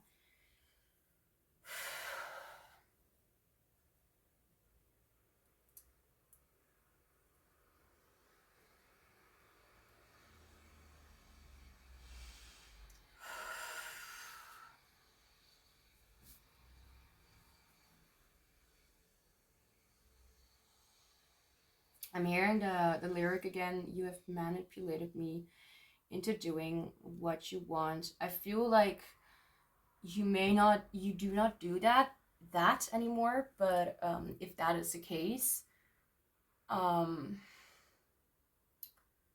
but you're also not really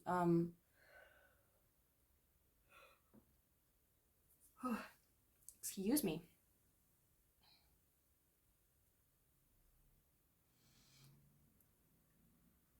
there's an element about you that is like, I'm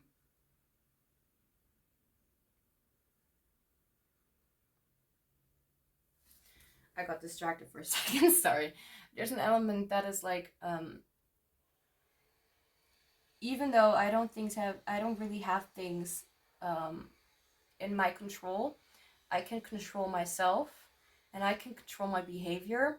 And I feel like your behavior, like the way that you handle things, like your thoughts and how you are going about things, is understanding that you do not need to use force to come to go forward, that you do not need to use that in that there are different sources. Like, I'm being reminded of the scene in Detroit Become Human, the game. Like, I'm not a movie person, I'm a game person. Well, not really, but a gameplay watcher. Viewer, that's what it's called. um where you are given the choice to take the bomb that what's she called again? No, not that. Being reminded of the name Dawn, but that's not her name. Um, right, that's from the game. What's that? What's that game called again? It's a very interesting game. What is this?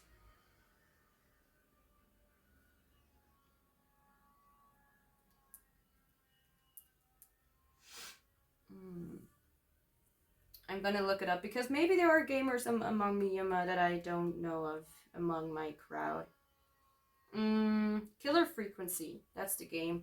Killer Frequency and also Detroit Become Human. Those are specific games that I'm being called to mention. What? North. That's her name. North gives Marcus like the bomb that she was able to get to convince another deviant to not do anything with. And she was like, if things go wrong, we always have an option. He's like, you can choose like to take the bomb, or you can choose to like be no. There are other sources. And you're like, well, maybe you identify as Marcus, or not really Marcus, but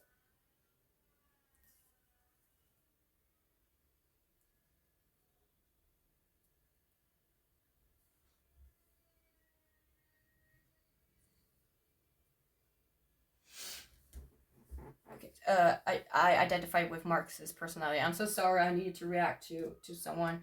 It was very short lived. What am I talking about?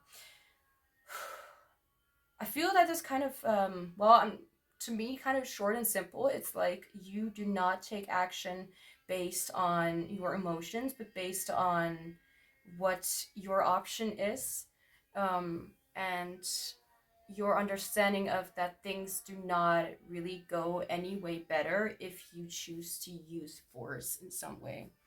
Now, let's look into what do they find hot and attractive about your heart, feelings, and how you share love. Oh my gosh, okay. Okay, let's try that again.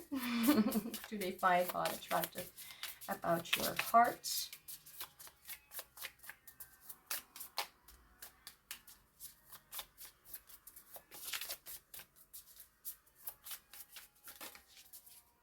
I keep hearing that song. Like, there's something about manipulation or something. I don't know why it's so significant that I'm hearing it over and over and over again. And it's specifically about you've manipulated me into doing what you want. Into doing what you wanted.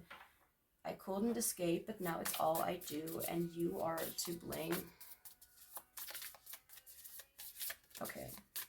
What do they find hot, attractive about your heart, feelings, and how you share your love? What does the person think you?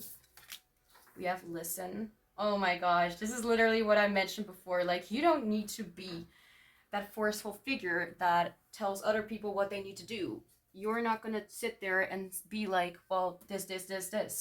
This also gives me a little more of indication of like an INFJ personality type, because the INTJ is may have the tendency to be more like, what can you really do to, not have that situation anymore. And the NFJ may be more like prone to be like, well, I don't need to necessarily tell you what to do. I can also be like a comfortable space where you can just talk about your feelings and kind of just, you know, do that and not worry too much about, you know, and or about what you need to do, and let that and leave that for later or whatever. But I feel like this also has a lot to do with you intuitively listening to what is right for you. And creating a very comfortable and beautiful distance between you and the person who you're talking to not be too straightforward, to not be too gentle, to not be too to not let them be too attached, to have them understand that, you know, that you also are kind of like like, of course you are a person, but that you're also a person, that you need your space. Why did I ever think that I could make this a short reading, not longer than an hour? What? How could I think that? This is a big ass reading, long reading. The World talks a lot about like achievements and accomplishments and completing some sort of chapter. And the chapter is not just something small, like I just like finished reading a chapter of the book. No, you like reach the end of the chapter of a certain time in your life that was about a specific something, healing, or about your past, anything. Usually it involves our past. I hurt myself when trying to kind of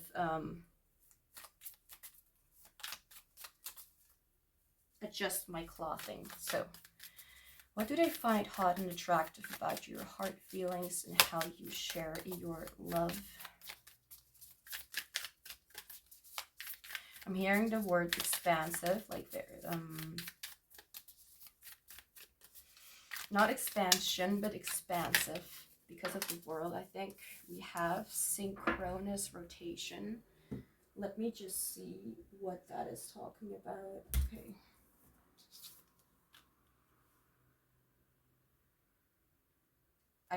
What?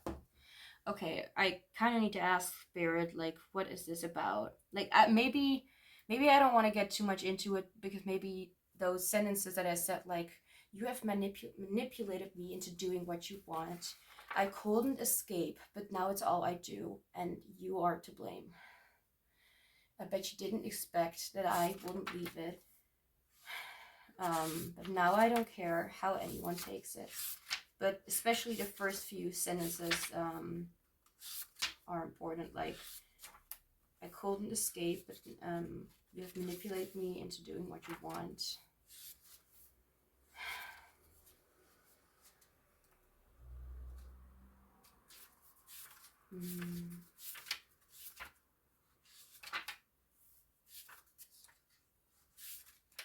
Almost there.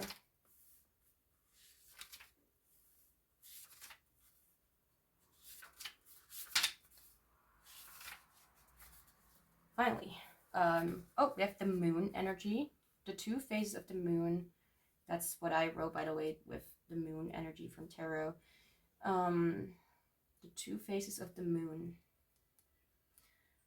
This card warns us about the hidden, what we do not see. The interesting thing here is that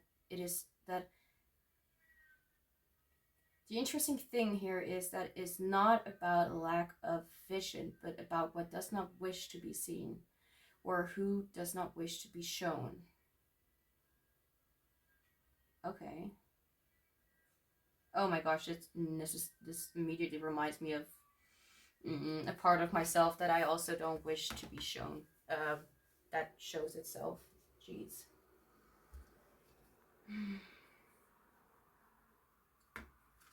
Okay. So, as I said before, I feel like you have the tendency to really let people show themselves in a way that they don't want themselves to see. um, like when you talk with people, especially with this person, I feel like things come up that that didn't want to come up. Sorry for the noise outside. People are not able to understand that we, the other people, also have airs. Anyway, me just projecting my own annoyance onto them. Okay, listen, the world. There are a lot of things I feel like that are like, I feel like you're able, what they find hot about you is that you're able to show yourself in a way to other people.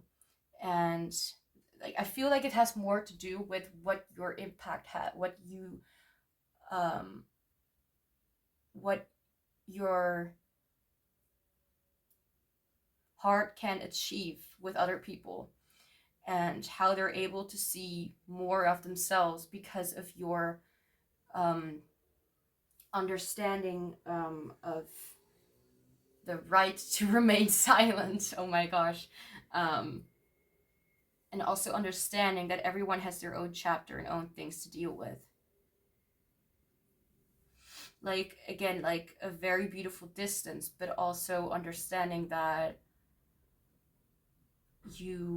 I don't know how you do it. Maybe you know, I don't know, because that's not really what the information that I'm being given right now, is how you achieve people to kind of come face to face with their own shadows, something that they have tried to subconsciously trying to like kind of avoid. But when they talk, it feels like they're literally just talking to a mirror, and they're noticing, like, literally, I also talk to the mirror, and it's almost like I'm kind of talking to other people, but actually I'm really just talking to none other than my mirror. Kind of, I'm also kind of like sending my own energy over to other people, but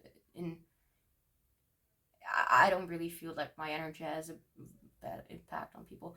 But in that way, like, I feel like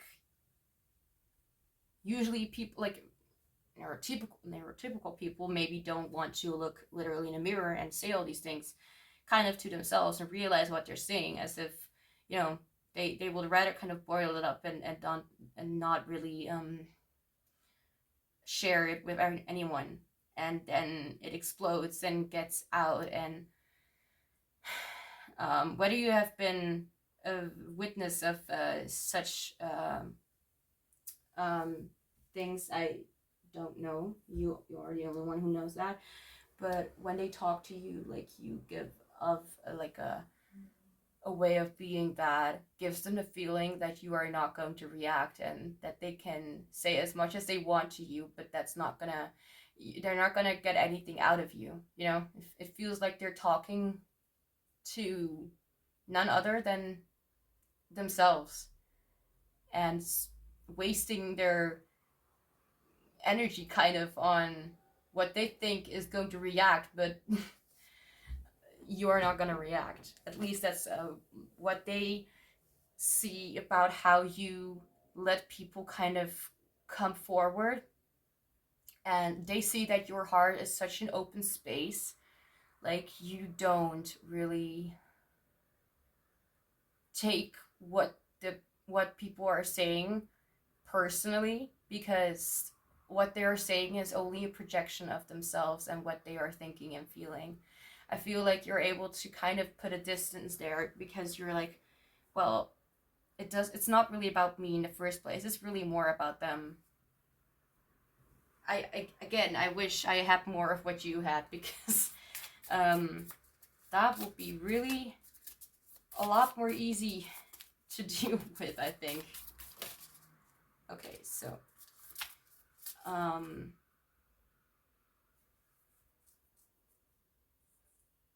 wait 1 second. Right, okay. I understand. I got confused by my own script and layout, so here we go. So we're a little bit at the end. We're almost done. I at least hope for you, because this has been nearly 2 hours. I have a lot to say. This is a deep topic, I think. It's not just, you know, the small things like, oh, your hair, like the way it's curled and the way that you have a scar above on your forehead, like right at the septum. What does that even mean? I don't even know, but maybe you know what I'm talking about, and I am making freakishly a lot of sense. Okay, so anything else they find hot and attractive about you? Okay, we have 2 cards coming out. We have, I'm hearing the song Side Love. Oh my gosh, we have I Surrender, and we have Surrender twice. So there's a lot about surrendering and being like open to whatever is coming through.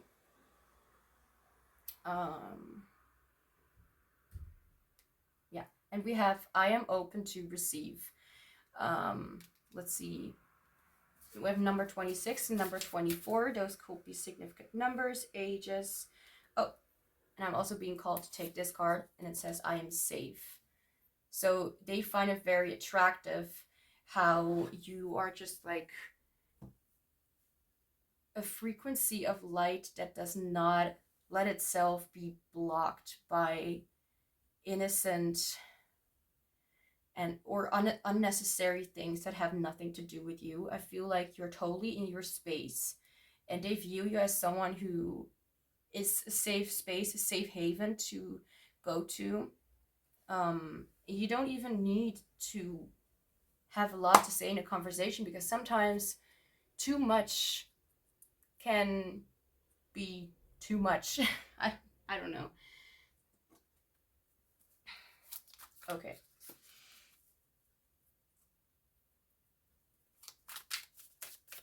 I'm hearing the song Anti-Hero because of the antimatter. I'm being reminded of that for whatever reason. It's not really related, I think. At least not in my, not what I am.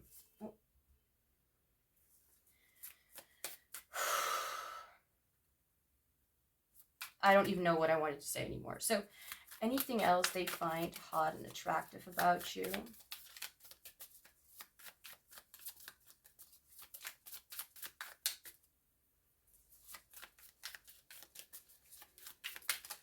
It could be that there are certain messages that you are seeing in the cards as well. We have heal, to mend, to tend your wounds, to relieve pain, to attend to wellness and health. Expansion. We have a lot of expansion. In the card. I mentioned it before, and now it's being brought into the picture again.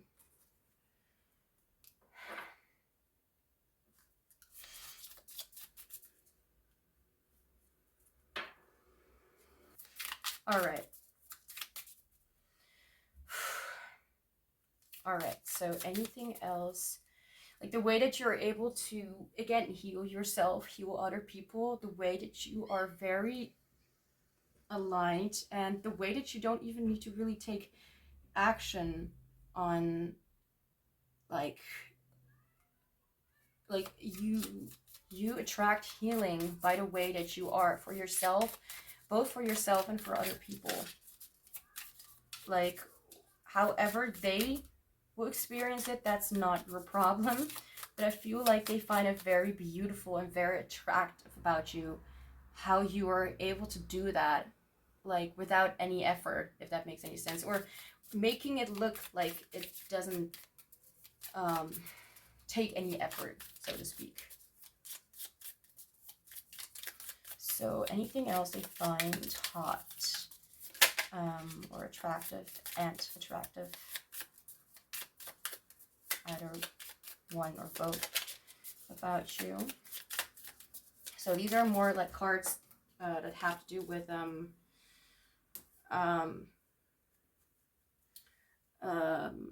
self-care activities and not really about any oracle, you know what I mean?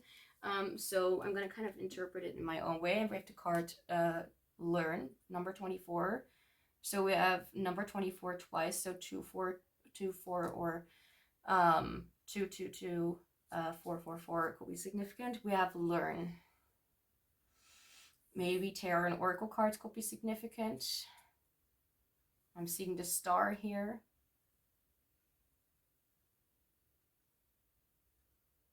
Kind of looks like the King of Pentacles, but I could be wrong. So the star, I'm seeing the star in this card, like a tarot card. So learning more about yourself, I feel like they are very, like, find it very attractive how you are maybe even learning a lot more about yourself through these kind of intuitive practices, through these kind of things, like you are very interested in yourself, like not in a selfish or egocentric or whatever way, but more like, so how am I feeling today? Because maybe you don't know how to explain how you feel, whatever. To kind of come down, kind of get down to connect more with yourself in that way. And also kind of like I'm being reminded of like the candle kind of looking like her sleeves like that, like red, yellow, red, and we have yet orange, red. So maybe connecting with things that really align with their energy and how they look. So buying clothes or getting more into these kind of things that you, excuse me if I said they, you, they see that as something like for example, I like those kind of brownish kind of thing, like they that look like leather, but it's not really leather. So my phone has like a brownish kind of like look to it. My backpack is the same. My couch is the same. My table is my dining table. This is my dining table. It's the same. Like a lot of things kind of have the same sort of structure or the same sort of color. It's all kind of relevant. It kind of connects that way. So that could be significant. So whew, now any last messages or any about anything. So it can be relevant to this reading, like about what they find hot about you. It could also be something like what you need to know or something about the future. So let's just see what you need to hear. Any last messages for group 2?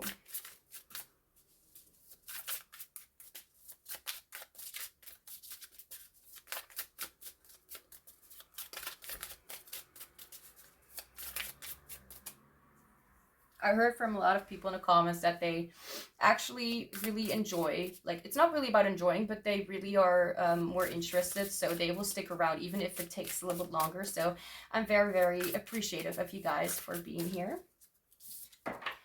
Nature, noticing the harmony around you. Well, that's definitely something that they find attractive about you, and this could also be something that you need to know about yourself anymore. Anything else, I mean, like maybe something more that you need to do is like get out in nature, be more connected, like more rooted, or when you are doing like meditative stuff or something like that, maybe like that. Any last messages for group 2? I felt called to say group 3.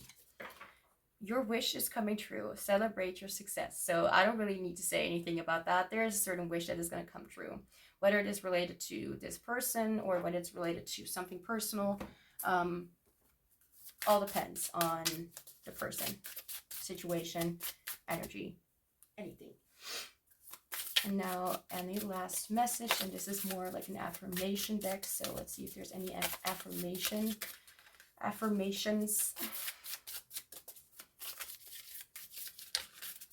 Okay. So any last messages for group 2? I keep feeling called to say group 3. And we have, with clarity of mind, feel abundance and worthiness coming through. Maybe this is what you need to say more to yourself, or something that you need to be reminded of.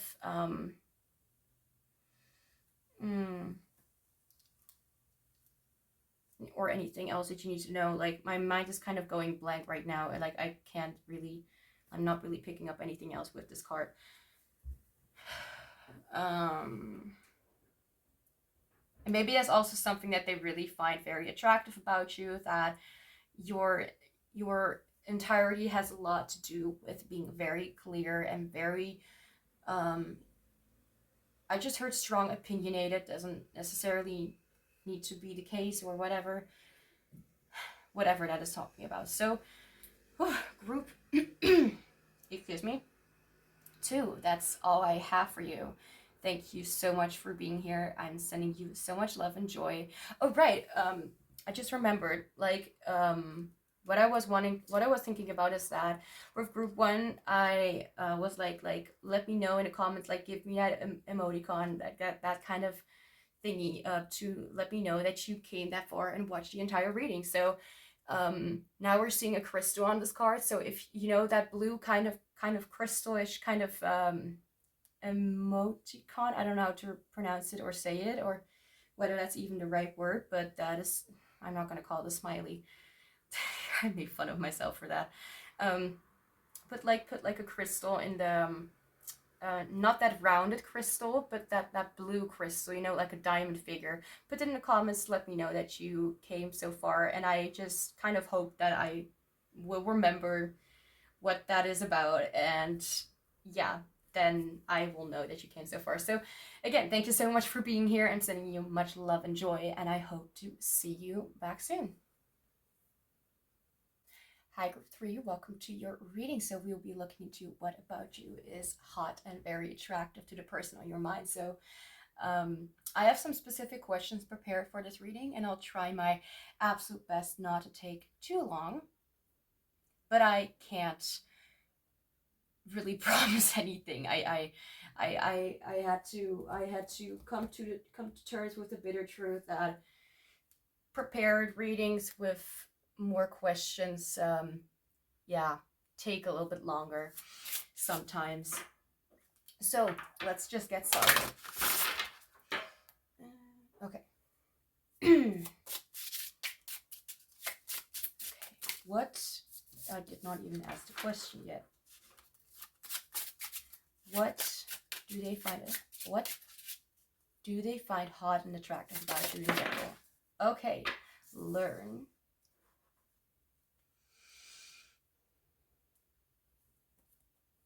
I'm hearing the song I Think I'm in Love Again by Cat Dahlia. I don't know if this song is significant. I did hear it before, like twice, yesterday and the day before yesterday. Or, you know, whatever. What do they find hot and attractive about you in general? They find it really attractive. Like, first off, they view you as someone who is very optimistic, someone who likes to see things for themselves instead of have other people tell them what things are about or whatever. Did I just say they? They see you as someone who likes to figure things out on the like you, as if you figure things. Okay, let's just try and breathe.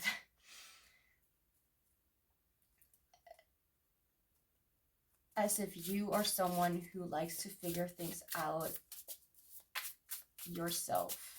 There you go. What does the person on your mind find hot and attractive about you in general? So if I sometimes say they when I'm actually talking about you, please, I'll try my best to not get to that point, but, you know, anyway.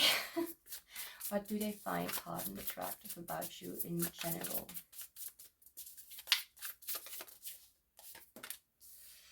Embrace the now, joy, sweetness of life, crowned wood nymph. Yeah, I've never heard of that before, but that doesn't matter. It's all about energy. Excuse me. That just felt good to kind of crack my neck. Embrace I feel a lot of warmth coming from you, as if you see the good in everyone, as if you look at people and you see magic, if that makes any sense. I'm going to try and do something because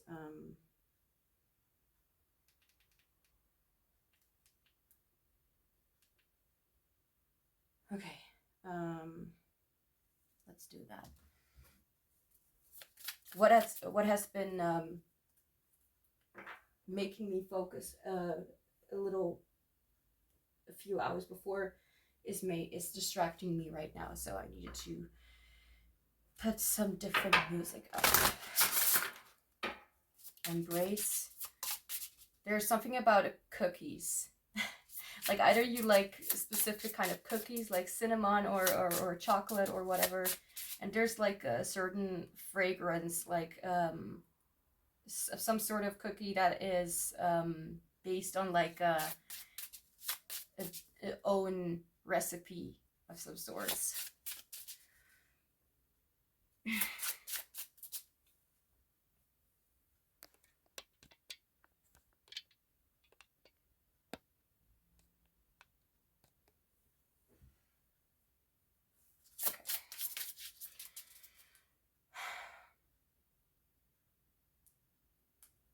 Right. Okay. What do they find hot, attractive about you in general? I just heard a mind speaker. You speak your mind. When something comes up, you really want to talk about it. And it's not in a way like you're trying to demand for attention or something. And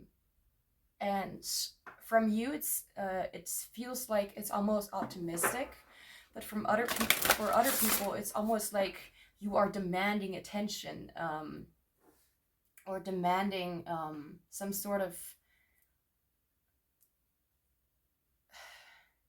that people acknowledge you in some way.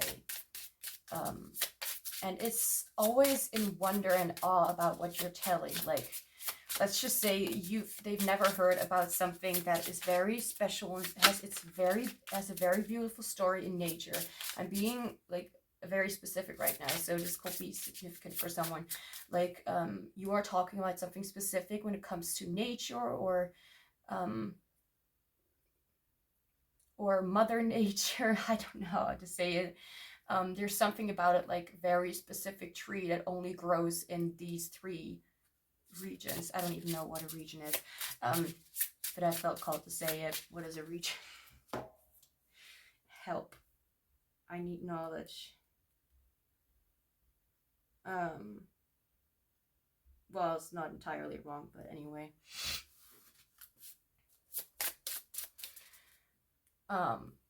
There are only like just a few, and we need to protect that kind of like you are open for things to, like, I'm not just saying nature because of this card, at least I don't think so.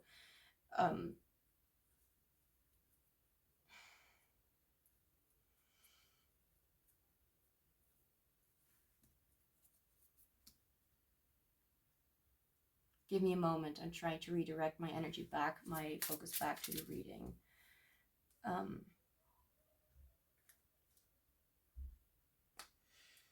If you heard any sounds outside that was not under my control. Right, I was talking about how I did not mention nature because of the green kind of card here. There's something about something precious that you want to protect. And I just notice how I'm kind of like very easily distracted. So give me a moment. Okay, I'm back. Instead of staying vague and having some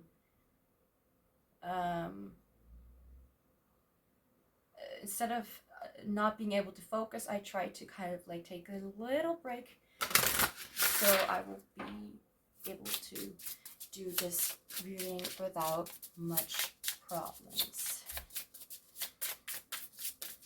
Oh, there we go. Okay, yawning. Ancient healing, cord cutting. Okay. I like how many of the groups are just very straightforward and badass. I like how how everyone's person kind of views them as some view them see them as you all as being so badass with what you're doing. Like, I mean, of course we're talking about what someone finds attractive and hot about you, but still. Right, okay.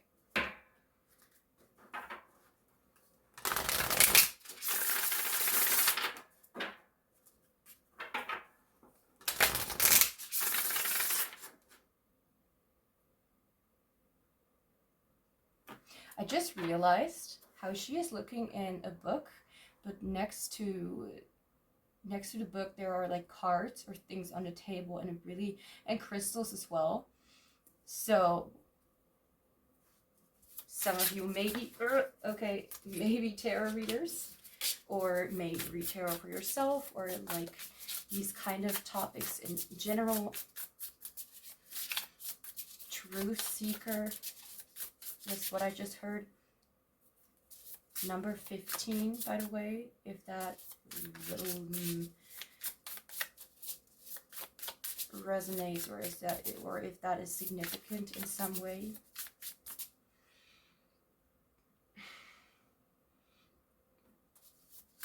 Okay, so what do they find hot and attractive about you in general?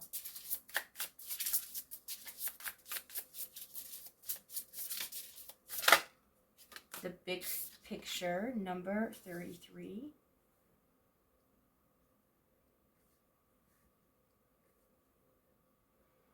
Okay.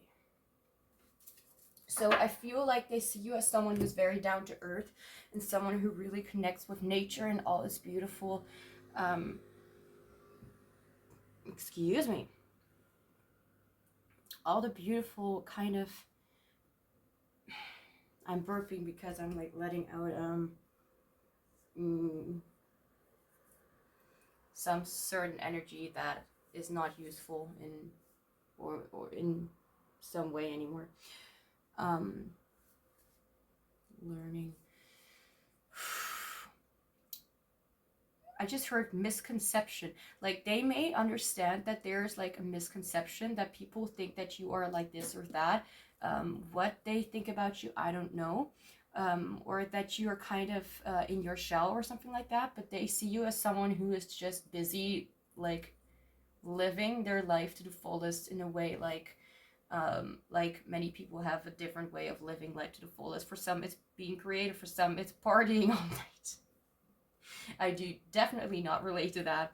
For some it's experiencing the here and now. For some it's like being with their loved ones, or with their pets, family, with their connections, people they connect with out. Okay, so they find it very attractive about you that you have the simplistic kind of nature about you that is very warm and gentle and lets people in.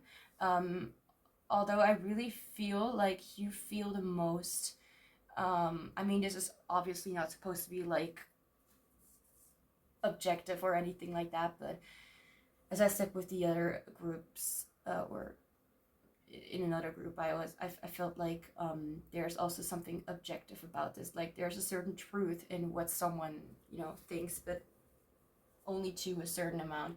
But they view you, and they view you as what they really find attractive about you is how you are so open for new experiences, so open for healing in a way like you involve yourself. They view you as if you involve yourself so much in the little things that actually matter in life, and the little things that you can achieve, like those small little victories that really mean like the world to you. like being aligned with more than just a lover, but also being aligned with, or having found a good friend, having found like a very nice connection with your pet, having found some sort of solace or some sort of peace within the turbulence, having like finding some place where you can feel safe and where you can feel like you are your most productive and best self, so to speak. They really admire how you are doing that for yourself without needing other people's um, approval for anything. Like you're the kind of person that they view like this was probably the black sheep in the family, not because they're strange or weird, but because they're special. And not a lot of people are special like this. This is kind of how this person views you. Like there are multiple layers to you, like multiple facets of truth and color. Like you blend in very well. The things that people would not typically think that they belong together. I don't know what that means, but maybe you do. Anything else? You are able to release things from your life that are not really important either to you anymore, or things that actually hold you back from achieving your greatest desire. And for some of you, it could be like having a huge ass family with like people, with animals, with spirit, anything like that. It could be very broad, like a very broad kind of connectiveness to anything that is able to live and breathe and grow, and that has a soul behind it. You're much more the person who is attracted to someone's soul, and they look at you and they're like I don't care how you look like, or I don't care what kind of badass studies you have achieved or not. Like what I can see right now, and this is something that you have as well, like you appreciate things from the here and now. What they can see is that they find it extremely attractive how you are living your life without any expectations, but to be peaceful and have happiness, like as a sort of goal to reach. Even though, you know, goals, I don't know what to say about it, but we all have our different ways of interpreting or interpreting what goals and success and whatever is. But for you, it's like especially appreciating the little things, and I feel like that is something that they find very, very attractive, because I feel like they can not just relate, but they feel like they are more in the moment, and they can be more at peace with things they would usually worry about. It's something that they find to be something that one needs to master to really feel more at peace with one's soul and letting things just kind of flow. I feel like each group kind of have some similarities, but there's a difference in energy. This feels very warm and you know, as if someone is waiting at home with self-made soup or something like that, something very special and very something you find rarely, or something that is very has like a significant taste that you're like, I can, like it's similar, it's familiar to me, but also not, like it has something that I just can't really explain, can't really, yeah. Anyway, so that's what they find hot and attractive about you in general. Now we're going to look into the more specific aspects, like what do they find hot and attractive about you, or what did they find hot and attractive about you when they first met you? Oh.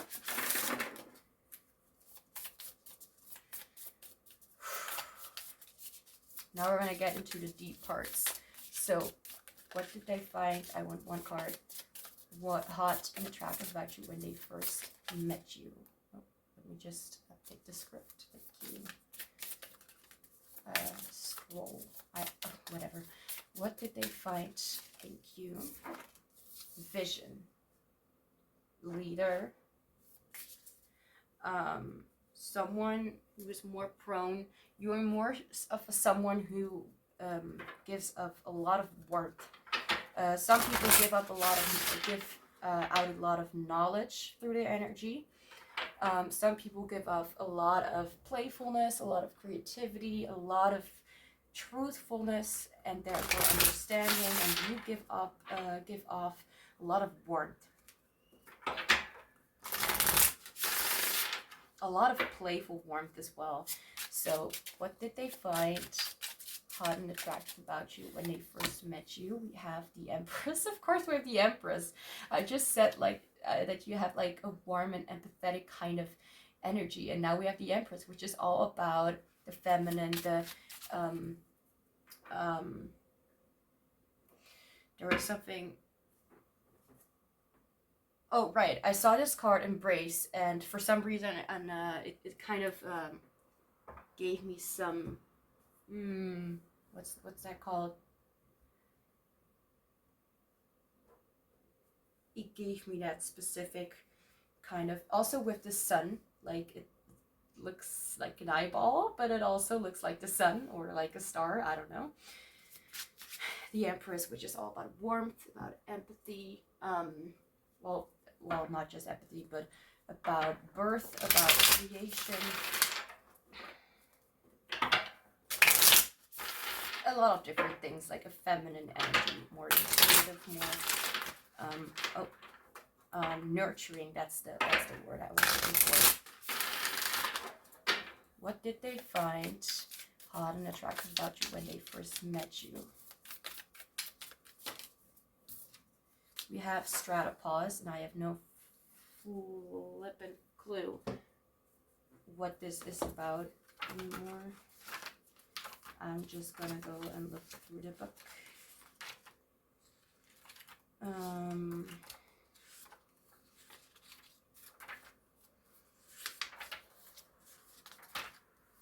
We're close, I can feel it. Here. So this is a transition stage. Yeah. I would rather say phase, but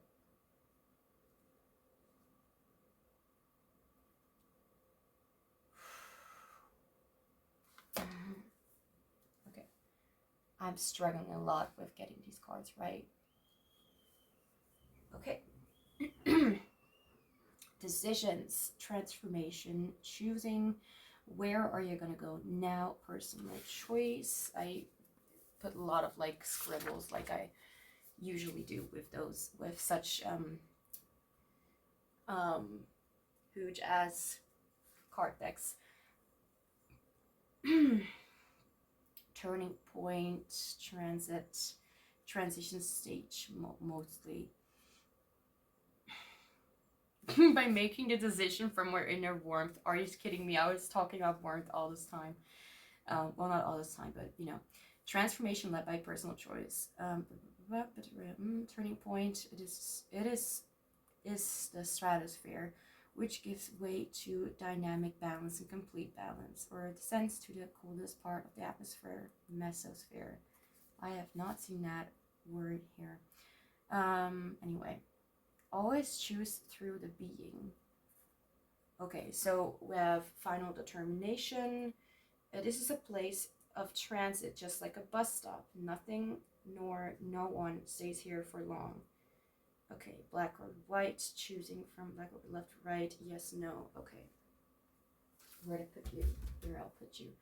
So, what did I find hot and attractive about you when they first met you? The way that you outshine others with your empathetic, motherly kind of nature. the way that you, as I said before, like see beautiful magical beings within other people, within other beings. Like you see a child and your heart grows warm. You see a puppy or a kitten or like a baby animal, whatever. And I'm talking about like, you know, I'm talking about animals, not insects. Um, they see you as someone, like when they first met you, like you are very warm and open. Like I'm not gonna say that you were like giving out all of your information, but you were, to them they felt like there was something about you that they couldn't really put their finger on, as I am not really able to put my finger on it.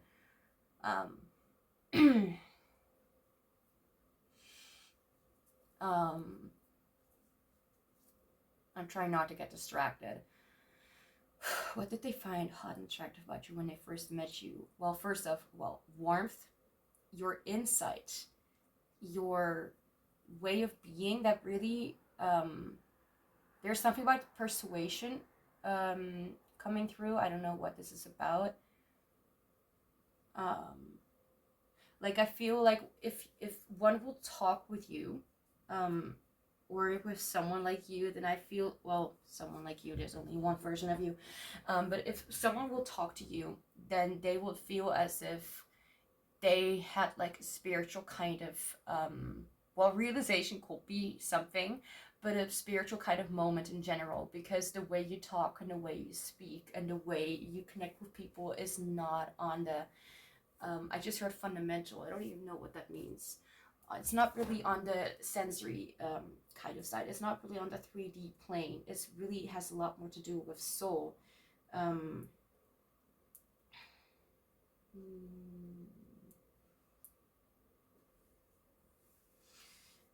Fundamentals talks about like a basis, like something foundational, underlying, elementary, central, essential,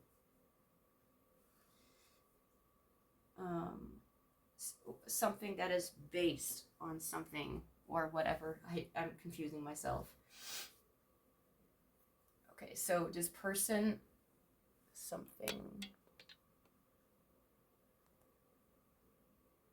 Okay, I guess that looks a little better, I think.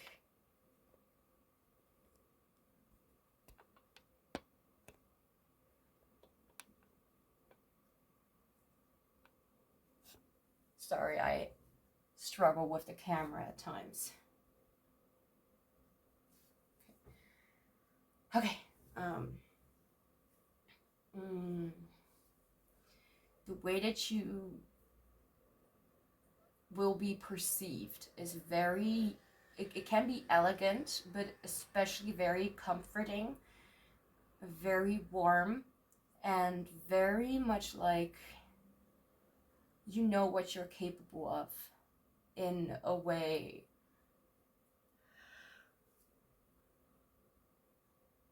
Like there's just something spiritual and cosmic about you, something divine, and it's not something that they really can't, that they really can just go and say. It's just your facial expressions. It's a lot more underlying, like you connect with people on a soul level, not on a earthy level, if that makes sense.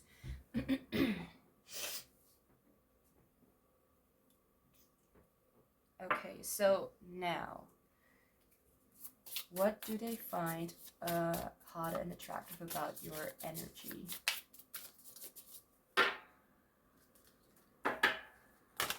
Oh, if you didn't notice it yet, this deck is made by the same person who made, or this deck is made by the same person who made this deck. So both Oracle and Tarot deck are being mentioned in the description box. So anyway, what do they find hot and attractive about your energy? There's something earthy about their attraction to you, about what they find really attractive to you. What does the person in your mind find hot and attractive? I want one card. I already have a limited amount. Okay, what do they find hot and attractive about your energy? Thank you. Growth.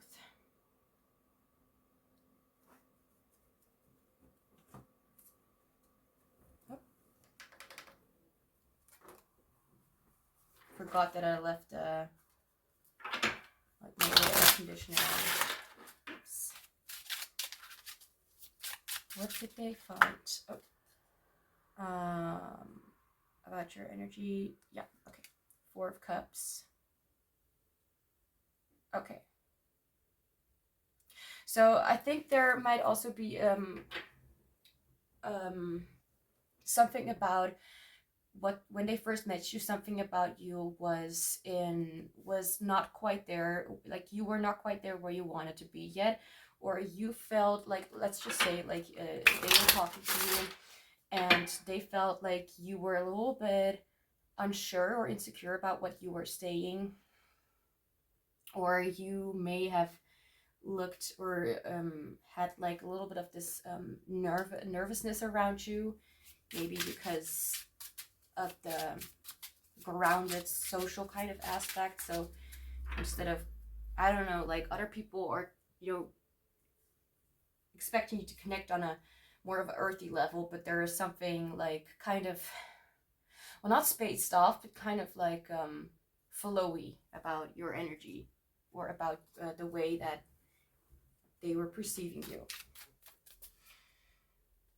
Okay, so what do they find hot and attractive about your energy? So, like, your vibe.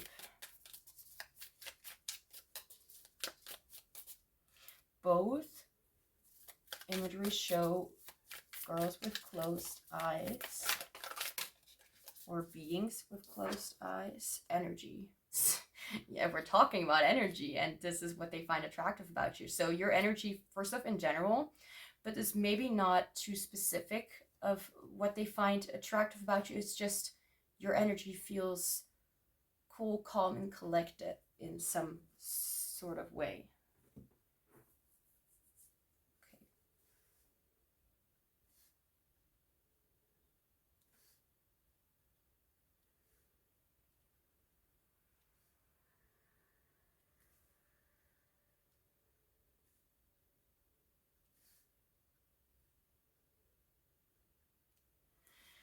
Okay. So what do they find hot and attractive about your energy? So it's like ever changing and always learning and embracing new aspects of yourself that you thought were maybe there's like an old school kind of aspect. I don't know why. But as I'm looking at the 4 of Cups, I feel like there's something from, you know, it's different from the 5 of Cups. 4 of Cups usually talks about like, well, boredom, or the feeling of not really having that what you want, or thinking about the choices that you have, but you're forgetting the choice that is right in front of you, or right next to you, or just you're just not facing. I feel like it has to do with the difficulty with like of dealing with changes. Let's see. So this is about your energy. So your energy to them feels it's very present, that's for sure. Because we have the energy card. Like, I don't really need to look up what this is talking. This is definitely energy. And they feel like your energy is developing every single time. So your vibe, like how you usually come across to them, like is like there's always some sort of change aspect about you that has to do with your with the way that you may perceive things, or the way that you may look at yourself. Or I feel like it has a lot to do with yourself, since we have growth and we have 4 of Cups. So this could be that there's something that you are not seeing about yourself, and then you recognize like, oh wait, this this is also very relatable, or this is also like the kind of person that I am, which they may find very, very, like the way that you are maybe even gaining more perspective about yourself and are able to express yourself more openly or more freely in a way that doesn't bother you. Like maybe you have questions about yourself, like why, I don't know. And you're starting to learn and grow more through with all that you are, with all the things that are kind of coming through to you. So things like how you're healing and how you're able to to understand that there is a sort of illusion that's keeping you possibly from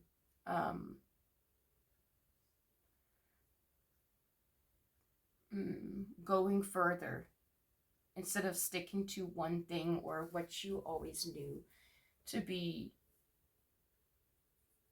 what you thought was right. I don't really know where I kind of went off with this,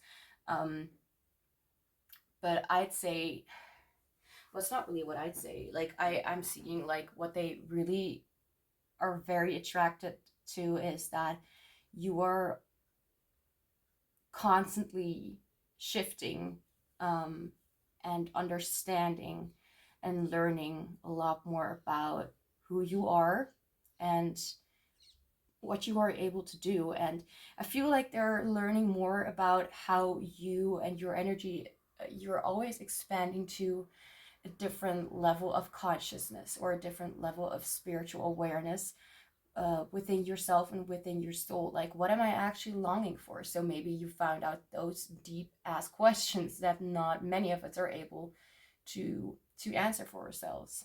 And maybe you're asking yourself questions and you're like, well, these are not really working, so let's come up with a few different questions, like, and it's getting deeper and deeper and deeper, and this person's like looking at you like, how are you able to do that?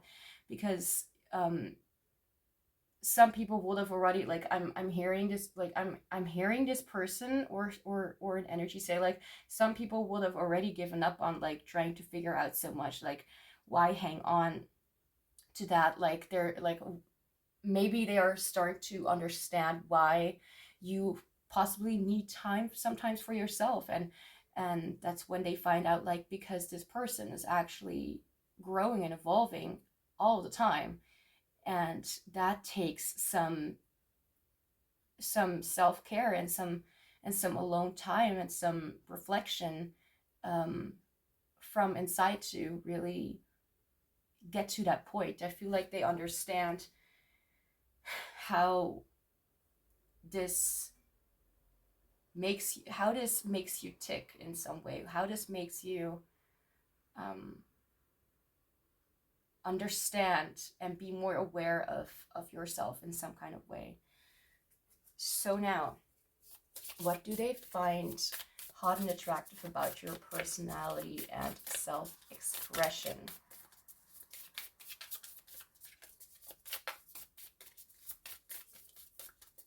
What does the person on Mercury's mind? Okay, thank you. Ow. Okay. We have intuition. It's getting more and more,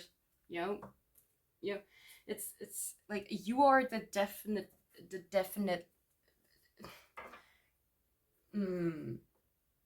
how should I describe it? You are the definition of spiritual, of very deep spirituality and awareness and understanding. What do they find hot and attractive about your personality? So intuition, very, I'm hearing intellectual is a part of you. I'm feeling like introverted feeling could be an aspect here. So like you take a lot of care of yourself and you're trying to understand yourself a lot of times and have a lot of empathy, a lot more than other people. And it could be any kind of NP personality type, if I'm being honest. So could also, so INFP will be something that you may resonate with or that you know of. If you don't know what all of that means, you either could look it up, like what is INFP, like an MBTI personality type, or you just let it go and just focus on the rest of the reading if it's not something you're interested in. So what do they find caught in the trap with about your personality and self-expression with the Knight of Wands? It's interesting how both these two people are like having their eyes closed, facing the same direction, and like either blowing into something or breathing something out. Like,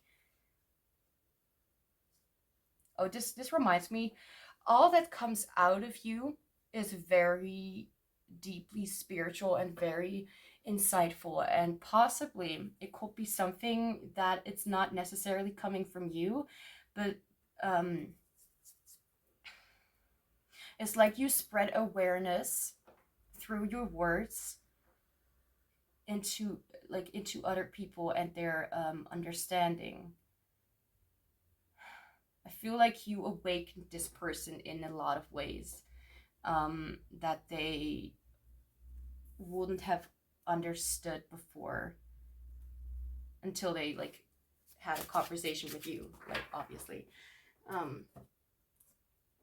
Or they just connect with you, like maybe there's something here about one or the other person not being able to speak, like either literally or any other way, and the other person being able to pick up on the cues of what this person is trying to say, or both people have hearing disabilities,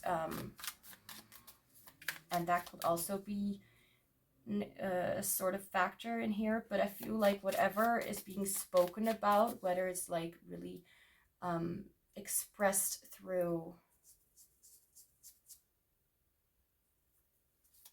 I got distracted by my own mind. I was like, wait, how can you hear this if you have hearing disabilities? But I will know, like maybe technology or whatever is getting better. I don't know. So what they find attractive about you is that you express your spiritual side, and the way that you talk is just the way that you are. So you are not able to hide that. So everyone around you already kind of knows, like, this person is spiritual in their way of being. Like, we don't need to even hide it. Like, they have something unique or special about them that sets them apart from other people or any other person or being. Is able to speak or non-verbally speak with animals. That's also something that I'm feeling. We have retrograde. I'm actually really hungry and I didn't really eat something. Did I eat something today? Yes, I did, but that was in the morning. Where's the book?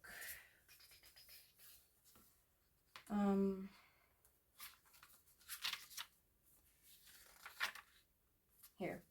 Moving backwards, past, going back. I already said, okay. Moving backwards in appearance, nor backwards or forwards in time. The feeling of the opposite and indirect route, involution, past. It can be seen as a setback, either because it belongs to old forms of our being, the past, or because it does not chime with the beat of the present moment.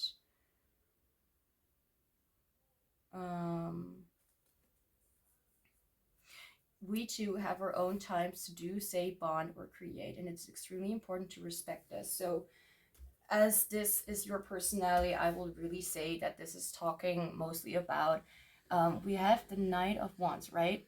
I kind of forgot about that. And let me just get this straight for myself. Oh, something in my eye. Get out, please. Not enough space for you. Okay.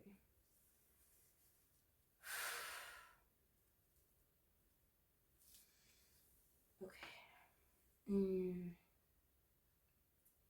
this does remind me a little bit of what I was picking up on in group 1, the ability to kind of look into the past and see things that were happening back then and kind of reflect on it about what is happening now and what was happening a few weeks back or whatever, and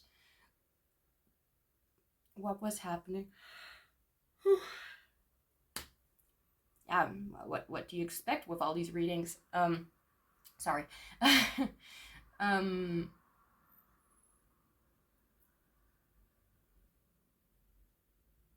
feel like your internal processes really are being like, they really find it very hot, and like I'm also hearing the word beautiful, how you externalize your ability to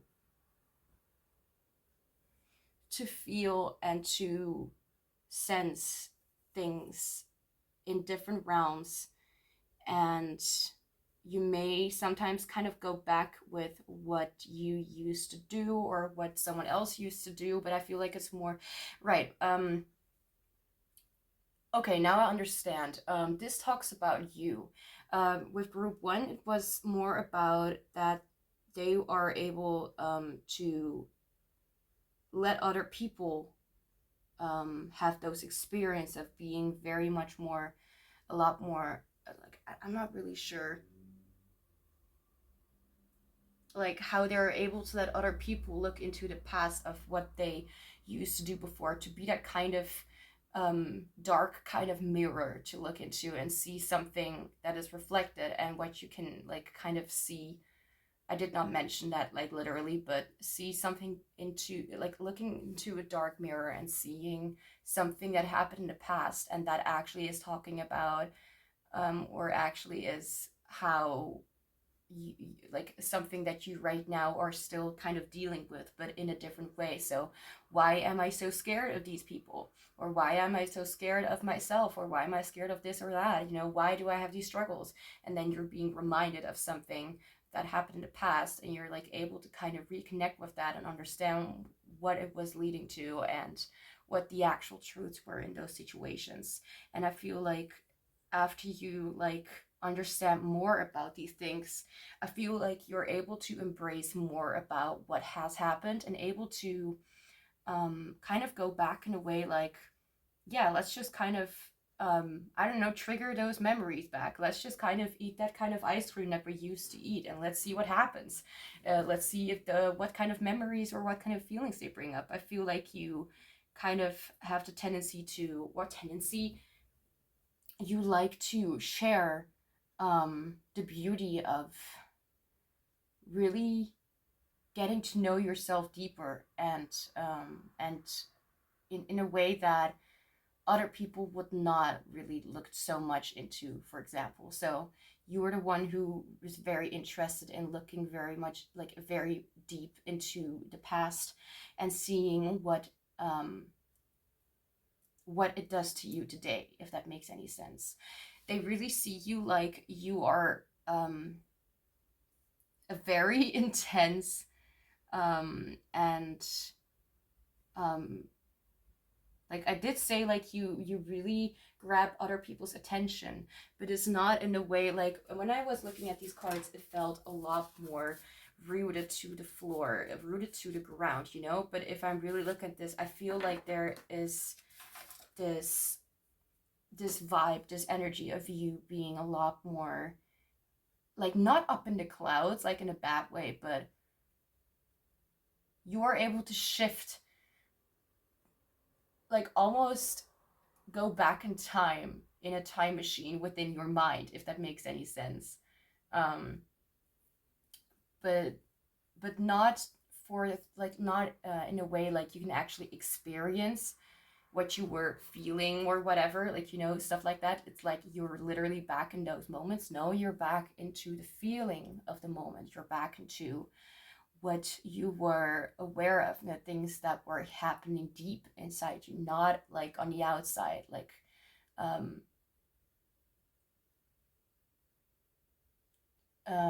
outside looking in.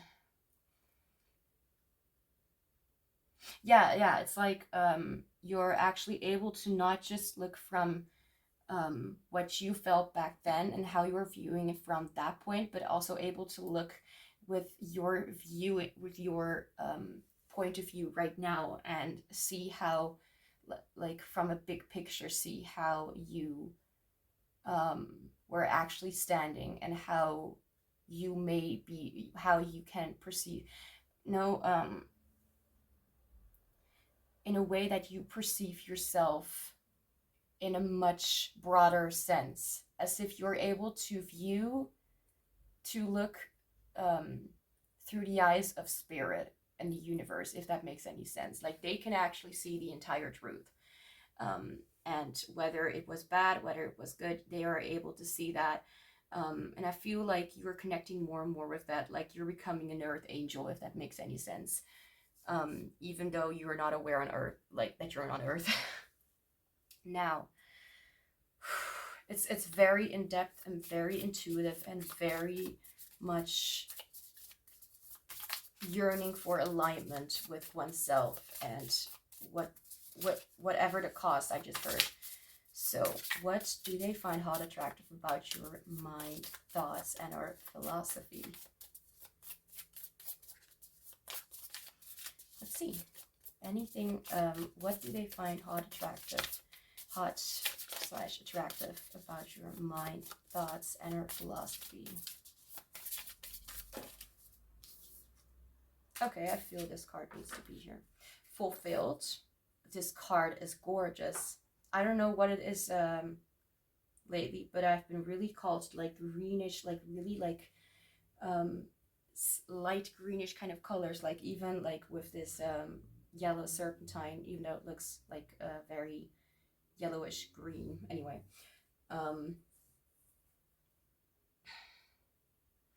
I feel like the song that I'm hearing right now, like on my headphones, could be significant.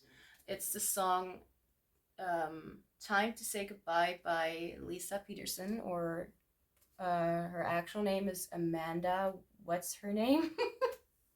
I don't really know. But it was it was for the Star Stable online game. It was made for that. It was like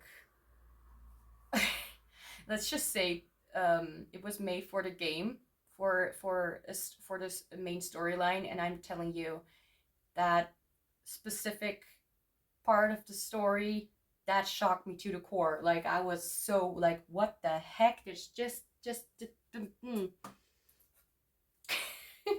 Anyway,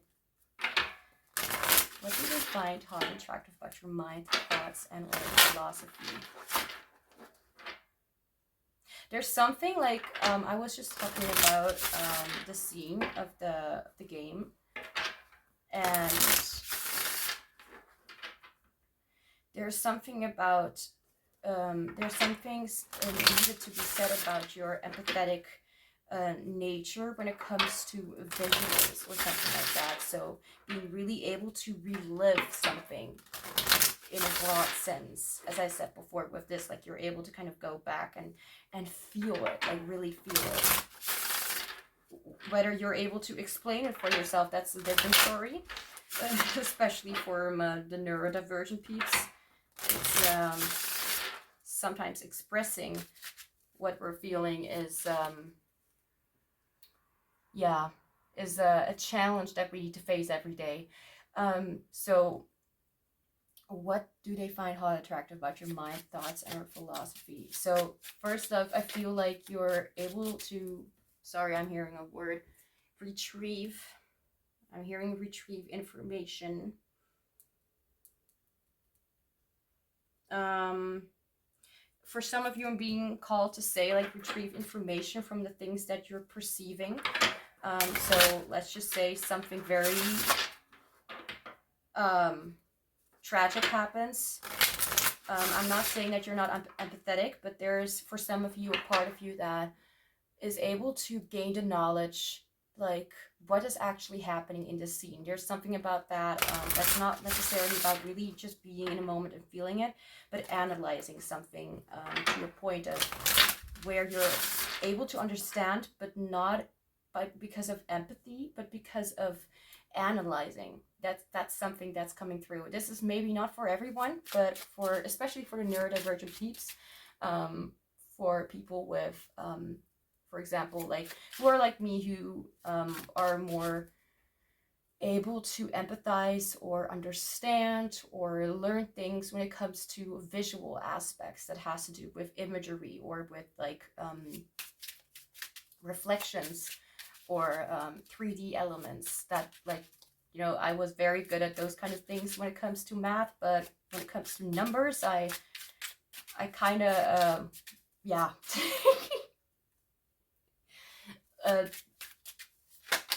I always freaked out because I was like, oh shit, my worst nightmare. Especially when they are like, you know, can you read that for me, or can you read that for the entire class? And I'm like, no. Sometimes I say random things, and it could be that it's significant in some way, or it's not, and you just have to be patient and deal with it. But I don't mind constructive criticism. My thoughts and our philosophy. Right, being able to empathize on a level of analyzes or visual aspects, like my way of learning, for example, is like not through words or something like that, but through, so let's just say you're giving me examples, or like you're really explaining a story to me about what happened. I'm really gonna like relive it in my mind, like what you're talking about, to understand what you're talking about, to kind of try and feel the same thing, sometimes with success and sometimes with failure. Sometimes I'm like, I still don't know how it must feel like to give birth, but thanks for the very useful information. Oh, okay. We have the Page of Cups. Of course we do. As I said before, INFP could be significant. The INFP is,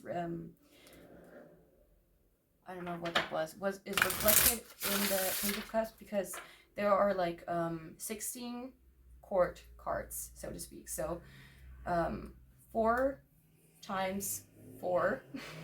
Page, Knight, Queen, King. Okay, that's the motorcycle.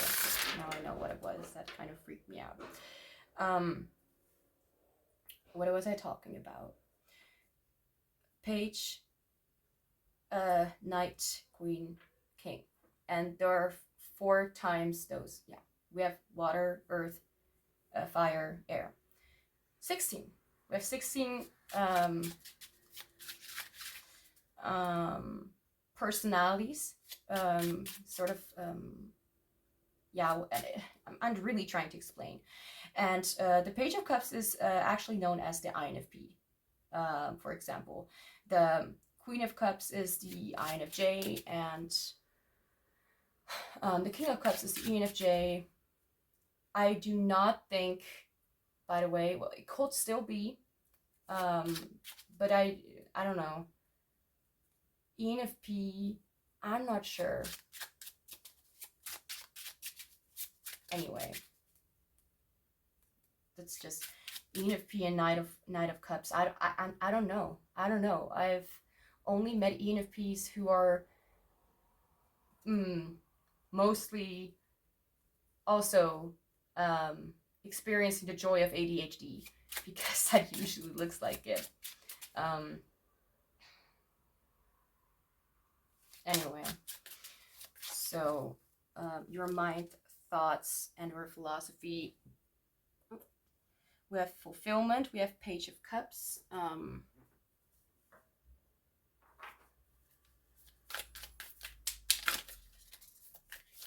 In case you're wondering about the light, it's getting, well, there's not really a sunny daylight anymore, as if it's like 3 p.m. or something. Like, what time is it even? I think it was like over, yeah, it's like 8 p.m. right now. I'm just glad that this reading is not like somewhere at 2 hours. This is a little bit of a shorter one, which I am very happy about. Oh, something in my face. Ow! I by accident scratched my brow somewhere there. About your mind and or thoughts, philosophy.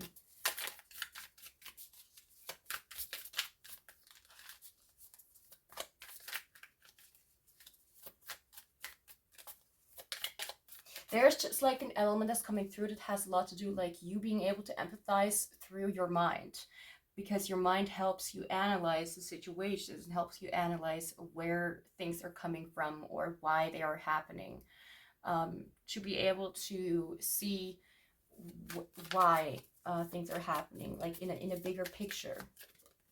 Oh, we have stellar stream. It really like kind of fell out in a very creative way, like on my hand. Anyway, I don't know. Can you not, please? There are people who also have OCD who do not like this.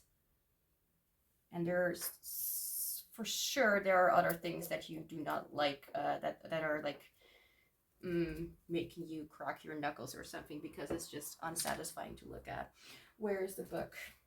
Stellar stream, S. So it's somewhere here. Okay, just go with the flow. Stellar stream, yeah. I heard noises. Just go with the flow. Surrender, meditate, lower your mental energies towards your cardiac chakra. What the heck is cardiac? Like, we're doing this, well, it's not literally live, but we're doing this all together. Cardiac. Oh, it's relating to the heart. Okay. Well, I'm not gonna say I'm dumb, but because that's just me to say to people who just don't know something. They don't know it because they don't know, not because they wanted to know everything. Oh God, that will be a burden. But surrendering to what is will mean what we will inevitably go with the stellar stream that corresponds. It's just saying like, it's like going, flowing. So this has a lot to do with like, sometimes your mind, okay, so I'm going to try and explain it in a way that is both coming from my point of view and also coming from this person's point of view. I just saw 010111, so 1111 could be significant, or 1111, I don't know. Okay, so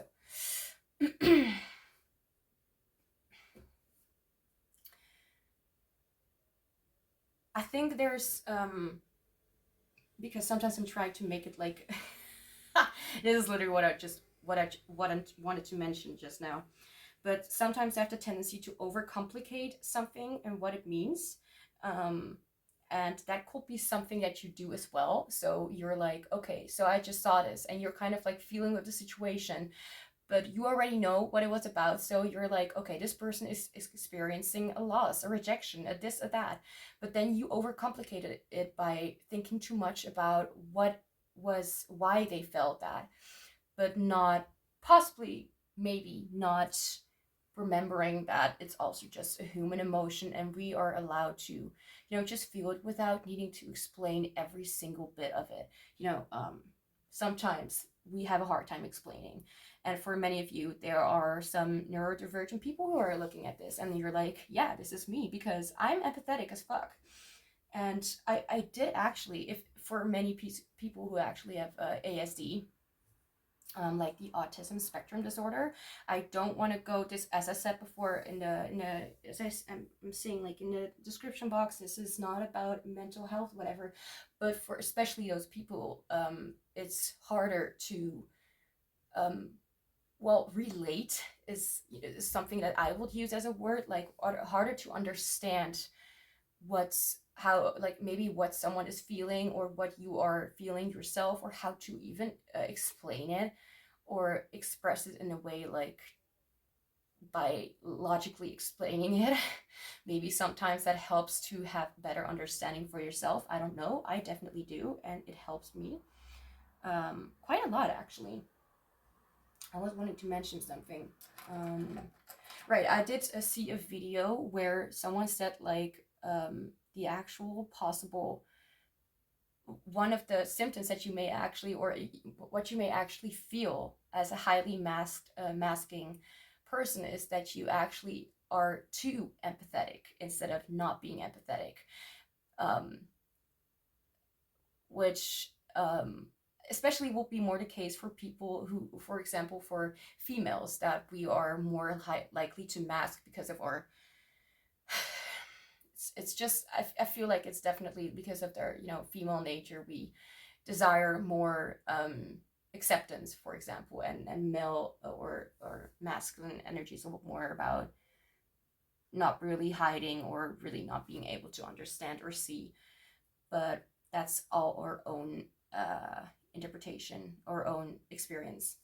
But she was saying like for highly masking people, you know, especially women, even if you do not identify as a woman, that's not, you know, that doesn't, you know, doesn't matter. It's the energy. They tend to mask and have, you know, be very empathetic actually, but you don't know how to behave accordingly, or what to say, or what to do, or you would like, instead of like being a comfort, you would, for example, be more of like an someone who comes up with a solution instead of being, you know, the comfort space. Like, this is literally me. If someone is like having a troubling situation, I'm like, okay, so you know where it's coming from, so how do you fix it? And always they always seen it like in a way of like, you know, I'm not that harsh. Like, I do have, you know, I do understand, especially if I've been through the same thing. But I feel like this could be a very significant kind of topic that may be, I mean, for if you do not relate with that, or with the spectrum, then just ignore it. But this is for some people, like, you have the tendency to use your mind to be able to empathize, or use your mind to be able to relate, or to imagine same scenario and be able to, so, you know, it's like watching a movie and experience or game or whatever. It's like being in a visual kind of world where you're being brought into the into, as if you are a character and you need to do this, that, whatever. You were experiencing what is happening, and through experiencing it, you are able to relate or understand. Maybe you're not able to explain it or express it, but you're still able to feel, you know what I mean? But not able to correctly, like, let's just say my father, I was told that my father had autistic tendencies, or autistic whatever ways, and I think that he did have autism actually. I mean, if that would at least explain a lot of my own tendencies as well. But I am a woman. At least I identify as more, you know, of a woman or something like that. And let's just say I just imagine like asking like, what did you think about it? How did you feel about that, or something like that? And he would say like, yeah, good. But he would not really, like, for example, like, I don't know, like,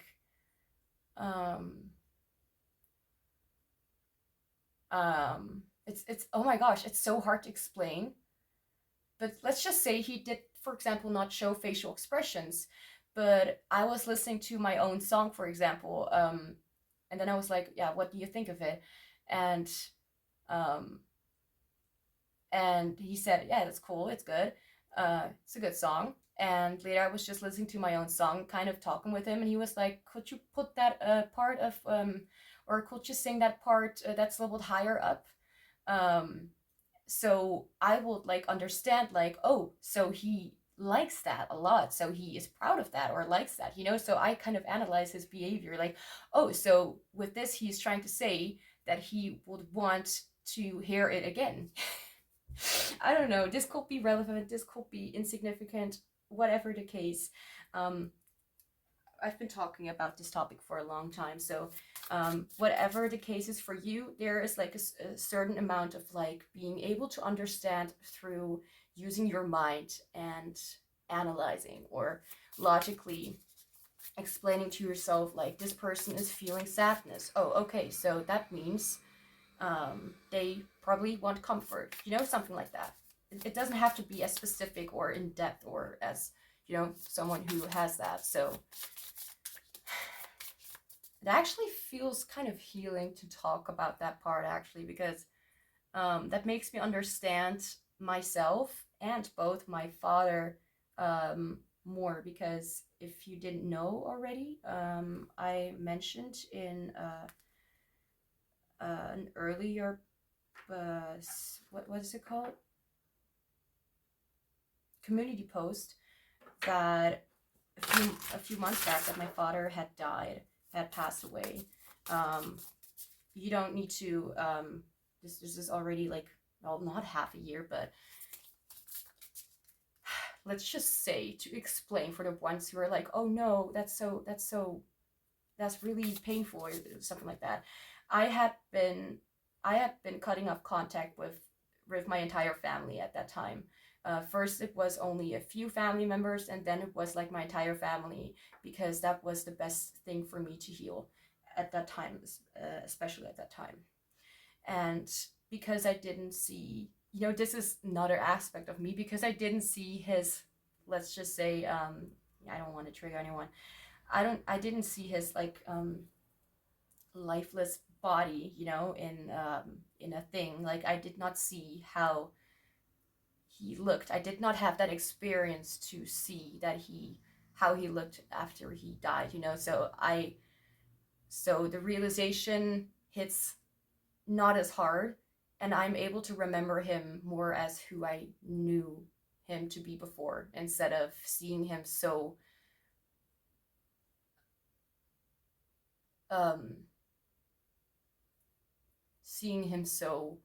affected by the cancer that he was suffering from, you know. So because that just kind of,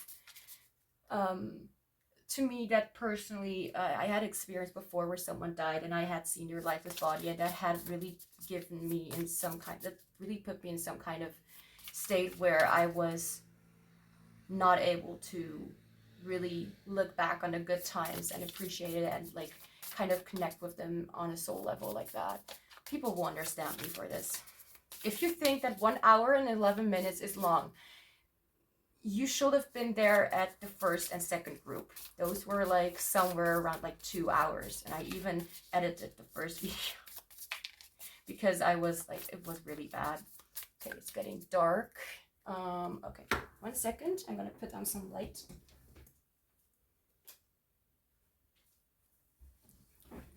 Otherwise, the camera will not, like, it's getting a little bit fake, you know.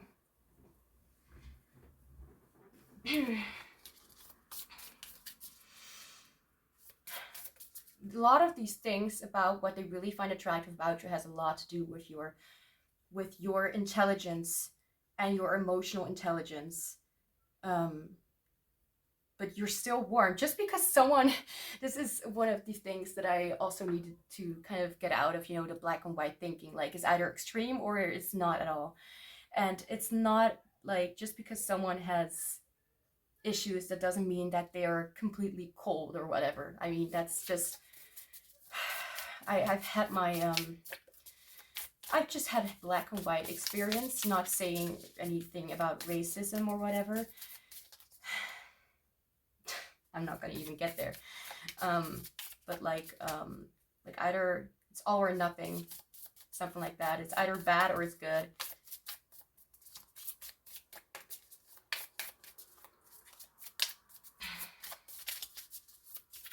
Okay, what do they find attractive about? I was almost about to ask this third question when I'm already at the sixth question. What do they find attractive about your heart and feelings and how you share your love? So I'm very interested in this one, actually, because we were just talking about the mind. The mind is a very precious space. What they really find attractive about it is how you, like, it's very deep. Like, your mind is probably one of the very deep, the deepest spaces of where you're able to really connect. So what, like, if you would lose something of your part of your body, what would it be? Like, would it be a hand? Would it be your hair? Would it be your ability to see? Your ability, I'm not gonna ask this, like, I don't mean it for real, but I feel like the last thing that you will choose is your mind, because through your mind you're able to really be a better version of yourself. If you did not have your mind, if you did not have a brain and could think and could, you know, understand, then I think that life will be very hard to deal with. Or especially, you know, that it will especially be very hard for other people. I don't know, there's a very beautiful empathetic part in you.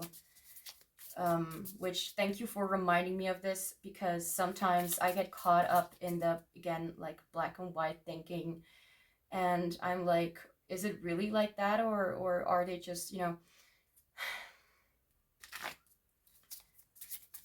let's just say some people, even in the psychology kind of you know, things, have not really believed me when I like came forward with, like, let's just say, like, more than a year back, I have like asked specifically for a more clear diagnoses about what I actually have. It has been going on for a long time, by the way. Like, I needed to know, because I wanted to understand myself and know what I can do for myself and others to not live in any danger or anything like that.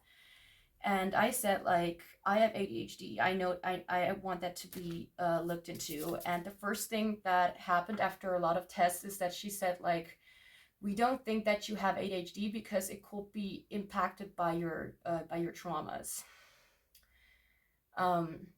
Which turned out to be false. And it's a weird thing to say, but I think that I will not be having her as I will not have her diagnose me again, because she literally also died of cancer. I heard about that, and I never ever saw her after a while anymore. If I, by the way, sounded harsh just a second ago about her, that is really not my intention. But I have never gone through such an illness, so I don't know what it's like. And I did not like her with this. I don't know how to explain it. Sometimes I feel like I can't relate to some people because I'm already kind of distant from them. Anyway, what do they find? Thank you. We have a worry. This card really wanted to come out actually at this one. They both fell out, and this one was like this. And I was like, no, I see this. This one is calling me. I feel like I need to take this. And when I put it back, I saw that it said worry. So interesting. That card needed to fall out, apparently. Don't all put the messiness all on me, because I want to have one card and then they give me two cards and I'm like, no.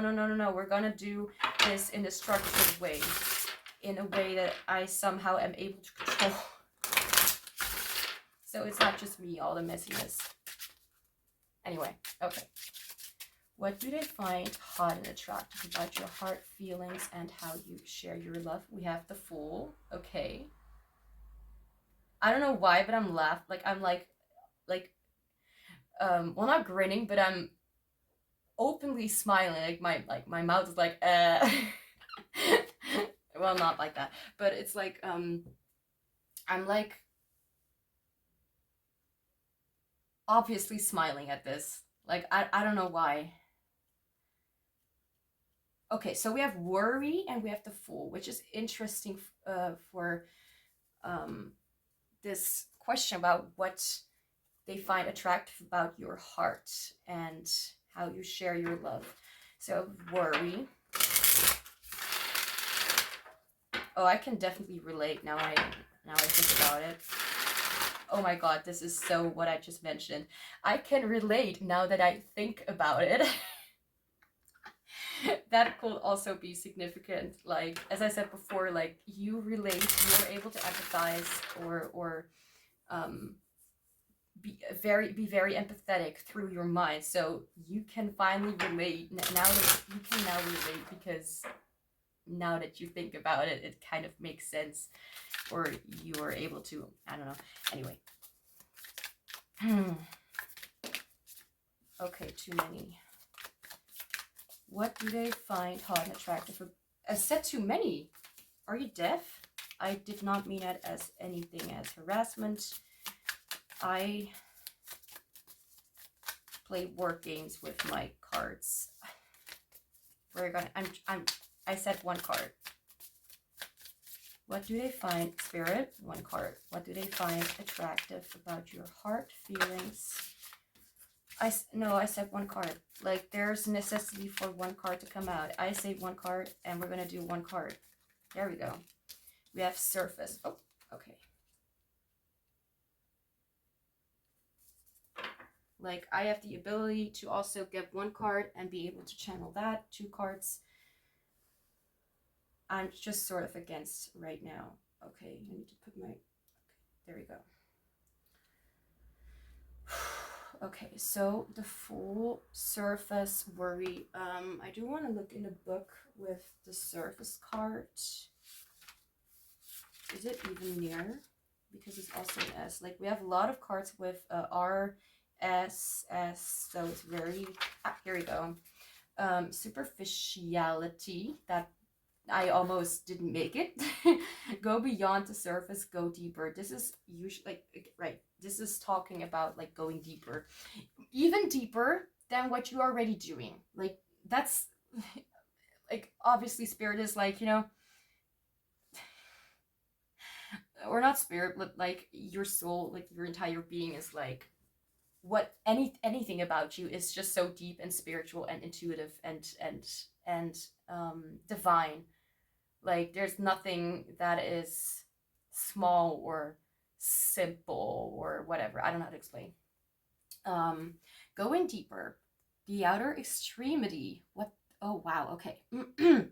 The outer extremity of bodies, which limits and separates everything that surrounds it. I cannot take it that I did not color this part. Okay.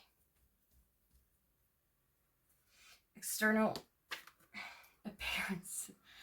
Without depth of understanding, shallow. Surface alludes to the superficiality of something or someone without internalizing it. The outer layer of an onion, of the earth, I'm being reminded of Shrek, of human beings. What is there beyond what is seen on the surface? I really cannot take it. I cannot look at this. This bothers me a lot. That part with that did not have the pink ink on it. Okay, hi.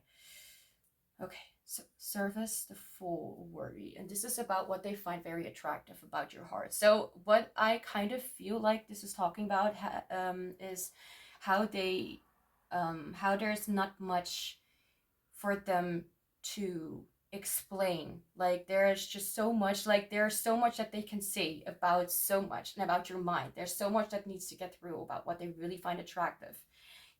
Even if the things are something that you do not see yourself, or that you actually do see it, or things that you may view as something that will burden you, or whatever. So let's just say you are burdened by the fact that you're not able to be a comfort to people, you know? So, but they see that that you are being the best version that you can be,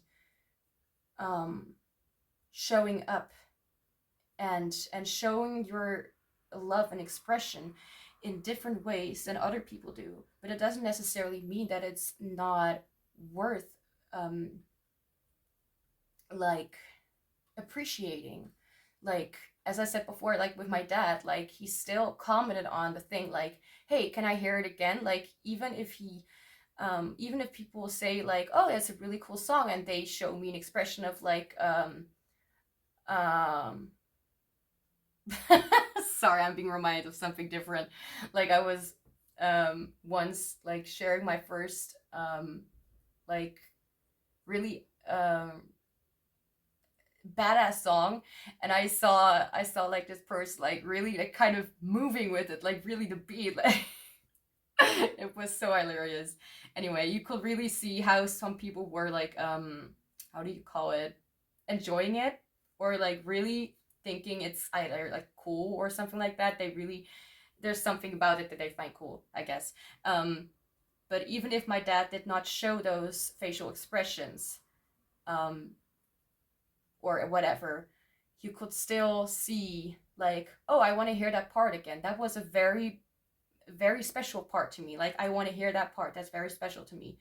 That still gave me the realization, like, oh, what he's trying to say is that, oh, he finds that to be something he likes or is interested in. He likes to hear that again because that sounds good to his ears or whatever. I don't know. um, there's something about that, like, there's so much that they can say about all these things, but your heart, like, they can't even explain because it's so deep. And you, this obviously is saying that you worry so much about how you will be perceived because you may think that you are like kind of like going ahead and not really thinking about what you're doing and like being like, oh, lol, YOLO, and not doing that. But they see that as you giving yourself an opportunity to, instead of focusing too much on other people, um, at those moments they see you as like not just focusing that you are not focusing too much on other hearts, but that you're focusing on your own heart. I feel like they really see your own heart and feelings and how you express and share your love as a way that aligns with you.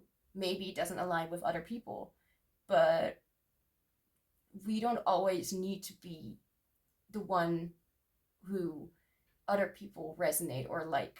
Sometimes we also need to be able, like, we're maybe very empathetic, but still there also needs to be part for us to show ourselves. And I feel like this person really admires and really finds it extremely hot that you're able to kind of like, it's not really about forgetting about what has happened, but you're able to kind of sometimes like go and not worry too much. Like, there are of course times that you do worry. That's literally what your heart is doing, like 24/7. But that's not all that you're made of. Like, there's much more than this um, intense desire to be there for other people. Like, I feel like there's like this specific area that they want you to focus on, and that is on your own heart, on your own things, and not just on what other people want from you. This person, whoever this person is, they would want you to express yourself in your most authentic way and be a little bit less shameful or just completely lose the shame, because it's not, again, like, it's not like you asked for it. And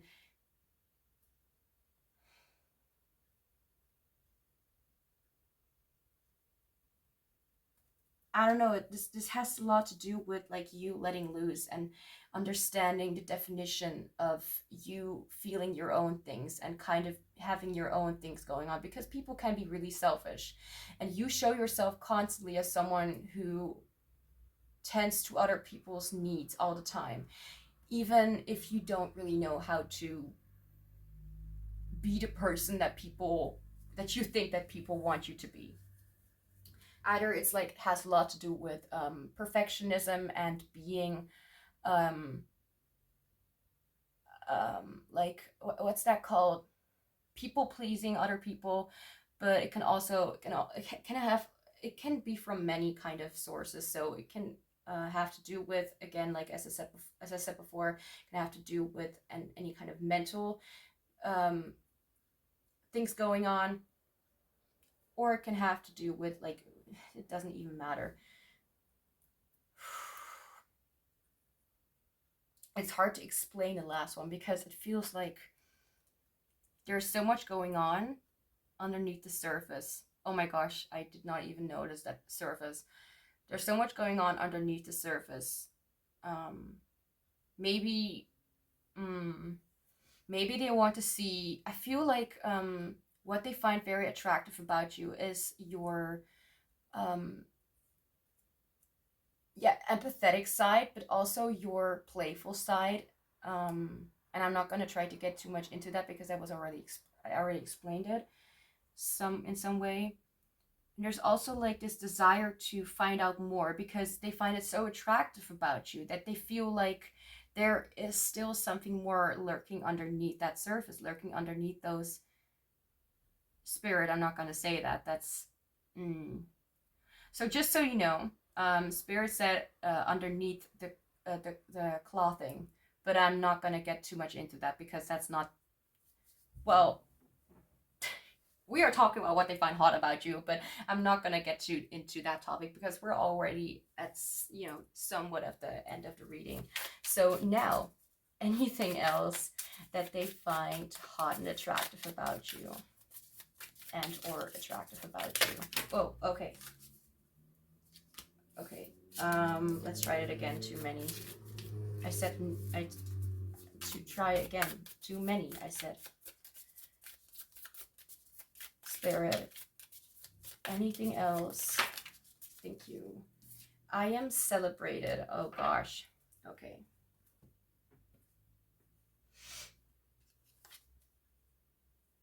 Okay, just 1 second. I'm hearing music that I don't like to hear. Like, what's that called? Oh shit, what's that called? Oh my gosh, it's like, cafeteria kind of music. Old school kind of, I don't know. That's, okay, that's much better. Okay, I am celebrated. Anything else they find hot about you? So as I said before, like with this full energy, like you kind of go, I'm not gonna say that. You kind of go with the flow with some things, but maybe at the end or at the beginning you worry about how you will be perceived. But I feel like people are actually really like, not just people, like they celebrate you, this person celebrates you, but how you're able to just celebrate your own life in some way. There could be some things that I've mentioned that may not resonate, like as for in the current, like how you're currently doing or your energy or whatever. I am viewing this as, I am saying that this is from someone else's perspective. So this could be someone from the current, this could be someone from the past, this could be someone in the future. I don't even know. Depends on who you've asked about. So if this sounds like something that is more from the past, it could be that this is more from the past. And now you're a little more like in the more free kind of phase of your life, if that makes any sense. Growing and expanding, and not stopping. For some reason I felt called to say that. So anything else they find hot and attractive about you, and we, oh, don't fall. Oh no, don't you dare fold like that. Balance. Like this card kind of like went, don't do that. Expansion. Balance, to stabilize, to return to the now, to find equilibrium. Oh my god, I did fold the card. There's like this slight, oh no, okay, anyway, happens from time to time. Equilibrium and harmony.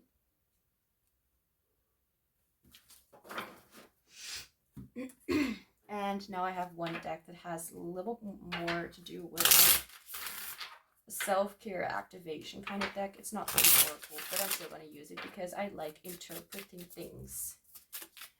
There's also a message needed to be said, like maybe you see something in these cards, or specifically in these in the card that will fall out. Maybe there's something in that card as well that is significant in some way. I'm hearing the song Undo My Sad. So Undo by Sanna Nielsen.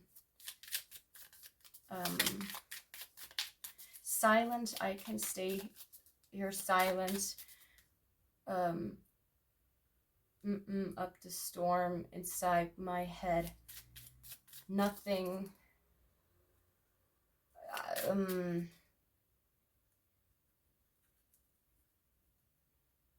Every word you said. I don't know the specific lyrics, but undo my sad, undo what hurts so bad, undo my pain, thrown together, whatever. I don't, as I said before, like, I don't know the lyrics. Too many. Let's try again. So anything else this person, the person on group 3's mind finds attractive. We have 2 cards that fell out. For this one time, I'll do that. We have, okay, we have sensuality. So obviously we have a more specific thing, and we have connect. So I like these 2 cards together, actually. We have number 31 and number 19. So both cards do remind me of a little more of a, you know, a sensual connection, someone like who really already has some sort of romantic interest in you or whatever. But it's also like connect is not just like phone calls or whatever, but maybe they like your certain texts or your certain how you talk when you call them or whatever. Or connect, it's more than just phone, you know. It can also be soul connection or a connection in general, and connecting with you. Like there's just something about the way they perceive you and the way that you show yourself to them that is very, very attractive to them. And there's also, it's more than that, of course. So if this has been a person who has not been very close or whatever with you, like if this really resonates still, and this has been about this person, I feel like they feel more for you than they tell you or share with you. Like maybe they even resonate with the aspects of like with the mind, like maybe they understand you more than you think, or you're scared of their reaction. They're like, well, I kind of know already, but I still want you to tell me. I don't know, there's something about that coming through. Now let's get some last messages about whatever else you need to hear. And this reading did not go over 2 hours, so I'm actually kind of proud. Although I did talk a lot, but oh, come on, we all need our moments to just kind of talk. I don't know. Whatever. Anyway. Sometimes I just don't even know what I'm saying, and I'm kind of like talking bollock. What's that called? Well, bullshit. I don't know. Anything. Any last messages about anything? So this could be about this person and this reading, what they find hot about you. This could be about literally something that will happen in the future, something that you need to know, like in general for yourself or about yourself, or anything that will happen. And we have dream. We have build castles in the sky. So something about dreams or subconscious or mind or something like that. Interpretation of dreams could be something that you're interested in or you might want to look into. So if you, by the way, have like a question about a dream that you had and you're really like so confused about it, you can, by the way, you can just ask me. If I can kind of I know a lot about how to interpret dreams. And I'm not talking about the things that, like, let's just say you dream about clouds. Oh, that talks about imagination, or talks about this, talks about that. No. That's not how I interpret the dreams. Our own dreams are within our heads and our brains belong to us and have our own way of working. We do not need, like, even if we have same kind of dreams, doesn't necessarily mean that it has the same meaning. I don't know how to explain. It's more of an interpretation of the things that we have seen and what we think of it or how we feel about it in our real life. I don't know if that helps in some way, but look at the things in your dream and interpret them as they are for you, not as how they are for other people or how they have experienced it. Anything, any last messages about anything for group 3?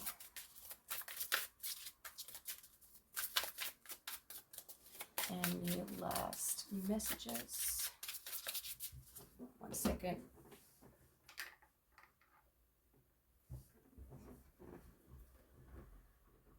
I don't know if that made any difference, but I kind of put the light more.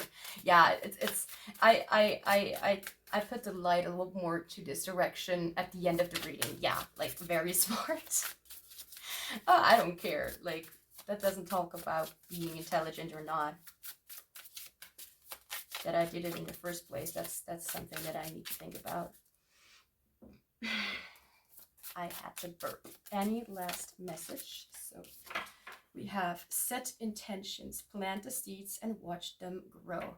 So this could be about anything that you might be thinking about or something in your life right now. I always kind of do that. Like, instead of asking too much about only this reading, I want Spirit to give you some advice for whatever your situation is right now. Anything that you need to know. It can be about anything. So, and then we have one last message about anything. Any messages, last messages, message about anything. This is an affirmation deck, so this could be relevant, significant, or this may help you, or there's a certain imagery that may be significant. Yeah, I'm gonna take one card, okay? I'm gonna go and, okay, here we go. I trust my inner voice. 1 second. So, okay, I feel like this I really feel like this really matches with this reading. It's perfectly matched. I trust my inner voice, so that could be something that you may want to say or speak more. Like, just say to yourself, like, I trust my inner voice, and then speak about anything, or just think about anything you want to speak about. I don't know. I'm not really an expert in that area, but I'm just trying to give my own, what's that called? Perspective, or my own, how I would interpret it, for example. So this was a long reading, so I'm gonna do what I did with the other readings as well. So let me just kind of look up something. 1 second. So I just kind of looked it up, and you could like mention in the comments down below like this certain emoji thingy sticker, and I don't know how to say it, like this specific one, to let me know that you came to the end, that you watched the entire reading, that you came to the end of this. So, and maybe affirming, I trust my inner voice. I don't know. I did not say that with the other groups, but I kind of regret not saying it. So, I trust my inner voice. That could be something that you need to remember. If you want to, you can put that emoji in the thingy. Like, you don't need to, but whatever. So that's all I have for you, group 3. Thank you so much for being here. I'm sending you so much love. You did to think about what I was gonna say. So much love and joy, and I hope to see you back soon. Hi, group 4, welcome to your reading. So we will be looking into what about you is hot and very attractive to them. So I have some specific questions prepared for this reading, and I'll try my absolute best not to take too long, but after the other groups, I can't make promises. So let's get started.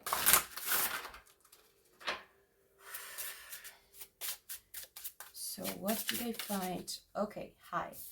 Hot and attractive about you in general. Okay, connection.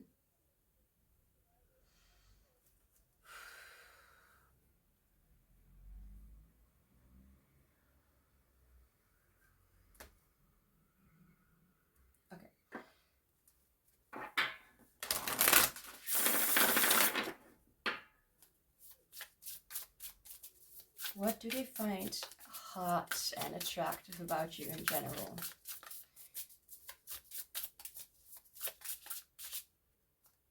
some of you may be into Harry Potter or something like that, or Harry Potter, or anything that is connected to wizardry or those games or series or anything like that. I'm just looking at the glasses and I'm like, and it's like the coldish kind of vibes it gives me. I don't know, it reminds me of that. Okay.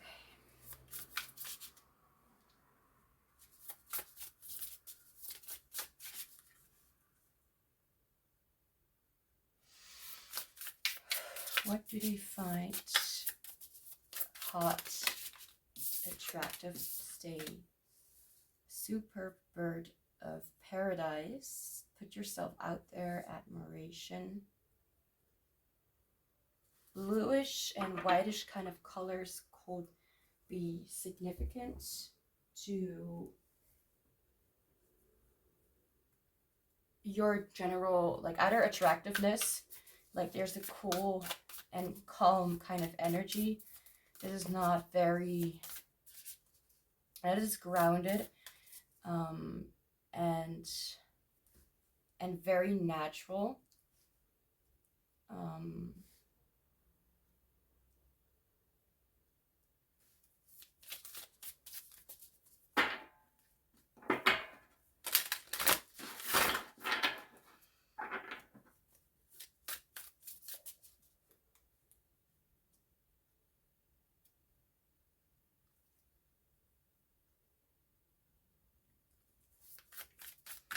What do they find hot and attractive about you in general?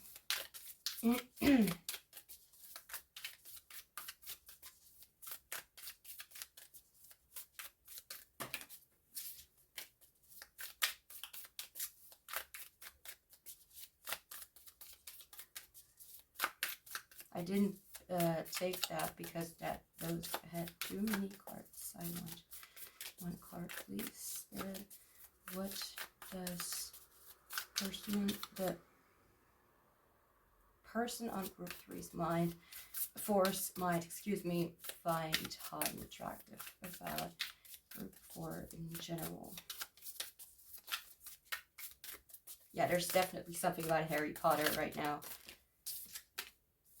Perception. The name Luna could be significant, which reminds me of the moon.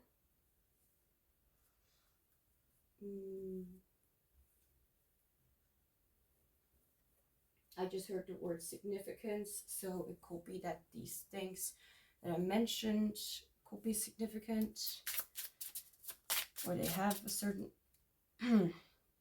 significance that you may not be aware of. I just stopped. Are you kidding me? I'm looking at the timing of this recording. It says 4:44. This is group 4.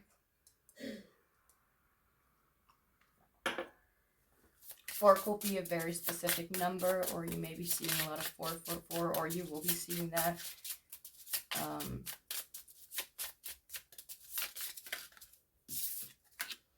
Emotional cleansing and hydro, or however that's called, pronounced.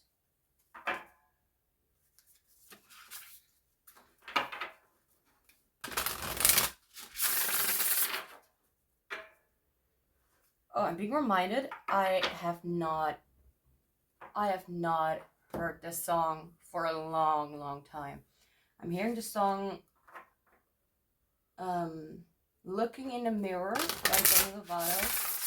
It was for the either movies or series, I don't know, I've never watched it, about the Eurovision whatever something. Unless I'm looking in a mirror. That's interesting.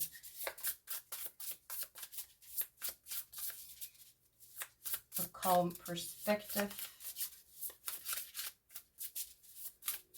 A both empathetic, logical, and warm side to you. It's very balanced. You seem very cool and collected. That's kind of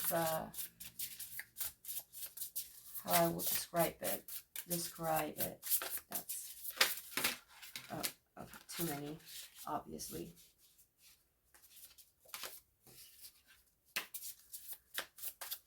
What does this person find hot and attractive about group 4?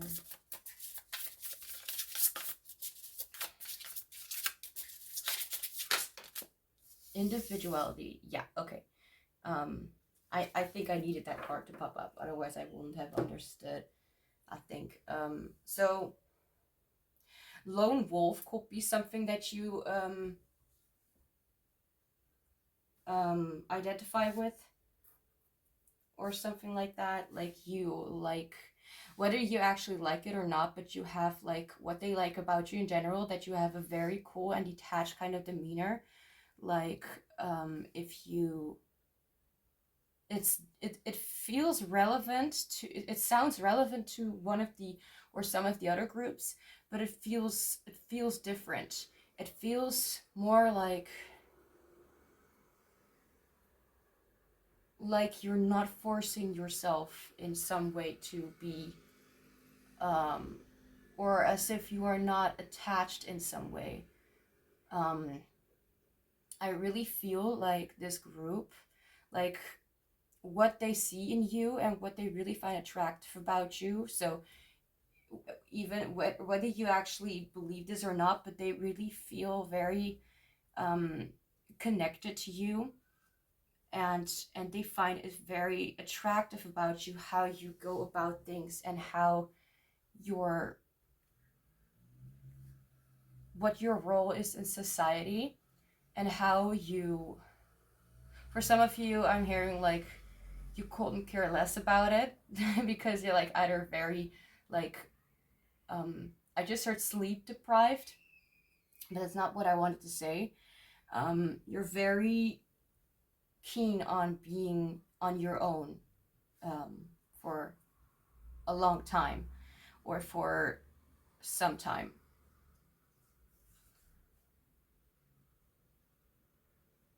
It feels a lot more, because I think I didn't say this with the other groups because I keep forgetting it, but my energy and how I am coming forward also is a little bit reflected. Like, usually I'm a little bit like confused, and I'm like, where am I actually going with this, and I don't know, whatever.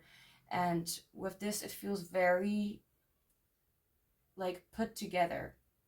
I mean, I'm not gonna say that necessarily about me, but what I'm feeling,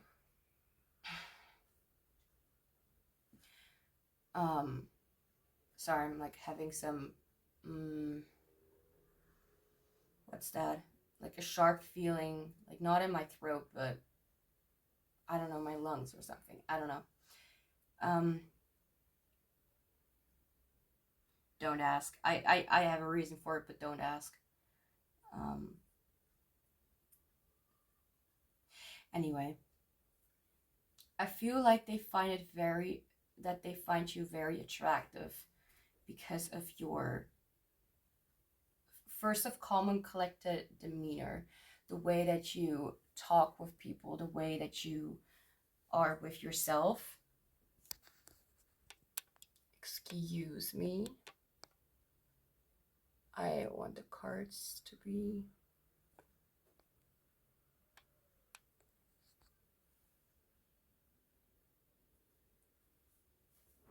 in the right frame.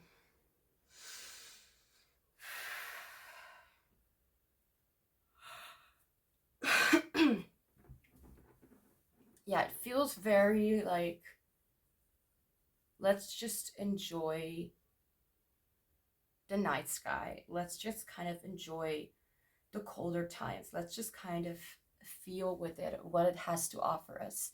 Like, you offer a sort of warmth and familiarity, as if it's something comforting to feel the cold, or feel the breath of or the not the breath, but the, what's it called,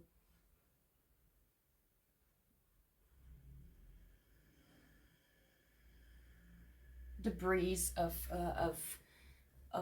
the wind, something like that.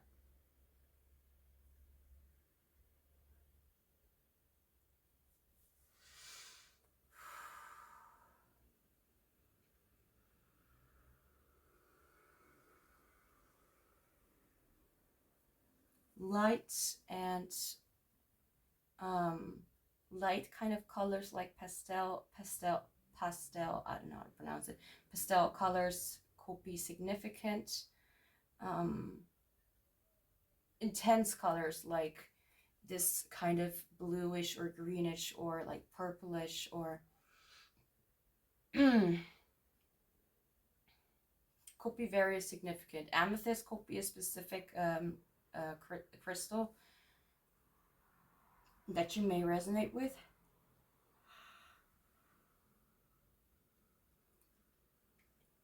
I kind of feel like you're neither warm nor cold, but you're kind of in between. Like you don't have a, like you do want other people to enjoy it, because that's what they, how they view you, to enjoy the freshness and newness of something. I feel like you actually really like that, being in the moment and just kind of enjoying it for what you're experiencing. Very sensory oriented, if that makes any sense. Doesn't have to be, but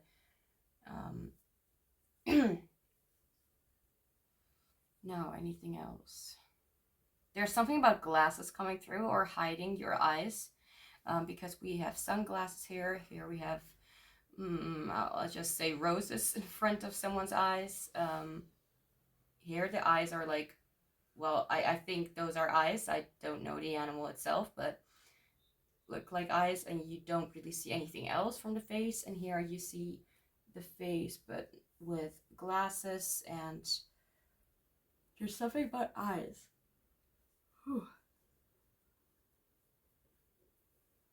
I think that perception, it could be a more specific theme that they find extremely attractive about you. Maybe you have a certain eye color or a certain gaze, or maybe your eyes, maybe they, I'm being reminded right now of like when they see you get to work or like read something, they can like really see how involved you are or something like that, or how concentrated you are, and really see like all the effort. Like if, for some people, for a lot of people, I think it may always like kind of seem like they're angry or something, but actually they are just trying, like they're actually just like working with their brain, and that may need some concentration and determination, or you know, whatever. Phone, work with me, thank you. Okay, so now we're gonna get into the more specific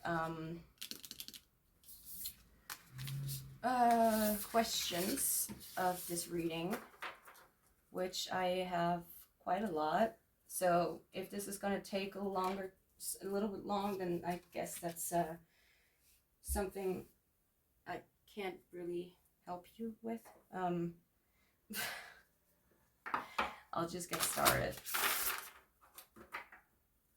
But I have quite, I mean, I did the other readings, and I don't want other cards to be in the same cards to pop up in the other reading. Otherwise, I'll get the same energy or something like that.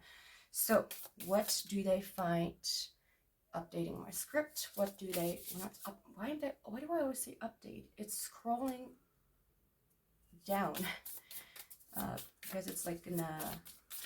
I always sent myself like an an email with what I need to say, or the questions or anything like that. Something that I should not forget. What did they find hot and attractive about you when they first met you?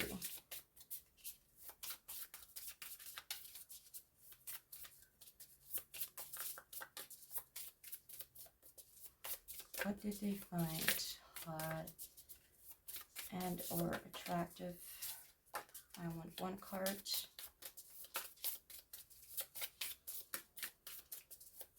About you when they first met you. There we go. We have balance. This is literally the perfect example of what I've been saying. Like, you neither are cold or warm, you neither are yes or no, you're in between, you're not really, I really do not feel like you're judgmental. You're just kind of focused on your own path and your own, I'm feeling called to say mental stability. I don't know why I felt called to say that, but that could be significant for some of you. No, don't. No.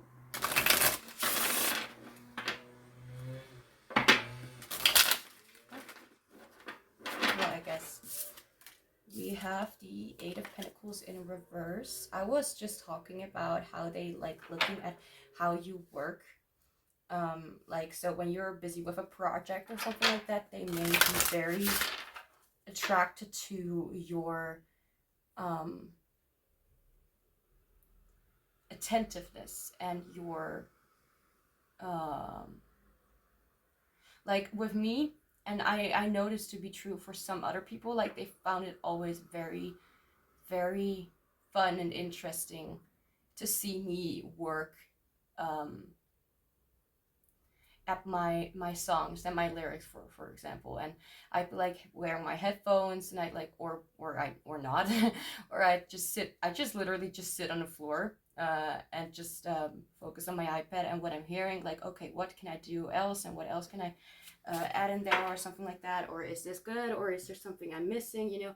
There's something like a very specific perfecting of some sort of craft or anything that you do, even if it's like writing in your diary or something like that, how you really focus on what you're talking about, or what you're reading, or what you're writing, or what you're doing, what you're crafting.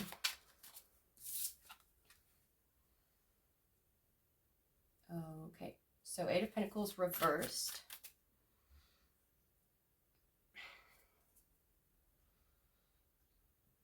I think there's like this thing about you having the ability to excuse me so much, I'm so sorry, like something's happening.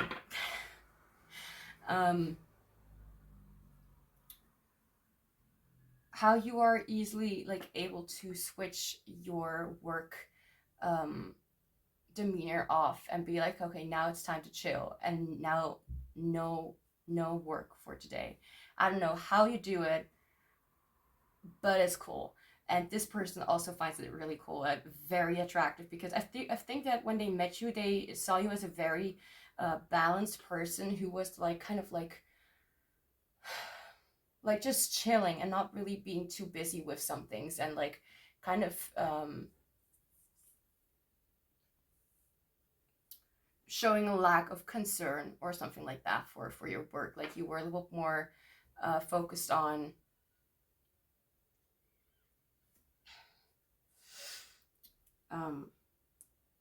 I got distracted, 1 second.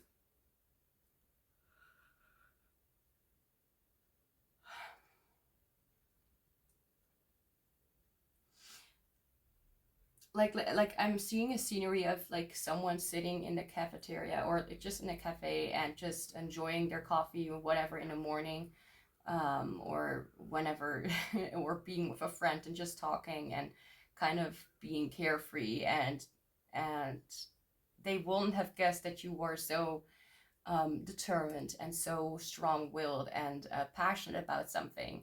So maybe they felt like you were kind of like, oh, whatever, I'm kind of living life and just kind of sitting at home and watching Netflix or whatever. I don't know.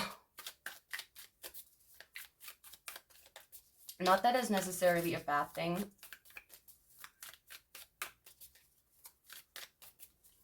Yeah, but I wanted to say something else, but I'm just, no, sometimes I need to keep some things for myself.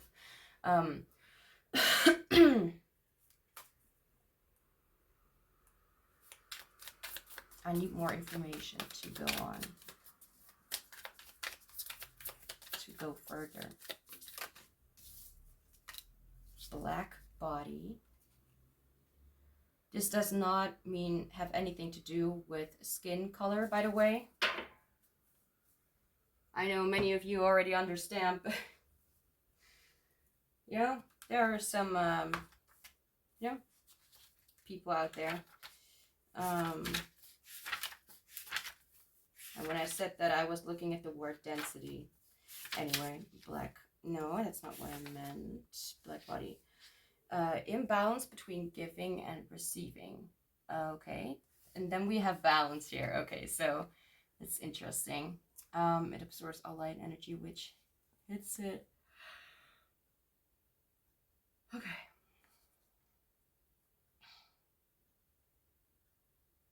It has a spectrum and intensity that is solely determined by the temperature of the body. I'm gonna interpret the cards, by the way, in my own way, because if I'm going, I need to understand what I'm talking about, and I can't do that if I'm focused solely on just one certain thing. I don't know why I felt called to explain that. This time, incomparably greater. As energy takes a random path which is incessantly interrupted. Okay, what?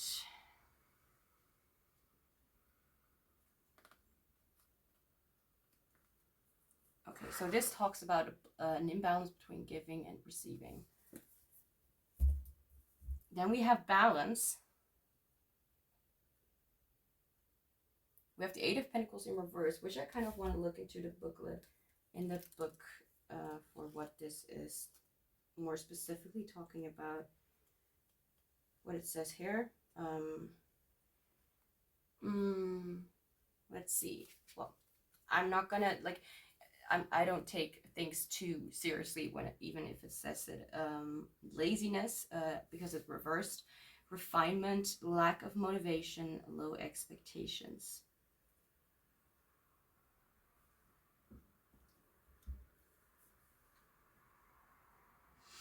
And the black body is talking about like the imbalance of giving and receiving.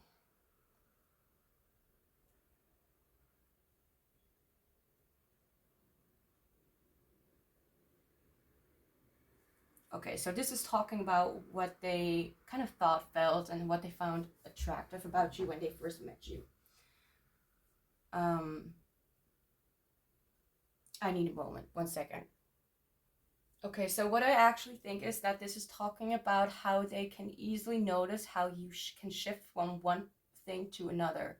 So you can kind of like, so for example, could also be talking about like, let's just say like you kind of do things, or really, I don't really feel that for this group, but I still want to mention it, that let's just say you're the one who kind of does things like at the end, and not really like taking care of things, and being a little bit more, like, it's not that you don't care about it, but it's like you work maybe better when under some pressure or something like that.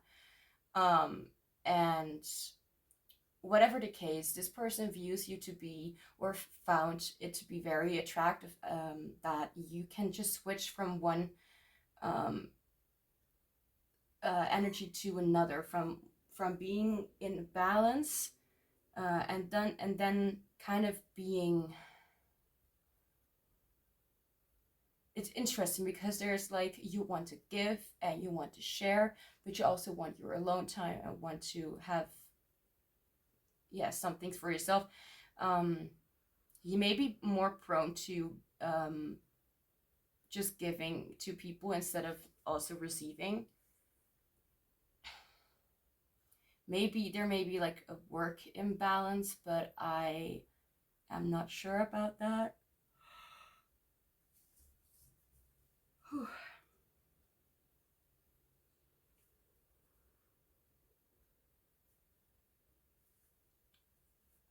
I feel like this mostly talks about like the shifts that you can make, like easily be like just like kind of careless, and or not careless, but like, well, kind of careless, just letting go and just kind of doing whatever you want at the moment, and also being able to really shift your perspective and be very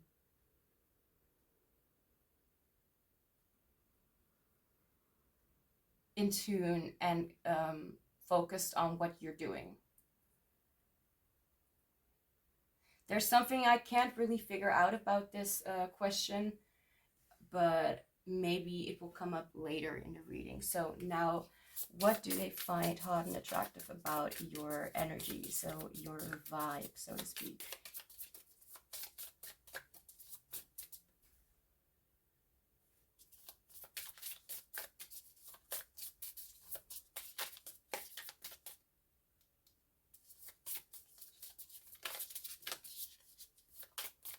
What do they find hot and attractive about your energy? I keep hearing, like, with this, like, you can easily just switch off the button of, like, of work environment and being this and that, whatever kind of work or whatever you have, you know. Then we have peace. Okay, so peace about your energy. This is making so much sense.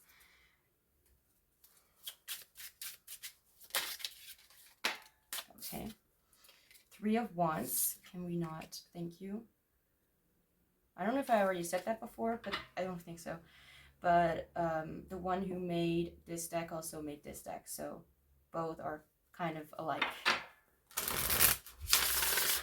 But also not, because this is an oracle deck and this is tarot. Anyway.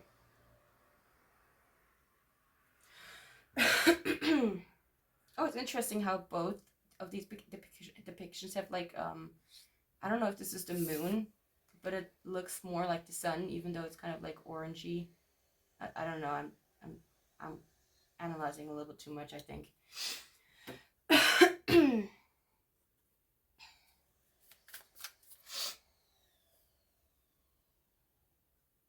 Just need a sip of my drink.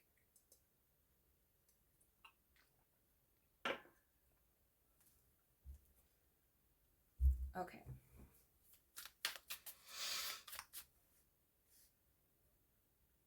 I'm suddenly being reminded again of something that I have dreamed last night, and it may be significant.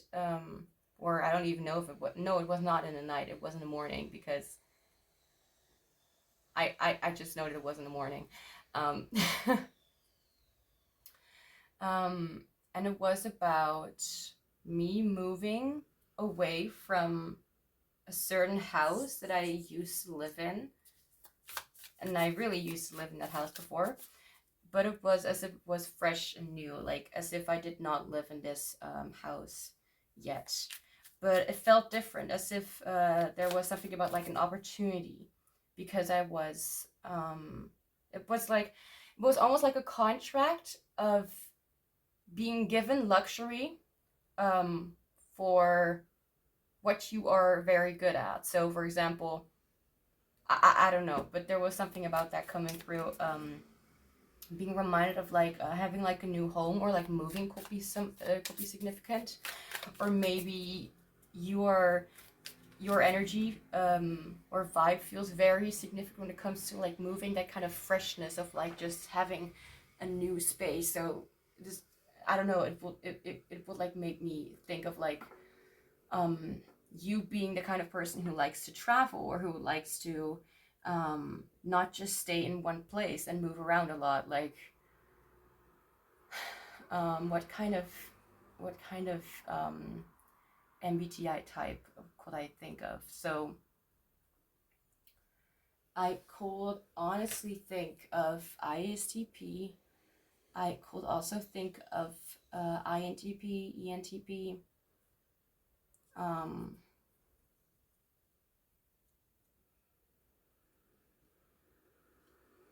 ESTP is also a possibility, because whether it's an NTP or STP, it's all in your situation, because both like new things, or new situations, or new ideas, and new kind of somethings, are very open for changes and making differences, even if people don't always, like, are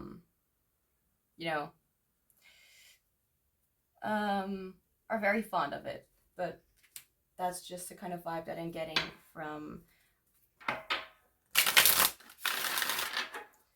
I don't know, you remind them of winter, but of a not like it's in a positive way. Like it's it's flowy. It's full of snow. Like there's joy to be found there. Okay, so anyway, what do they find hot and attractive about your energy, your vibe?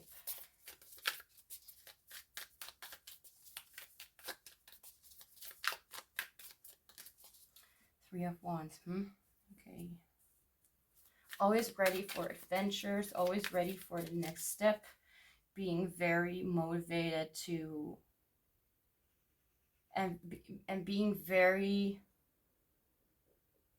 trusting in what's to come next. So like you are not like they would not view you to be naturally pessimistic. Like you always look for something new, and that's something that really lights you up in some way. That's how they view you, and that's kind of how what they find very attractive about you is that you never just are able to sit still, like either literally or just, you know, figuratively. What do they find hot, attractive about your energy? Okay, ultraviolet, and also binary star. I felt like I had to take both of them, so let's take the book and look. That was not intended to rhyme. So first, ultraviolet.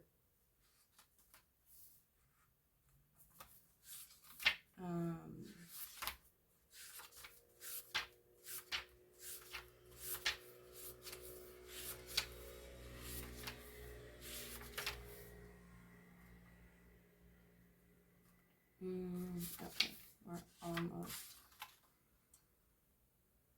Oh, okay, here we go. What secretly affects us? Things that affect us outside the visible spectrum. Okay. Emotional body, mental body, ask for protection. It's time to take care of ourselves. Portal 111.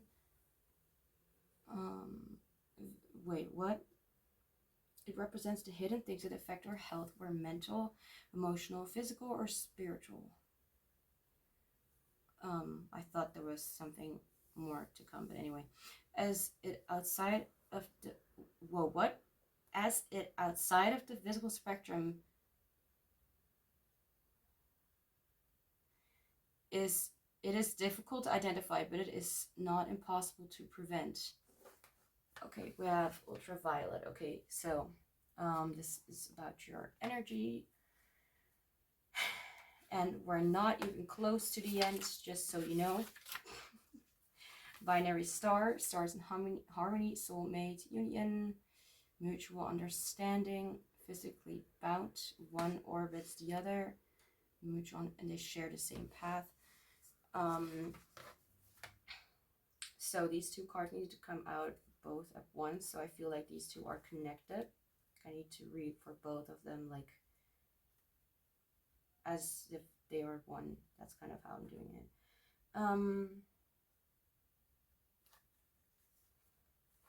Okay, so, and this is about your energy.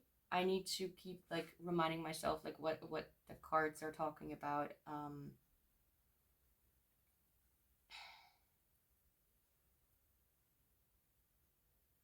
I feel like your energy to them, what they find very attractive and how they view you, view your energy is like you are a lot more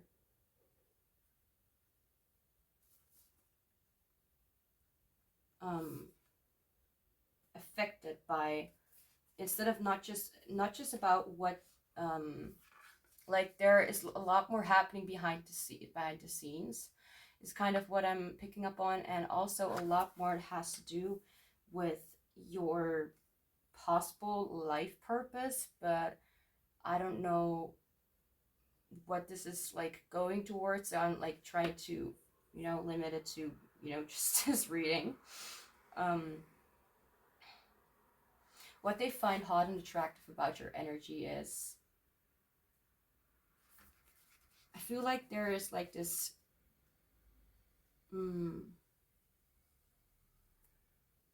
without being visible or perceivable, it acts silently, secretly affecting our fields.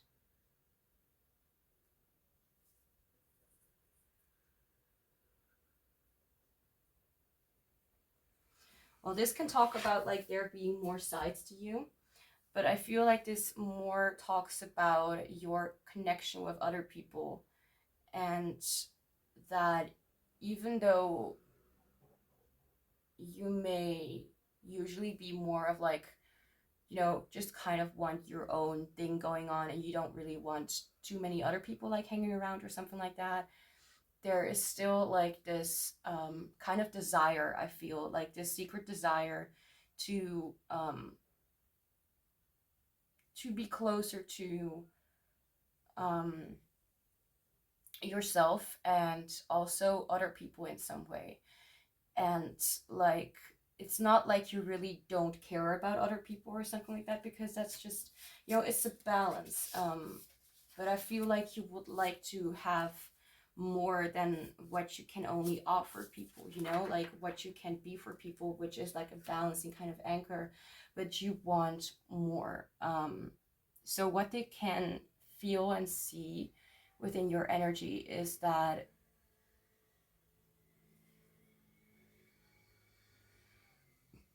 it has the desire to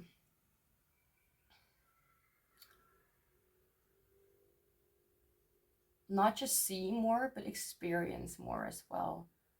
And it could even be, it could even have something to do with like you just growing closer to a certain connection. But that doesn't feel like it's quite, like, that doesn't feel quite right.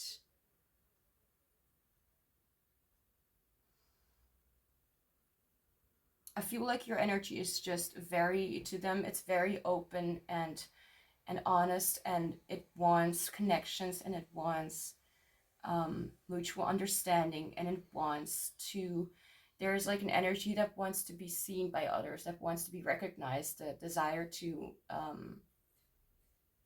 not just give love or anything, for example, but also to receive it.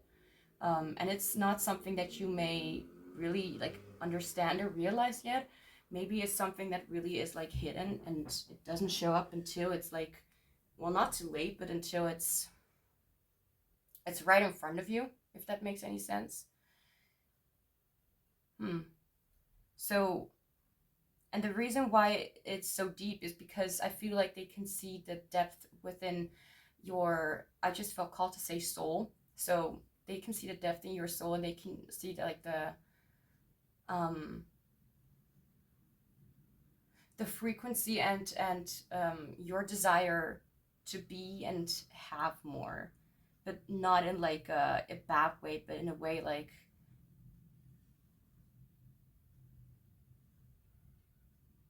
it's not, it's like you are also deserving, that's, you're still deserving of love. And your energy to them, it's what they really find attractive about it is that you are not closing yourself off, even if you may look like it, even if you're like, I don't know, sitting at house kind of not at all being social or whatever. But still, that doesn't mean that you are not, that you are like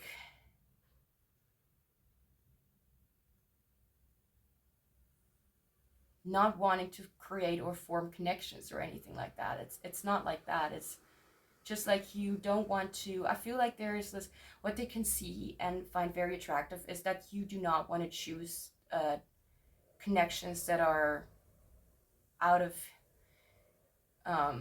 your comfort zone, or out of, what is that out of what you, that does not, like people that do not align with your energy. Like you want something that is real and authentic and that connects with you on a natural level, and because it has to somehow, not because you are forcing it. You are very open for it, you are very at peace with it, but you may not necessarily, like, it's like some people need to keep on saying like, I need love, I need a relationship, I need this, like that's like their highest priority, maybe, or they want to just prove it or whatever. But that doesn't mean that people who don't say it, that they don't want that. So just because I'm not like running around following other people just to like me, that doesn't mean that I don't want other people to like me. I'm just not so, you know, like for just as an example, so there's something about you that is like giving off the vibe to them that you want, like maybe even out of them, like you maybe want more when it comes to this connection or whatever, why, um or you just in general are actually very kind and sweet and would like to share your knowledge, but there are not a lot of people to share your wisdom with. I'm so sorry that it took so long to figure this out. I was really confused of what this is talking about, but this is actually like really deep. Like it's not something small or easy to, it's not easy for a lot of people to understand, and I can get that they aren't like, I can really understand that people are just sometimes too lazy or busy or not interested at all to even kind of figure that out for themselves or even be interested in that in the first place. And if you know that those people would not even want to, um, pay any attention to you in that way, then I guess you're better off without those people, right? Because I mean, not saying that you should not give people a chance, like to anyone here, um, but you know when something is right for you, and you know when something is just not right for you. That does not align with you. Like you're forcing to have a connection that's just not something that you're looking for. Wow. Okay. That was a lot more in depth than I had expected. They really, really like the fact that this was so in depth, and I really needed to think. I don't know how long it took me, but we're still underneath an hour right now when it comes to this video, so I guess I'm doing well. The first two readings were extremely long. That's why I'm saying. So now, right, I wanted to say what they find very attractive about you is first what I did just mention, and I feel like the depth of your energy, and that there is more to you than, more than what one will see. Like don't judge a book by its cover because it has a lot to hide. Just because the book is black doesn't mean it doesn't have good content. And I'm saying black like in a way like, for me it's like dark and brooding and like a little bit more mysterious and something difficult and complex, and I'm like, oh, I'm not really sure if I am interested to get myself into that, because I know I get like really wrapped like my head gets really wrapped around it. I don't know how to explain.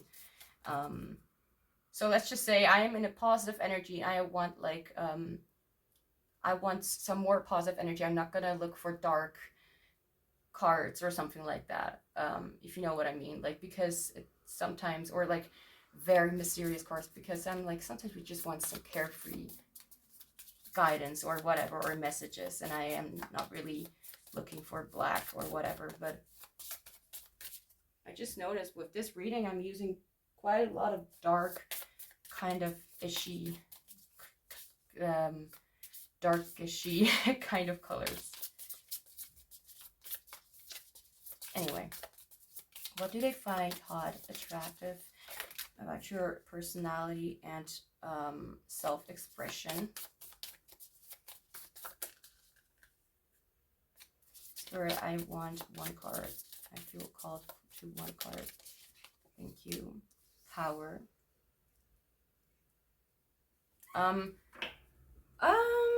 I'm being reminded of a character from SSO, which is Star Stable Online. It's not stars stable, it's star stable online. I don't know why I felt called to say that. I don't know. But anyway, there's like this character that's called Katja. So Katja. I have never really spelled in English, so that's a little bit of a new thing to me. Anyway, she has like like clouds and winter and darkness, no, not darkness, but like cold and wind and stuff like that. It follows her around, like a curse. Um, like your parents kind of reminds me of that, or they view your parents like that, because in this one she also has like white hair, or very blonde light hair, you know what I mean? And Katja also has that. I felt called to say that for the ones who get it. They do, and if you don't, then but maybe you can just look up Star Stable online, or SSO Katja, and look at imagery. But not like the, what's it called, but not the older pictures, like the more new ones from like 2022 or whatever.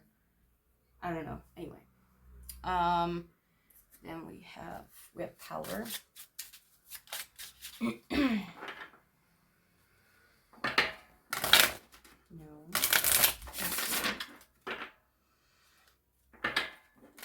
You can have an attractive about your personality. So you definitely like give off a source of power in a way that they can't really describe. We have 2 tarot cards that fell out. Okay. Which one? Okay. We have 4 of Swords, which talks about rest and peace after, and like healing, and like taking some time for yourself to let information or whatever sink in, and Temperance. So 8 of Pentacles, 3 of Wands, 4 of Swords, Temperance. We have 1 major arcana card.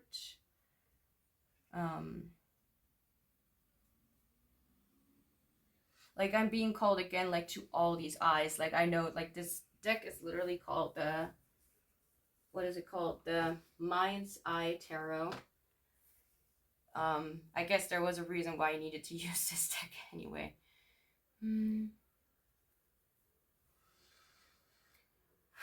About your personality and self-expression. We're almost at 50. Okay. Oh, wait. I want to know, what time is it? Oh, for some reason I felt called to like look on the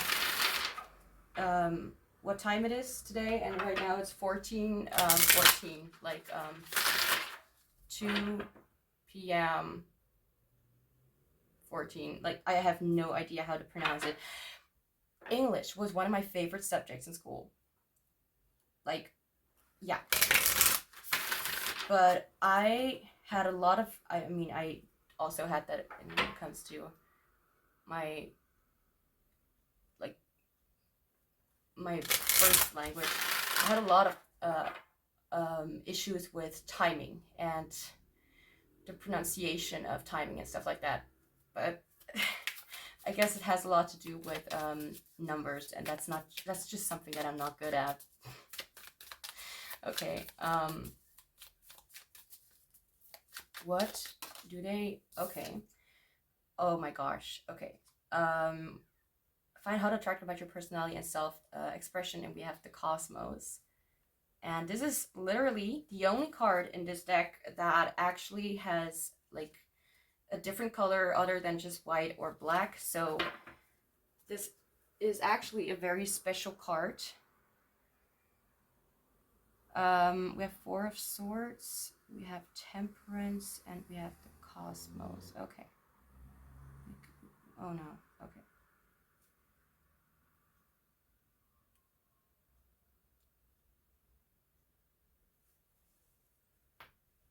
Ow.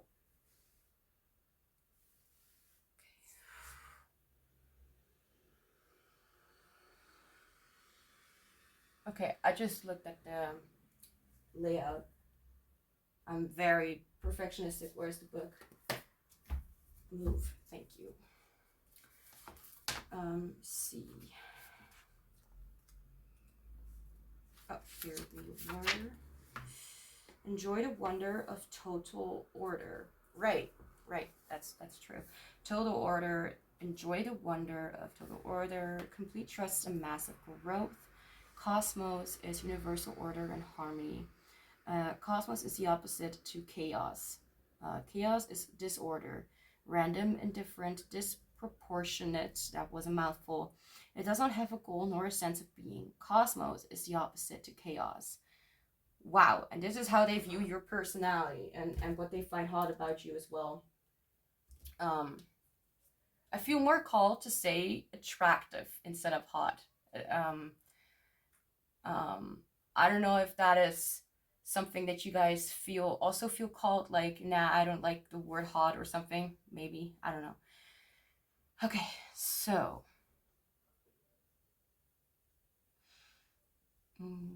power, Four of Swords. This is about your personality.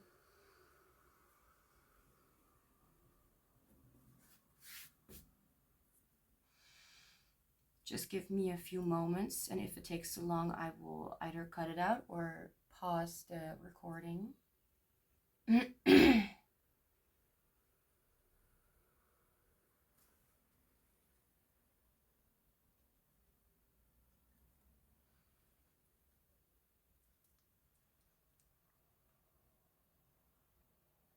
Okay.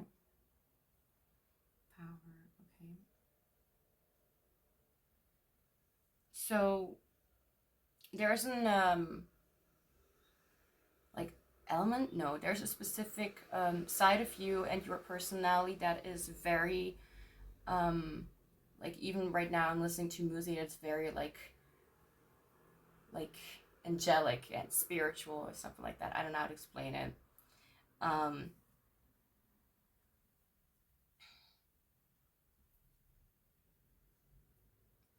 It feels different from just divine. It feels like your personality speaks lengths. I don't know what that really means, but if you do, then I guess I achieved my goal. I feel like what they find very hot and attractive, like what I'm trying to figure out first is like what it is that how they view your personality in the first place, and then that what it is that they find attractive about it. I feel like there's an element of release and sadness. There's an element of I heard boundaries and elegance, and like, even if it's not like in your like physical movements or whatever, I'm talking about elegance from the soul, elegance from your personality, the way that you handle things, the way that you look at things and take action.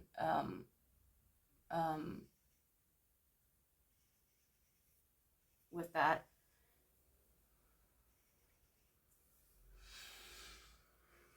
your personality is mystic, is very grounded. Like, temperance to me is the card that is a balance between the like the soul. I feel like more the soul, the heart, and the and earth, like earthy, like being balanced between like water and like one foot in the water and one foot on earth, like feeling both elements, really like infiltrating, I don't even know what that word is, you in some way. I'm gonna look it up real quick.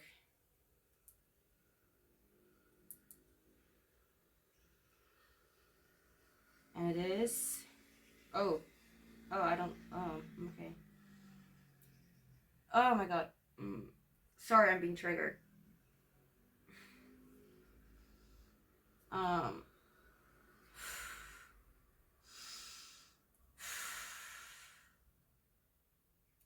let's just say it's a different word. Another. It's a synonym for like penetrate or invade, and that, or intrude. It sorry. It's triggering me in a way that I did not think. Spirit, why did you give me that word? Okay, so Your energy is deep. Your personality, I'm sorry. Energy and personality both are a little bit the same, but also not. Your personality is very strong-willed and very straightforward in a way that you do not,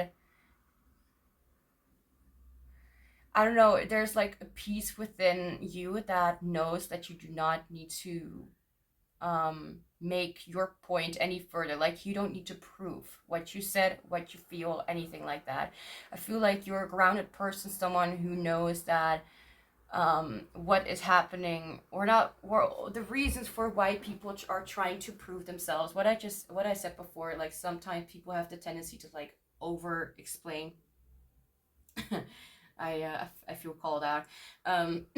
Over explain in a way like trying to prove themselves to be worthy, trying to keep on like adding like I am so lonely, or I am so, like, I'm not trying to make fun of anyone, I'm so love deprived. I don't know why I felt called to say that. I am so this, I am so that, like or I want a relationship, I want love in my life. Like, it feels like it's really solely based on what on that current desire. But yours is not really necessary. Like, you know, you feel more like whatever needs to come along will come along, and then it will be the right thing. That's kind of how it feels like.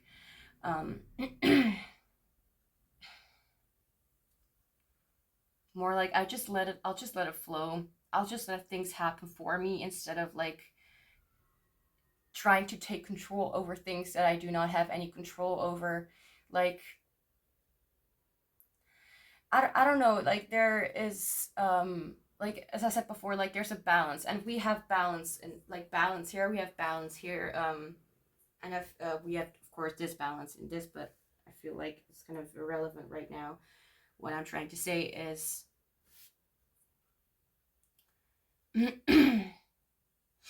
that you know that when things are meant for you, they will come to you, like in one way or another, in the way that you did not necessarily force or plan something out, like something that is and not in every case. Like for some let's just say for someone who is really just like without um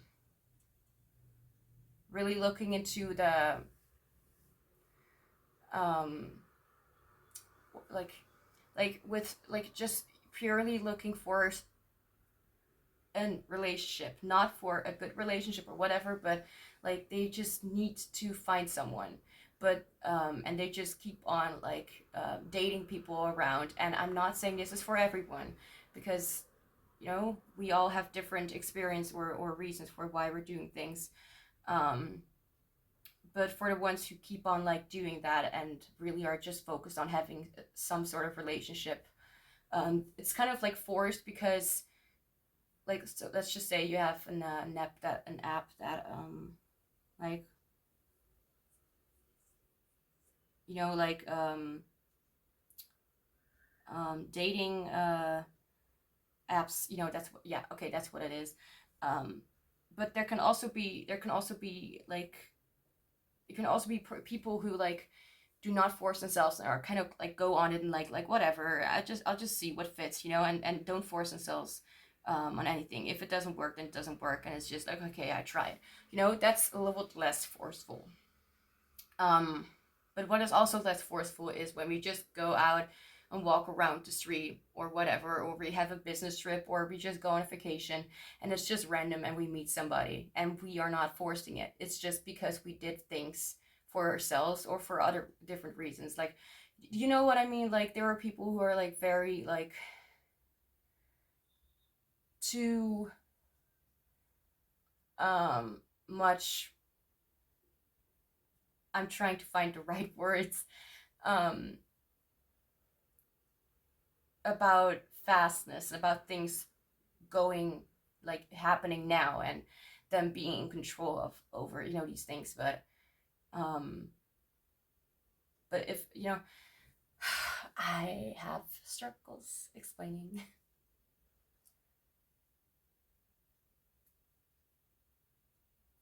There are times when we are forceful, and there are times when we are not. Those are the things that happen just like because they were meant to happen, and that's more what I feel with you. You don't really force yourself to do something that you don't like, and if an opportunity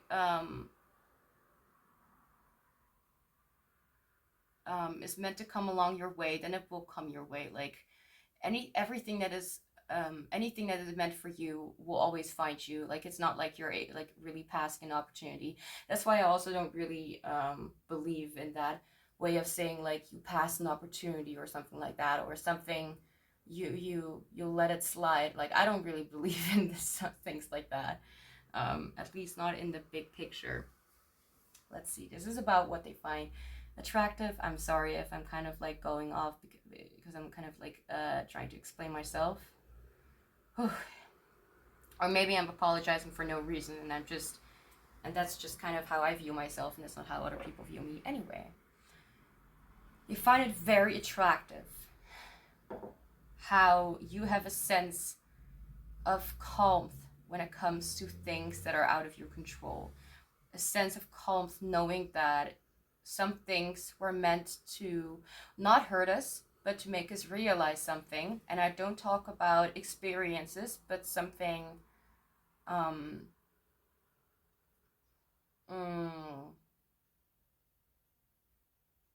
that can help us know what kind of help we should be looking for.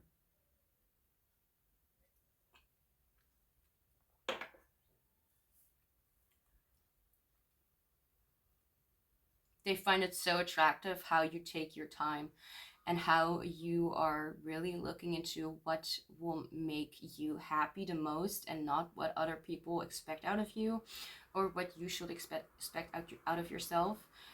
If this does not really make sense, like if you don't really feel like that's really you, this is their perspective. This is not the objective truth about what it really is, and things that are just, you know, what they are. You should just accept it or whatever.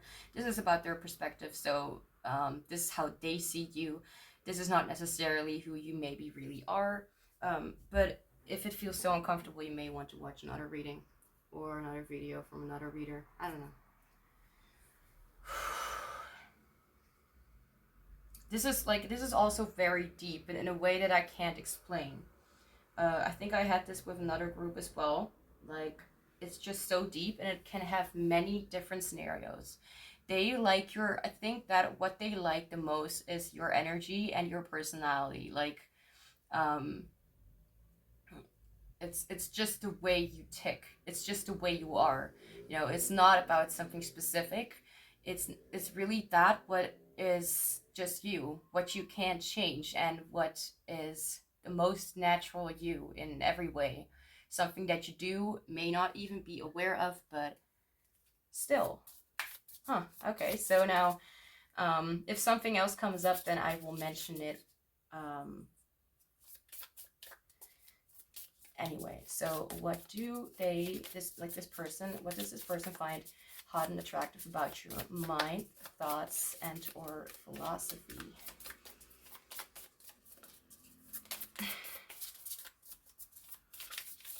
There's something about I'm just hearing, like about you, like taking your space or taking your time to really evaluate some things for what they are and what they mean to you, and knowing how to behave accordingly to that information that you know about yourself is mostly what I'm picking up on.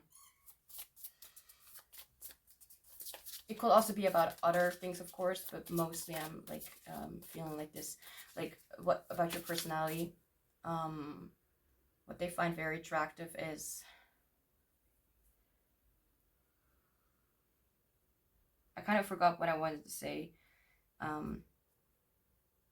It slipped my mind.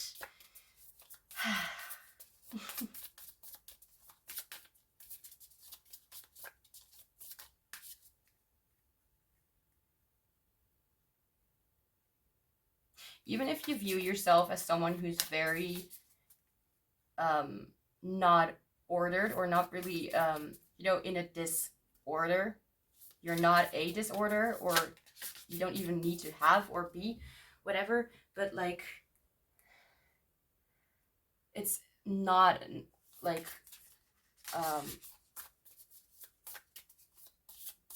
messy. It's not like you're messy, but you go about things, and that's actually interesting. So very grounded, earthy, and you take your space and your time. This could indicate introversion, but not for everyone, because introversion, extroversion, we can all relate to both aspects. We all decide for ourselves whether we feel introverted or extroverted, but our personality, like,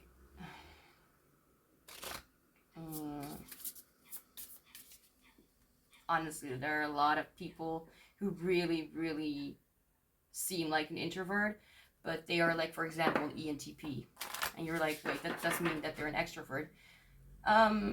No, that means that they tend to prefer to use an extroverted function. Doesn't mean that they're necessarily extroverted. It's all about the functions, not about their identity, about their behavior. That's what I'm trying to say. So you could be introverted, could be extroverted, whatever you or ambiverted, whatever you identify with. I'm feeling ISFJ. ISTJ is also a possibility.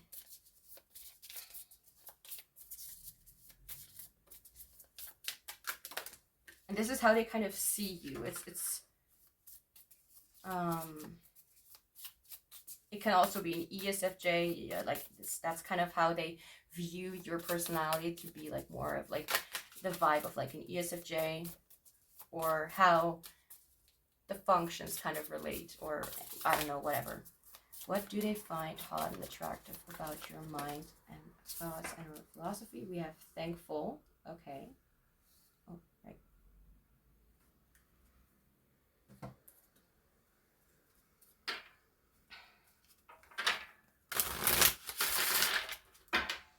There's something, I'm hearing something about like taking a deep breath or something, or controlling your breath. Oh, okay, I'll try that again. Sorry. What do they find hot and attractive about your mind, thoughts, and our philosophy? Whoa. Okay, no. Sorry, but no. That's just not gonna happen. Not on my watch.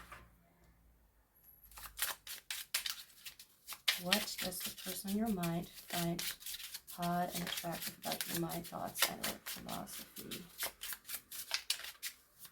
It could be that the two of you don't really talk a lot, or only talk very rarely, or you have not seen them for a long time, or whatever.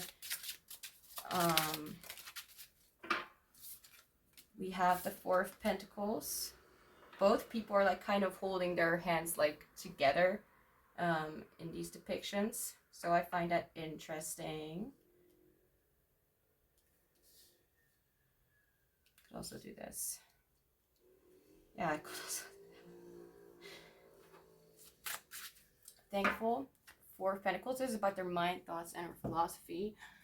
So I feel like they view you to be a very, very, like a very interested or curious person, someone who likes to, I'm hearing the word investigate, who likes to participate in certain activities that are a little bit out of the ordinary, unusual, one would say. Oh, excuse me, that was my seat. What do they find hot and attractive about your mind, thoughts, and our philosophy? We have supernova. Oh, no. Don't do that to me.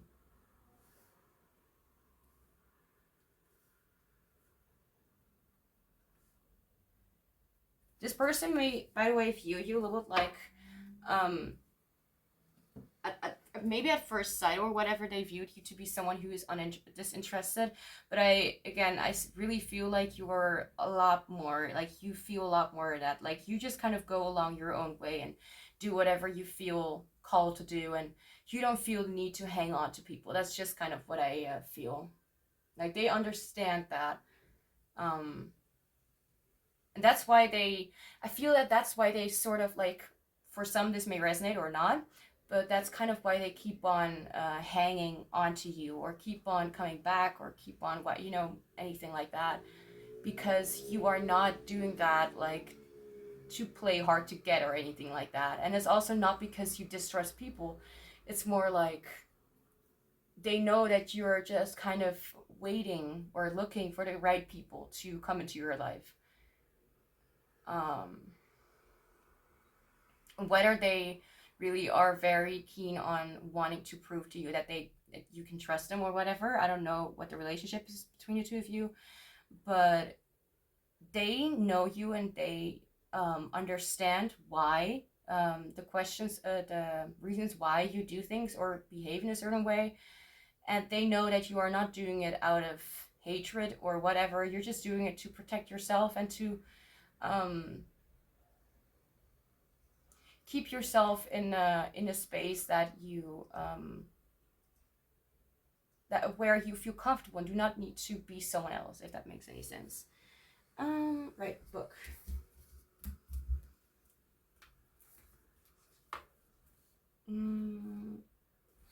Right.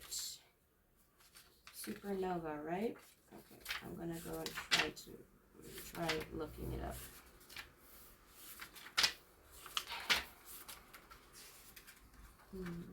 Okay, birth and death. Okay. Can we talk about life without death and vice versa? Cycles of death and birth run through our entire existence. At times it is easy to detect when something is coming to an end based on the way in which a sequence of events unfolds. However, sometimes events can happen in an unexpected, sudden way, leading directly to the death of the old, which is immediately followed by the birth of something new. Sometimes I kind of feel like I'm struggling with reading. Like, wait, what? Is that even proper English? Is that a typo? I don't even know. I'm just going to continue, or at least try to continue. You're not really one to share what is going on in your mind.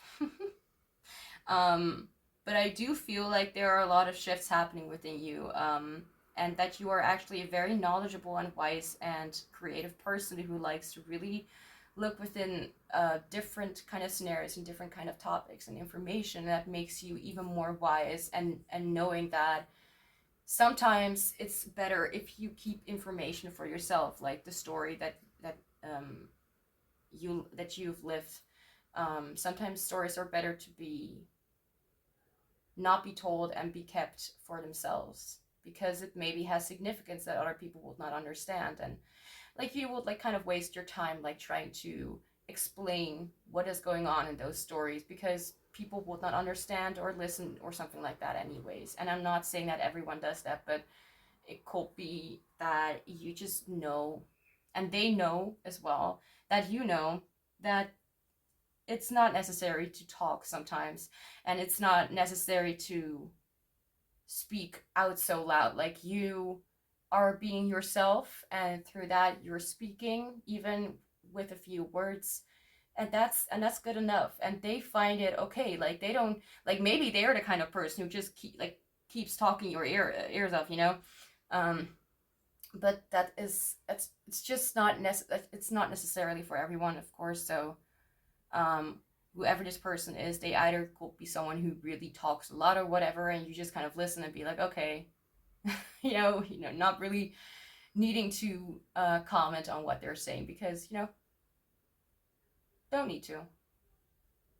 They're just I feel like this person's just really happy as well that you just listen, in any case, instead of judging or being too much busy like trying to control what the person does next, or how to, you know what I mean. So what they really find attractive about your mind is that you have so much going on in your mind that you never share. This is really INTP energy, by the way. INFP as well, like have like very deep secrets or knowledge that you want to keep sacred and secret, and that is very valuable to you.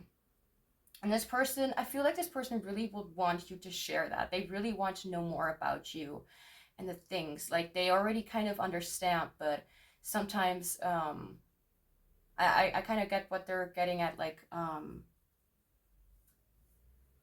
Like sometimes, like you don't even need to say a lot, like just small things, and they appreciated that you shared like anything, like in the first place. I mean, you can do whatever you want with that information. Like if you want to share something with them that is very deep or personal or very insightful, like maybe you can even help them understand some very deep truths that they will also benefit from a lot. So let's just say you have a lot of knowledge when it comes to like being non-judgmental or something. In cases like you know, when you watch television and people are like saying this or that, you're like, people are very like easy to just say whatever they want, but that's what they're saying in front of a television, not in front of their face. So people can say and judge whatever however they want, but sometimes why do we even need to what's that called,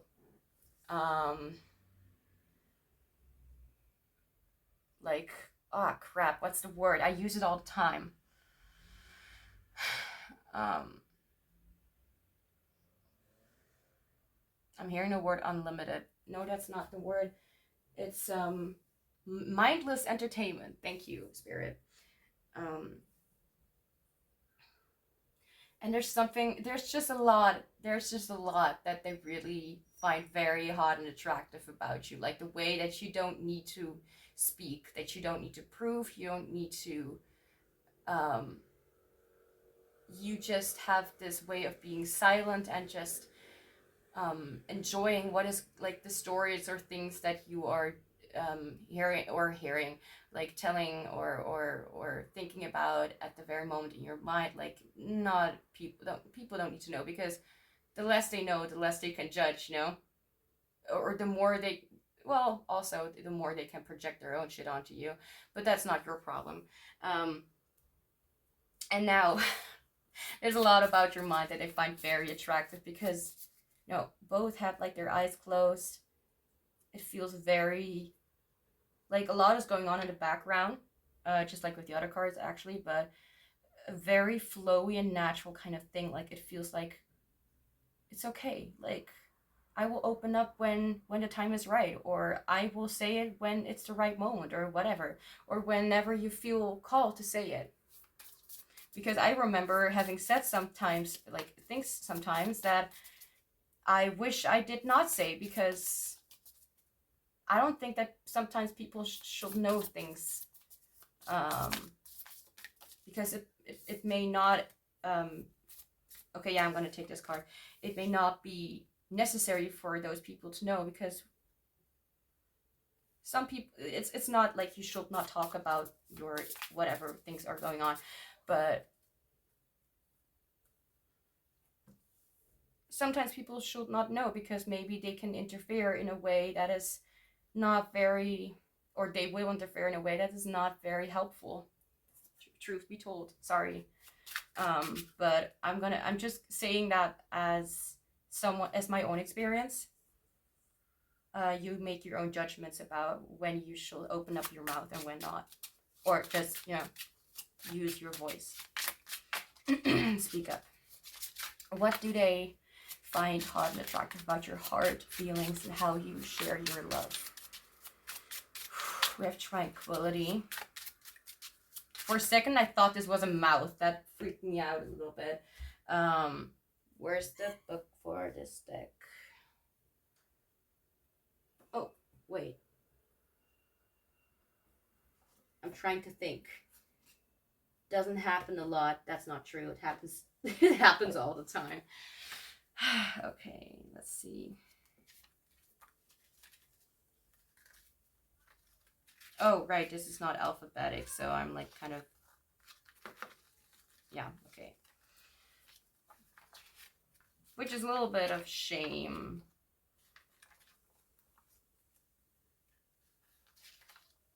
That this booklet is not alphabetic. Okay, stillness, serenity, or serenity, I don't know how to pronounce it. Silence. It's time for a moment of stillness to feel tranquility. Perhaps it's time to slow down and embrace the quietude. That word. You need to get used to it. Or maybe you're already doing that. Enjoy this tranquil time in your life and take in all that your surroundings have to offer. Tranquility is shown here laying down peacefully by a calm river. She lays under a calm sleeping sun while the rays glide past her. Tranquility. This is about your heart, feelings, and how you express and share your love.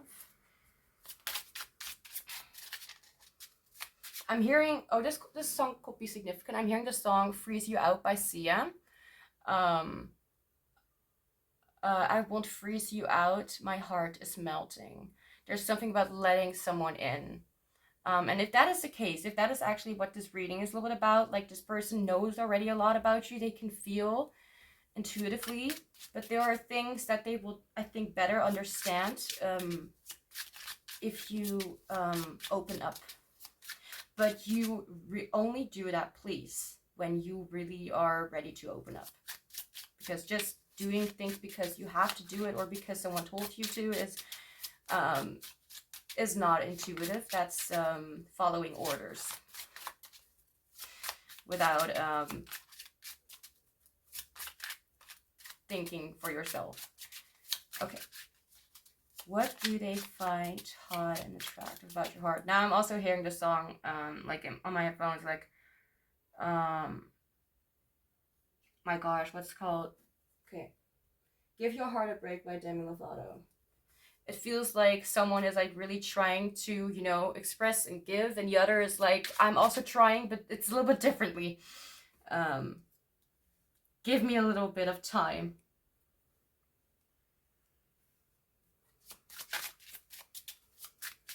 Okay. What do they find hot and attractive about your heart, feelings, and how you share your love? Okay. Okay, these two cards fell out. We have the Knight of Swords. We also have the Wheel of Fortune. Don't bother me. Okay, thank you. Excuse me. I'm doing it again. Hair, stop bothering me. Thank you. What does the person in your mind find attractive about your heart, feelings, and how you share your love? Proton.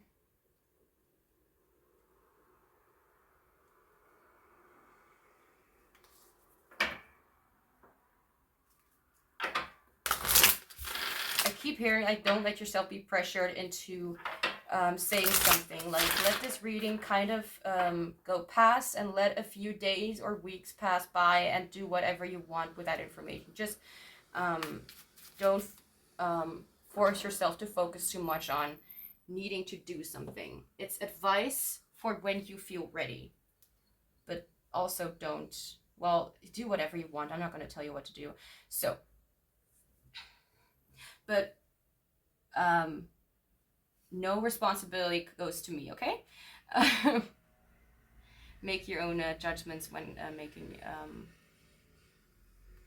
like, use your judgment when making decisions. Okay, so what do they find hot, attractive about your heart, feelings, and how you share love? Proton. I did not, I don't know if I don't remember if I said that. Oh. Are we close? Oh, wait, I went past it.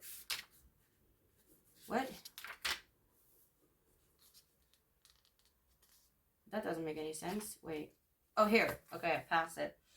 The fundamental of the... Okay, no, I don't know what that means. In the blink of an eye to total positivity. All right. From small, immediately to large. first, positive electrical charge. This reminds me a little bit of the card energy, which was another reading group. This is really loud.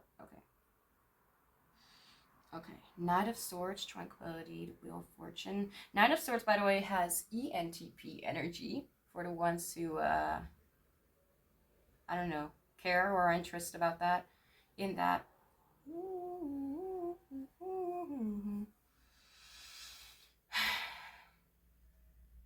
By the way, if I'm humming, that means that I'm actually comfortable or I'm like chilling in my in whatever energy that I'm in. It's usually a sign of me kind of feeling like I am alone, which is actually a positive sign. Because then I can be myself fully. Okay. So I'm trying to focus. Tranquility, Knight of Swords, Wheel of Fortune. At least it's not 2 hours long, the reading. Sorry. I'm not sorry, but I keep saying it. Proton. Wait.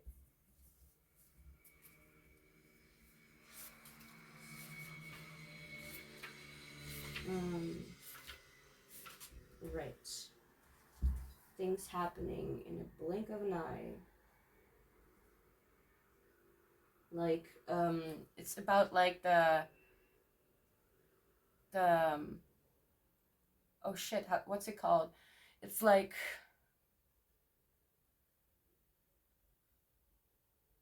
which is very, well, rare. I won't call it, well, kind of, but it's like immediate manifestation come into the 3D world, if that makes any sense. So, for example, you say like yeah, I'm kind of waiting for this to happen, or kind of waiting for my friend to call me, and then they suddenly call you like within a few seconds or a minute. I don't know. It's like this immediate kind of thing. I need something to drink.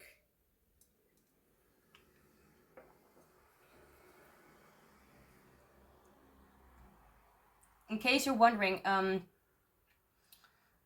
struggling a little bit to keep being focused and concentrated on the reading. It's like I'm kind of like slipping away, if you know what I mean. What they find hot and attractive about your heart, feelings, and how you share your love. So I really feel like they see a depth of possibility and of strength and desire to voice your opinion and share your knowledge and share what you know in a way, like if there is something that you have on your heart, not on your mind but on your heart, it's gonna come up in a way that you may not expect, like, so maybe through dreams, because she's lying down, it looks like she's like sleeping, like it doesn't necessarily need to be, but it could be like an element of that. And I feel like I feel like your heart, you're very, very connected to your heart, so to speak. So at least that's how they view you, like you're very connected with your heart. And they kind of like, it's like you get very clear and direct messages from your ancestors, spirit guides, God, universe, spirit, through your dreams, from your soul. It can be anyone, anything, any being, and you intuitively kind of pick up on that. It's very straight. You're so connected with your heart. Like you really know what you want. Like I'm also kind of feel like introverted feeling. So as I said before, INTP could be something, ENTP could be something, but INFP could also be something, and maybe even ENFP. But very ordered. So I will more say like INFP, but that's, you know, that can be for anyone too. That's kind of how they view you. That's what they find hot about you, like that kind of vibe. Like, let's just say you're not an INFP, you're not that kind of innocent dreamer that has like dreams about the future in a very romanticized way. Like, I'm not trying to sound stereotypical, but maybe you're not an INFP, but you have those kind of sides or quirks as well that really show up a lot, but not as dominant or not as persistent as an INFP. Doesn't matter. It's just for the ones who know what I'm talking about when I'm talking about INFP or whatever. I'm kind of expecting some people to be here and also kind of understand what MBTI is, if that makes any sense. Not everyone. And that's why it's so hard to explain. It's really attractive to them and very, very beautiful and hot even, that some things just kind of come up out of nowhere maybe, and they may be inspired, like ideas that came up out of nothing.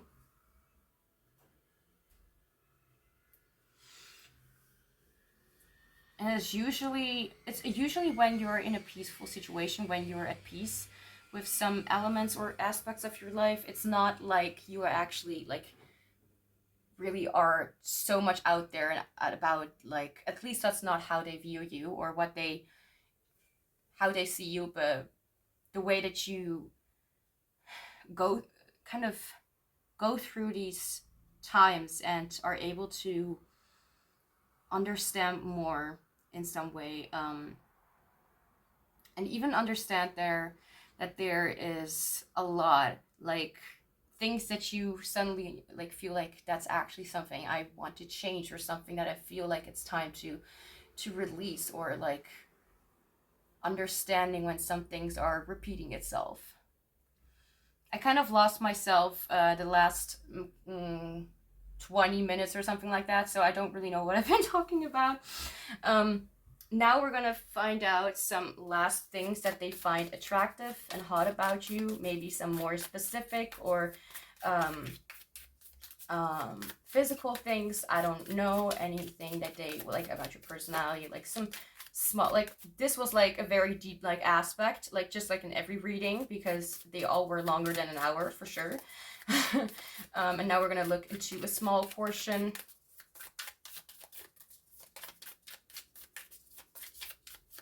All right, so anything else that they find hot and attractive? I am knowledge, so they see you as like a book full of information. Wow, that felt really right to say. I don't know, like maybe people be like, wow, that was the perfect kind of description. I am a book. I'm not a human being. I'm actually a book full of information.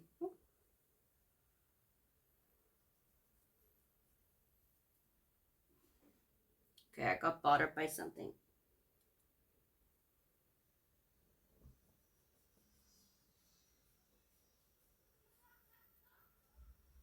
I apologize. I was kind of distracted by something. Yeah. Okay, so.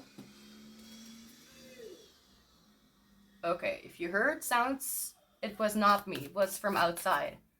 I did not completely hear it. I'm having my headphones on. Anything else that the person in your mind finds attractive about you? Oh. Except to acknowledge. So, sorry. To recognize, to register as true, to validate, to affirm, to own. Accept, processing, that you are just open for anything. Well, not necessarily anything, but that you just accept things for how they are and not try to put any force in something in your life. And I'm saying this, like, if you feel like that doesn't really line up, all I'm gonna say is that we all have struggles, and it doesn't mean that we're all 100% all the time the same, in the same energy. We sometimes shift, we sometimes feel a little more sensitive, irritable, whatever, and but you may see these little mishaps as what you are, but maybe you're only looking at the things that do not really work. So there's something about that needing to be mentioned. Like if you feel like it's not true because that's just too much compliments or too much, like it almost sounds too perfect to be true. That's it's their point of view, and I don't know, I felt called to say that it's not, you know, this is how you mostly are, and that's how they view you, and that's what they find extremely attractive. Anything that I kind of said like is actually what they really find attractive, because that was needed to be mentioned. And I know that it needed to be mentioned because this entire topic was an inspired idea that came from spirit, from source. And it really aligned with something that I was also curious about. Or like I rather do readings or whatever about things that I'm currently like interested in. So if you're seeing this and this comes out, I'm filming this right now. I mean this video, this reading at the 5th of September on Tuesday. So if it comes out like a few weeks later or something like that, I don't really think, but I don't know, then this was my energy at that time. I don't know, I'm like externalizing my internal thought cabinet a little bit. Anything else? Thank you. Spirit always kind of lets me just kind of let me speak, and then, you know, kind of lets me finish what I'm trying to say, and then always like throws out a card. Journal, number 9. So we have writing. So if you're like me and you are a lot louder when writing, then that may be something that you may be better at. So maybe you have trouble communicating, for example. So you may feel more comfortable or more truthful in your words and what you're saying when you are writing things down. This could be for some of you, like maybe this, you know, I feel like they really find it extremely attractive how, well, first off, you are like a book and you are just who you are, and you accept what you have and who you are as well, at least a certain amount.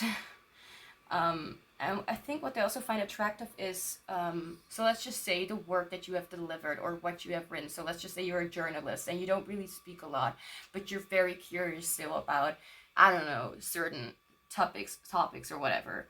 Then you like to, like make notes about it and make all the different kind of, what's that called? No, it's not experience. This is like the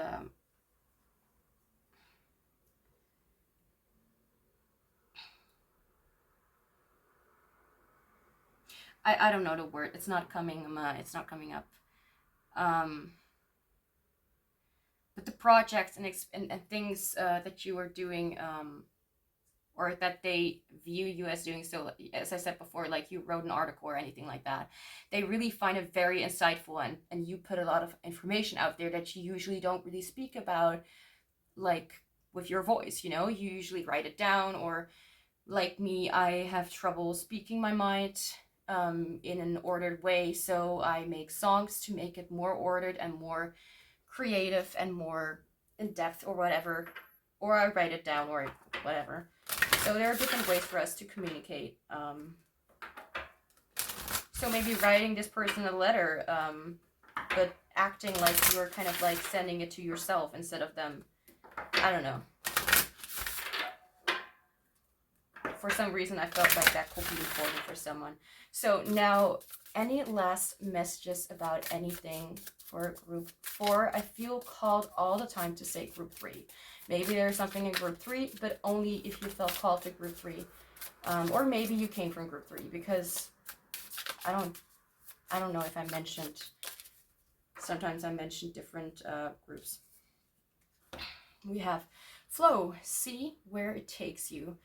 Oh, right, what I wanted to say, this can be any information about something like in general, like for you, for you personally. This could also be something like that you can expect with this person, or what they find attractive about you. So take the information that sounds legit.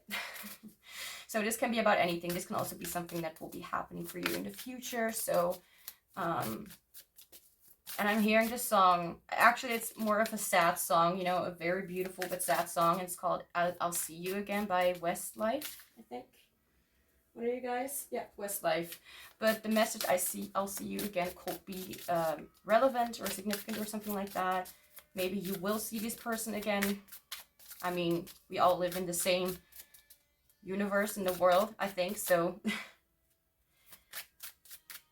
I mean, I'm not trying to say things that are not true. You know, in like 50 years or something like that, people be like, that's not true. And I'm like, I don't know. Whatever. Anything else that they, anything else that you need to know, any last messages, okay. Any last messages about anything for group 4, please, Spirit?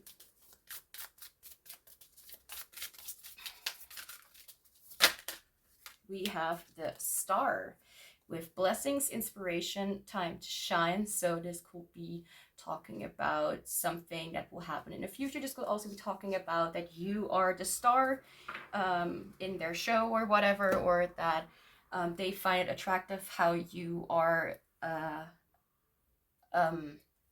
what's that called? You are a blessing to them, an inspiration, like, and that's also what they find very attractive about you. I actually wanted to say something different, but anyway. So now the last deck that I will be using for any last messages, which is the affirmation deck, and this one is actually quite new. I'm very excited to use all these new decks. It's enlightening. Anyway, so I will, just like with the other groups, like to let me know that you came this far, that you watched this reading until the end, that there will be like a certain emoticon, emoji, or whatever that you can put in the comments down below that will let me know that you came, that you really watched until the end or something like that. We have I open my heart to love. Oh, I just heard accept love. So anything that you need to know, I'll just show you. So this could be an affirmation that that you may need to say more often. You open your heart to love, even if it hurts.